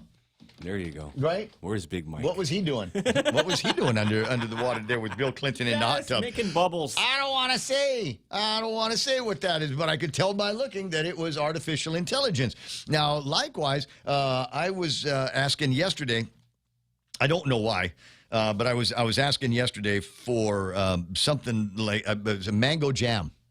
Love Island mango jam, and I can't remember. Apparently, brought it up about a year and a half ago. Somebody reminded me of it, and so I was out looking for a mango jam kind of logo to put on the bottles of Love Island mango jam. And so I asked Rock to put some of those things together, and within seconds, I had a dozen, 2 dozen, 3 dozen pretty good attempts at a logo for Love Island mango jam. Of course, I don't actually have a product called Love Island Mango Jam, but it was nice to put the thing together. At any rate, 9:32 in the morning, I've got a news story that you haven't heard yet about science and the ocean around Guam. Just came out. I think National Geographic might have a story on it, but I've got another one from NPR and a story that they have conducted about new species that have been found here in and around Guam. Details on that coming up. But right now, we got to jump into news and headlines, this time from Joan Uggan-Charfris and our team over at KUAM TV. Buenas and Hafade Guam, I'm Jonathan Charfris. Here's a look at 3 stories you need to know for Tuesday, December 23rd. The debate on medical malpractice reform sidelined after only one person showed up for a roundtable hearing on Friday. Bill author Senator Will Parkinson voiced his disappointment with the absent medical community, saying victims of malpractice deserve to have their right to a trial protected. Natsuki Hirayama has that story. You can watch it right now on our KUAM News YouTube channel. President Trump has signed the fiscal year 2026 National Defense Authorization Act into law, a sweeping defense bill that includes multiple Guam-specific provisions secured by Congressman James Moylan through his work on the House Armed Services Committee. The law expands living quarters allowance coverage and authorizes retention bonuses of up to 50% of base pay for Department of Defense civilian employees stationed on Guam, aimed at strengthening workforce stability and amid rising costs of living. It also requires greater transparency on Guam's missile defense posture, including a public summary of independent assessments, and restricts the removal of key missile defense assets without prior congressional notification. Additional provisions mandate advance notice to Guam leaders before any proposal involving a permanent nuclear reactor, expand flexibility for joint military utility infrastructure projects with the Guam Power Authority, and allow direct federal funding for projects like the Guam Cultural Repository.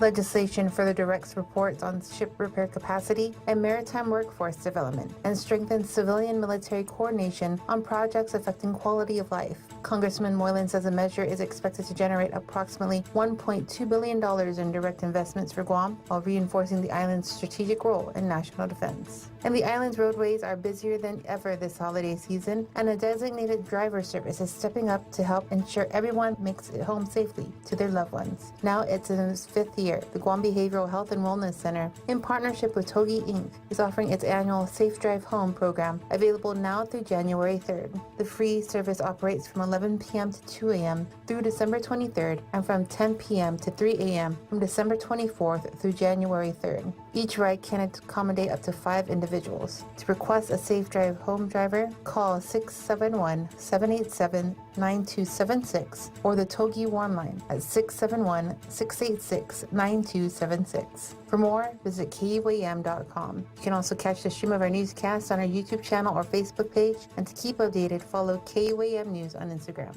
Jonathan Charfris, KUAM News. Celebrating the 176-year anniversary of American President Lines, APL is a trusted partner to the U.S. government and its military. Our U.S.-flagged vessels are proud to provide ocean transportation, logistics, and critical mission support worldwide, and most especially to our local partners right here on Guam and Saipan. APL has an extensive network that connects your shipping needs to anywhere in the world. The APL Guam team is dedicated and are here to help you. Call 588-4651 or visit apl.com. APL, global presence with a local home. Every year it's the same thing. What do I get them for Christmas? This year, give them something they'll actually use and never forget. At Blades by Crank, we've got high-performance chef knives, hunting knives, pocket knives, sleek chef accessories, and never-released blades. Designed right here in the Marianas and built for precision, performance, and pride, we've got something for everyone. These aren't just tools. They're legacy pieces crafted to last a lifetime. Shop now at bladesbycrank.com or visit the local shop on the first floor of the Agania Shopping Center. Blades by Crank, making the holidays extra chinard. What's that? Somebody's disagreeing with me? God, this never happens. I said that the government ought to have AI. A smug wimp, on the other hand, says, no, I don't want government AI. Any administration will co-opt it for partisan use. I like the private sector. Keep the reins on whether it's too far left or too far right in the world of artificial intelligence. You know what? We've already established that AI can have a bias. Some of the early AIs that were coming out, you asked it about, Donald Trump, and it would come up with some answers that surprised a lot of people and pissed off a lot of Trump supporters because it seemed to be biased against Trump. I don't know that those models still exist or if that has changed now that he's become the president of the United States again and will be for at least another 3 years. Sorry, I just got to rub that in for the TDS. Trump derangement syndrome listeners that sometimes will flit through the airwaves here with us. But at any rate, maybe we ought to think about doing one for Guam. So if we understand that it's probably going to be co-opted for partisan use like the Supreme Court, then maybe we ought to just understand that that's going to be the case and not ask it questions that might be tainted with some of the TDS or whatever. But keep it kind of general in the use. So just give it some basics and say, okay, this is what, and like I said, it doesn't have to be perfect, just pretty good. I think will suffice to be able to present information and come up with some of the AI things that the people are looking for when it comes to that. Maybe even the government of Guam. I mean, there's no reason why you couldn't just get a couple of big black. Oh, never mind. Forget it. Thinking about government of Guam and high technology, even AI. Tyrone can do it. I'm just no, not.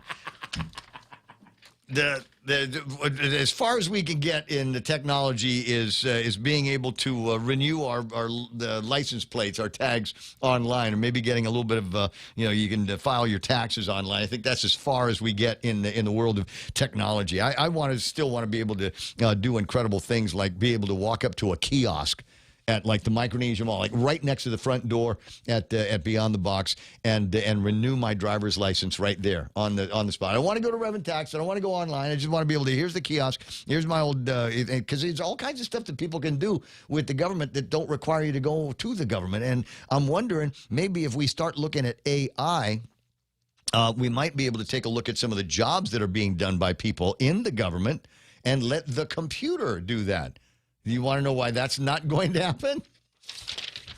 Because humans need jobs, Ray. Yes, no voter. The computer doesn't vote.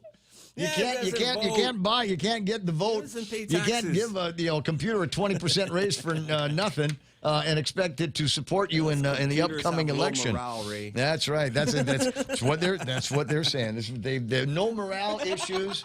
They're not going to complain about coming to work when they're having a bad day. Oh, my girlfriend broke up with me. I couldn't possibly come to work today. I'm not feeling up to the challenge. Yeah, the AI agent that works there will be happy to come. And maybe that's among the other reasons why we aren't going to see any kind of government AI happening anytime soon. In 20 minutes, it'll be 9 o'clock in the morning. This Tuesday is almost in the books.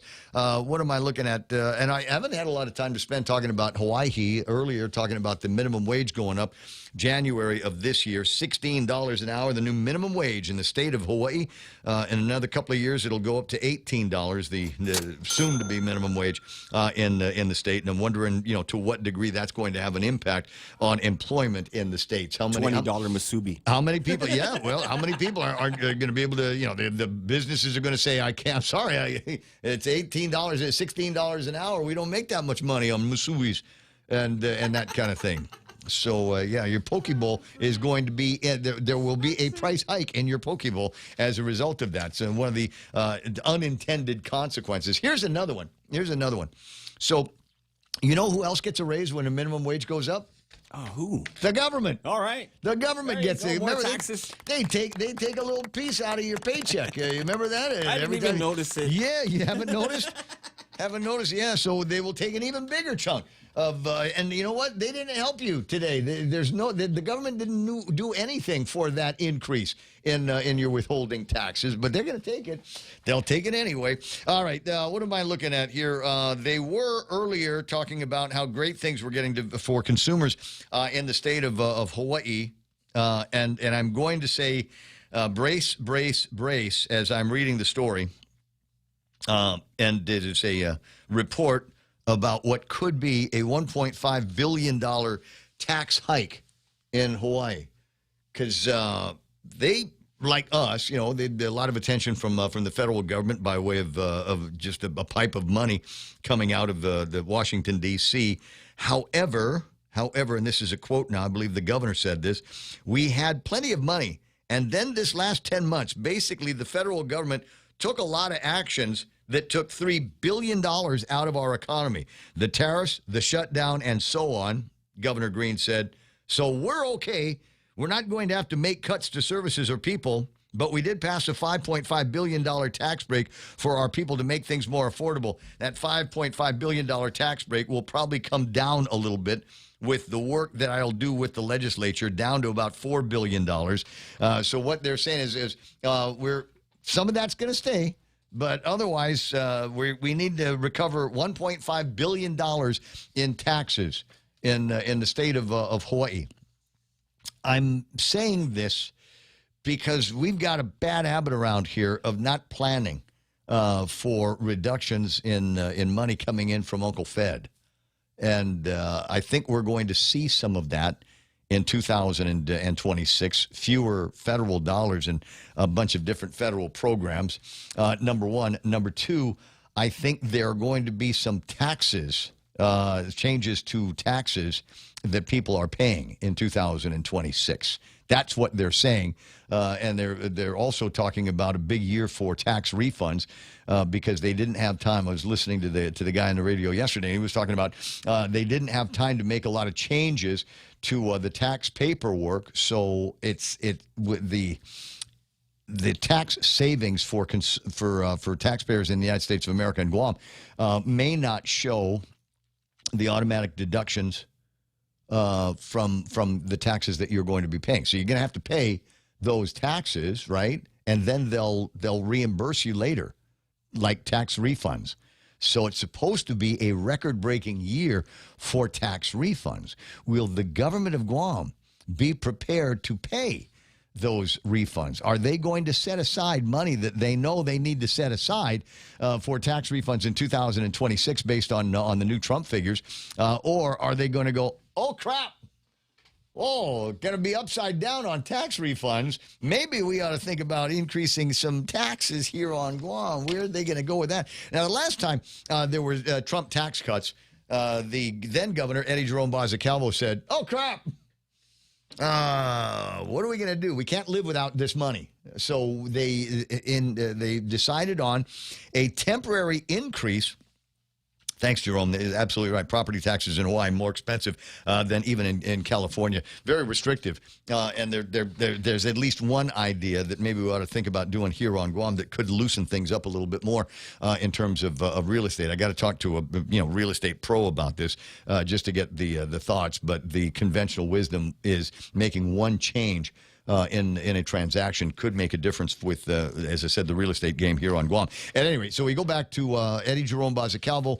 It was supposed to be a temporary increase in the business privilege tax from 4% to 5%, just, to 2 weeks to flatten the curve. It was going to be temporary. And we'd have everything all figured out and figure out how we're going to recover all of that money that the Trump's tax cuts were going to take away. And then a new governor came in just a few months after all of that drama, and there was never a conversation with her about reducing that from 5% back to 4%. I think that was the first time we ever heard forever out of the governor. Exactly. Thank you very much, Ruckus. That was the first time that we heard that out of the governor, and it was only a matter. It took 7 years and the work of the 38th Guam legislature to make a dent in that. And I still don't believe, and we'll say so forever, that we should have stopped at 4.5%. I think we should have taken the big bite. I think God's on our side. There is no plan B, and it was just a promise that the government made that we needed to find a way to make whole, make them follow through on that promise finally. And they did, but it's only 0.5%. Immediately, the gas companies applied the brakes to the consumers, and that's why we're at 477.9 for gasoline, because they did take that 0.5% out of the factoring in their costs. We'll watch and see if there's a whole lot more of that kind of thing spreading around, because I'd like to see us go back down to 4. Hell, I'd like 3.5%. That would be fun, and I think would help unleash the power of the private sector with additional savings at the cash register for all of us different consumers. Anyway, 9:47. I did want to get to this story here. I told you about Hawaii because I think that's one of the things that we're going to have that conversation here. I bristle at the idea of increases in taxes or increases in the cost of government, but I don't think there's a way for them to do anything other than that with all of the tax cuts and less money coming in from Uncle Fed. But that's just me. This story here, this would be like a feel-good story, because I looked at it and I immediately said, this makes me feel good. Scientists say they have discovered 20 new species deep in the Pacific Ocean. They have retrieved reef monitoring devices that had been placed in the deep coral reefs in Guam. Up to 330 feet down in the ocean, scientists believe they have discovered at least 20 new species in a deep part of the ocean. 13 reef monitoring devices in which it had been collecting data, since 2018. The devices, autonomous reef monitoring structures, were placed up to 330 feet below the surface in an area of the ocean that receives little light. Over 2 weeks in November, scientists received 2,000 specimens, finding 100 species in the region for the first time. And let me see, more analysis. Scientists expect to discover more than 20 new species as part of all of this. Roughly 2.5 million known species on the planet, but the scientists estimate that's only a fraction of the biodiversity that we've got. It's probably going to be higher than that because of the things we do. One of the things that we do is confirm everything with genetics. So we sequence the DNA of the species.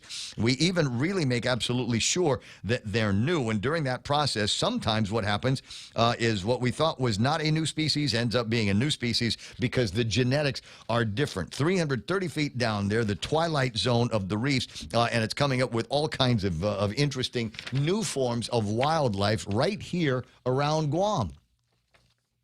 And the question that I have, among many, what shall we name them? Right? Is there like a mollusk out there? Is there some kind of a nudibranch that we haven't seen before that we can name after one of us here in the morning show? Real that Joe? Would be nice. Fishy Fish or Donna D. Nudibranch or Ray Gibson mollusk? We want the balati. There is a new kind of balati that has been discovered. I'm just saying, this is a big deal. They got all these new species coming out, and they're from around here. They're little Guamanian fishies or whatever. We need a say in it, right? Sea creatures, yes. That's okay. Probably just temporary. because we're going to wipe them out when we start with the underwater drilling and the mining that we're going to do. Yeah. That'll wipe out all 20 new species. 10 away from the top of the hour. It's the Ray Gibson Show on 93.3. Hope you're enjoying your Festivus. We'll return after these messages. The Hilton Guam Resort and Spa is hosting a celestial New Year's Eve countdown. This is an open bar New Year's Eve party at the Tree Bar, and tickets are only $60 per person or $100 per couple. DJ Mark kicks the New Year's Eve mix off at 9 p.m., and then it's a night full of raffle prizes, specialty cosmic cocktails, and a grand deal champagne toast at midnight. Dinner patrons at the Hilton that night get discounted no-host bar tickets for only $15. Get tickets at guamtime.net and at the Hilton front desk. Bud Light reminds you that responsibility matters. Craving delicious dishes with local flavors? Look no further than Mezcla Bistro. From our juicy burgers to flavorful seafood and local fusion, every dish is made with love and the freshest ingredients. Join us for an unforgettable lunch, dinner, or decadent Sunday brunch. Visit us online at mezclaguam.com or call 671-479-2652 or 671-489-2653 to make a reservation. Mezcla Chamorro Fusion Bistro, a true taste of Guam. It's the most wonderful time of the year, and all of us at Security Title want to wish you a joyous holiday season. We are grateful for your continued trust and support, and we look forward to serving you in the new year.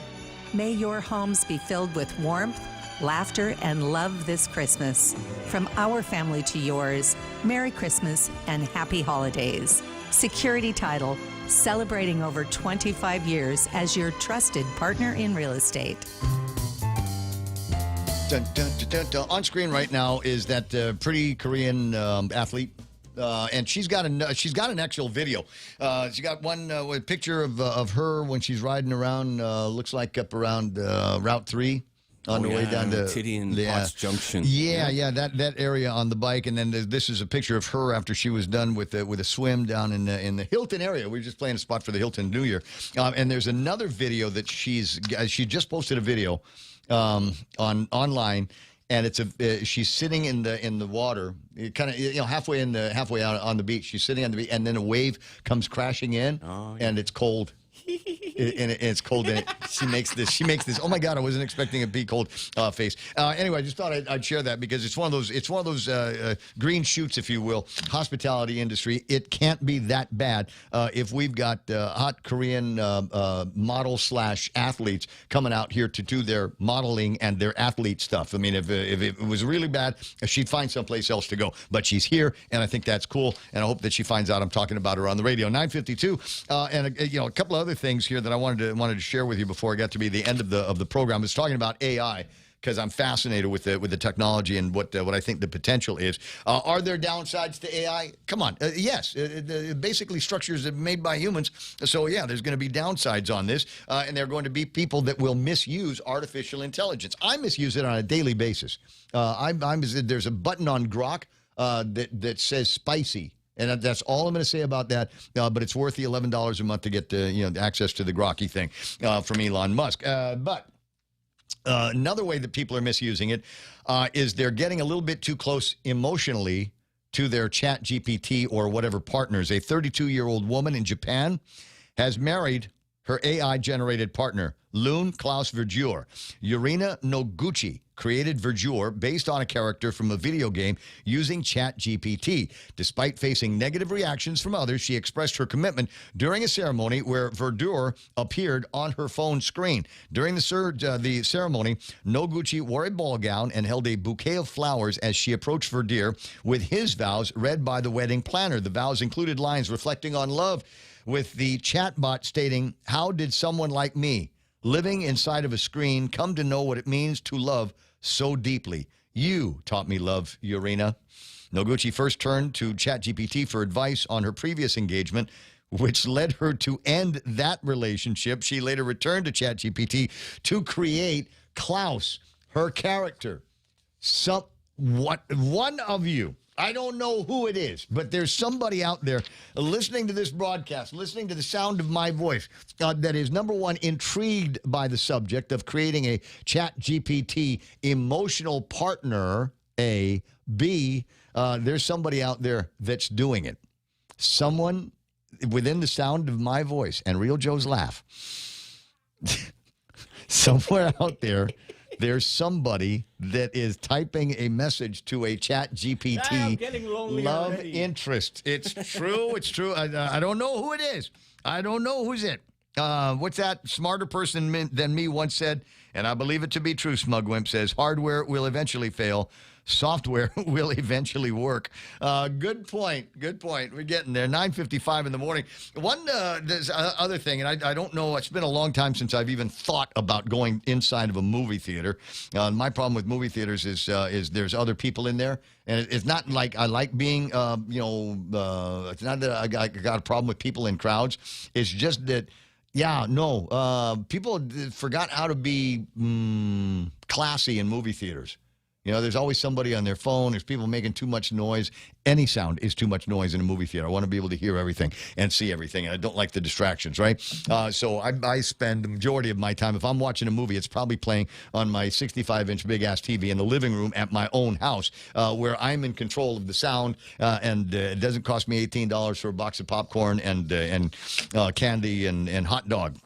Chili cup. Chili cup, bro.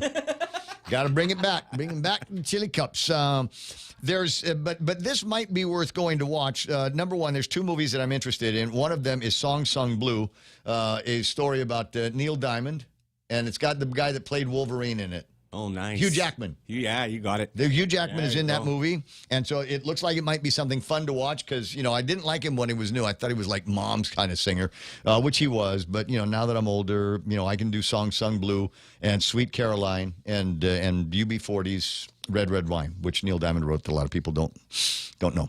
But anyway, so the other movie that might be worth coming out, if for no other reason, just to go, wow, you're kidding me. It's 25 years old. This is the 25th anniversary of the movie How the Grinch Stole Christmas. Yeah, Jim Carrey. Yeah. Real life version of the Dr. Seuss classic. He wasn't How the really Grinch... a bad guy, right, though, Ray? It was the people that sucked. Yes, exactly. Because they make noise in the movie theaters. Yes. And they too loud. They're having FaceTime conversations out in public. Like anybody cares what. Why do you need to have that on the speakerphone? What the hell's the matter with you? He wasn't the villain. Wait, I don't care what's going on. You got a speakerphone conversation. Go over there with that.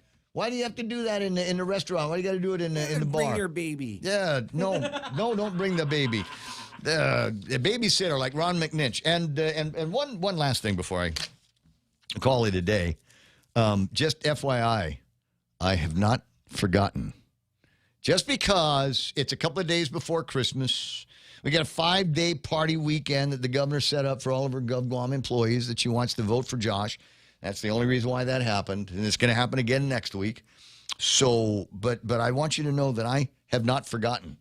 I still want to know who, besides the governor's office, needs to be held accountable for wasting my GPA money to stuff an envelope with the hit piece against certain Republicans and a couple of Democrats over at the 38th Guam legislature. The hit piece fake news envelope stuff that went into the bill from GPA last month. This is the one where the governor's talking about losing $104 million in American Rescue Plan money because Doug Moylan. Dirty Doug. I still don't know. Would have got away with it if it was for that meddling mug. Exactly. But I want to know who to hold ultimately accountable for this. I want to know who made the instructions, who forced the hand of the guys over at the Power Authority, because it does not come with any kind of disclaimer. It just says that it was inserted at the request of Governor Lulian Guerrero. And then it comes out with this hit piece, and it doesn't say anywhere whether it is fact what she is saying, that we're going to lose $104 million for infrastructure for the new hospital complex because of Doug Moylan. It does not say that we're considering going to the market to backfill this if we lose $104 million, and it will cost the ratepayers all kinds of money. We just got a break on the LEAC. Doesn't say that in there. So who was it that forced JB's hand? Somebody made a deal with him that he couldn't refuse. And I don't yet know who that is right now. And I think that everybody is going, oh, it'll be 2026. People will forget. I'm not going to forget. I want to know. I want to know who it was. 10 o'clock in the... Come on, you guys said we're going to be the most transparent administration ever. So why is there no transparency on this? 10 o'clock in the morning, the radio station, KUSC, again, you 93.3. This is The Point. For Real Joe and Donna D. Ray Gibson saying, have a great... Tuesday, right? Have a good Tuesday. Bye. Ship. I'm John Saucier, Fox News. President Trump announcing the design and construction of what's to be called the Golden Fleet, a series of warships officially named Trump class. It'll start with the Navy beginning to build 2 brand new battleships. Each one of these will be the largest battleship in the history of our country, the largest battleship in the history of the world ever built. The president making the announcement at his Mar-a-Lago estate in Florida. The U.S. Coast Guard is in pursuit of another oil tanker off the coast of Venezuela. Fox's Jared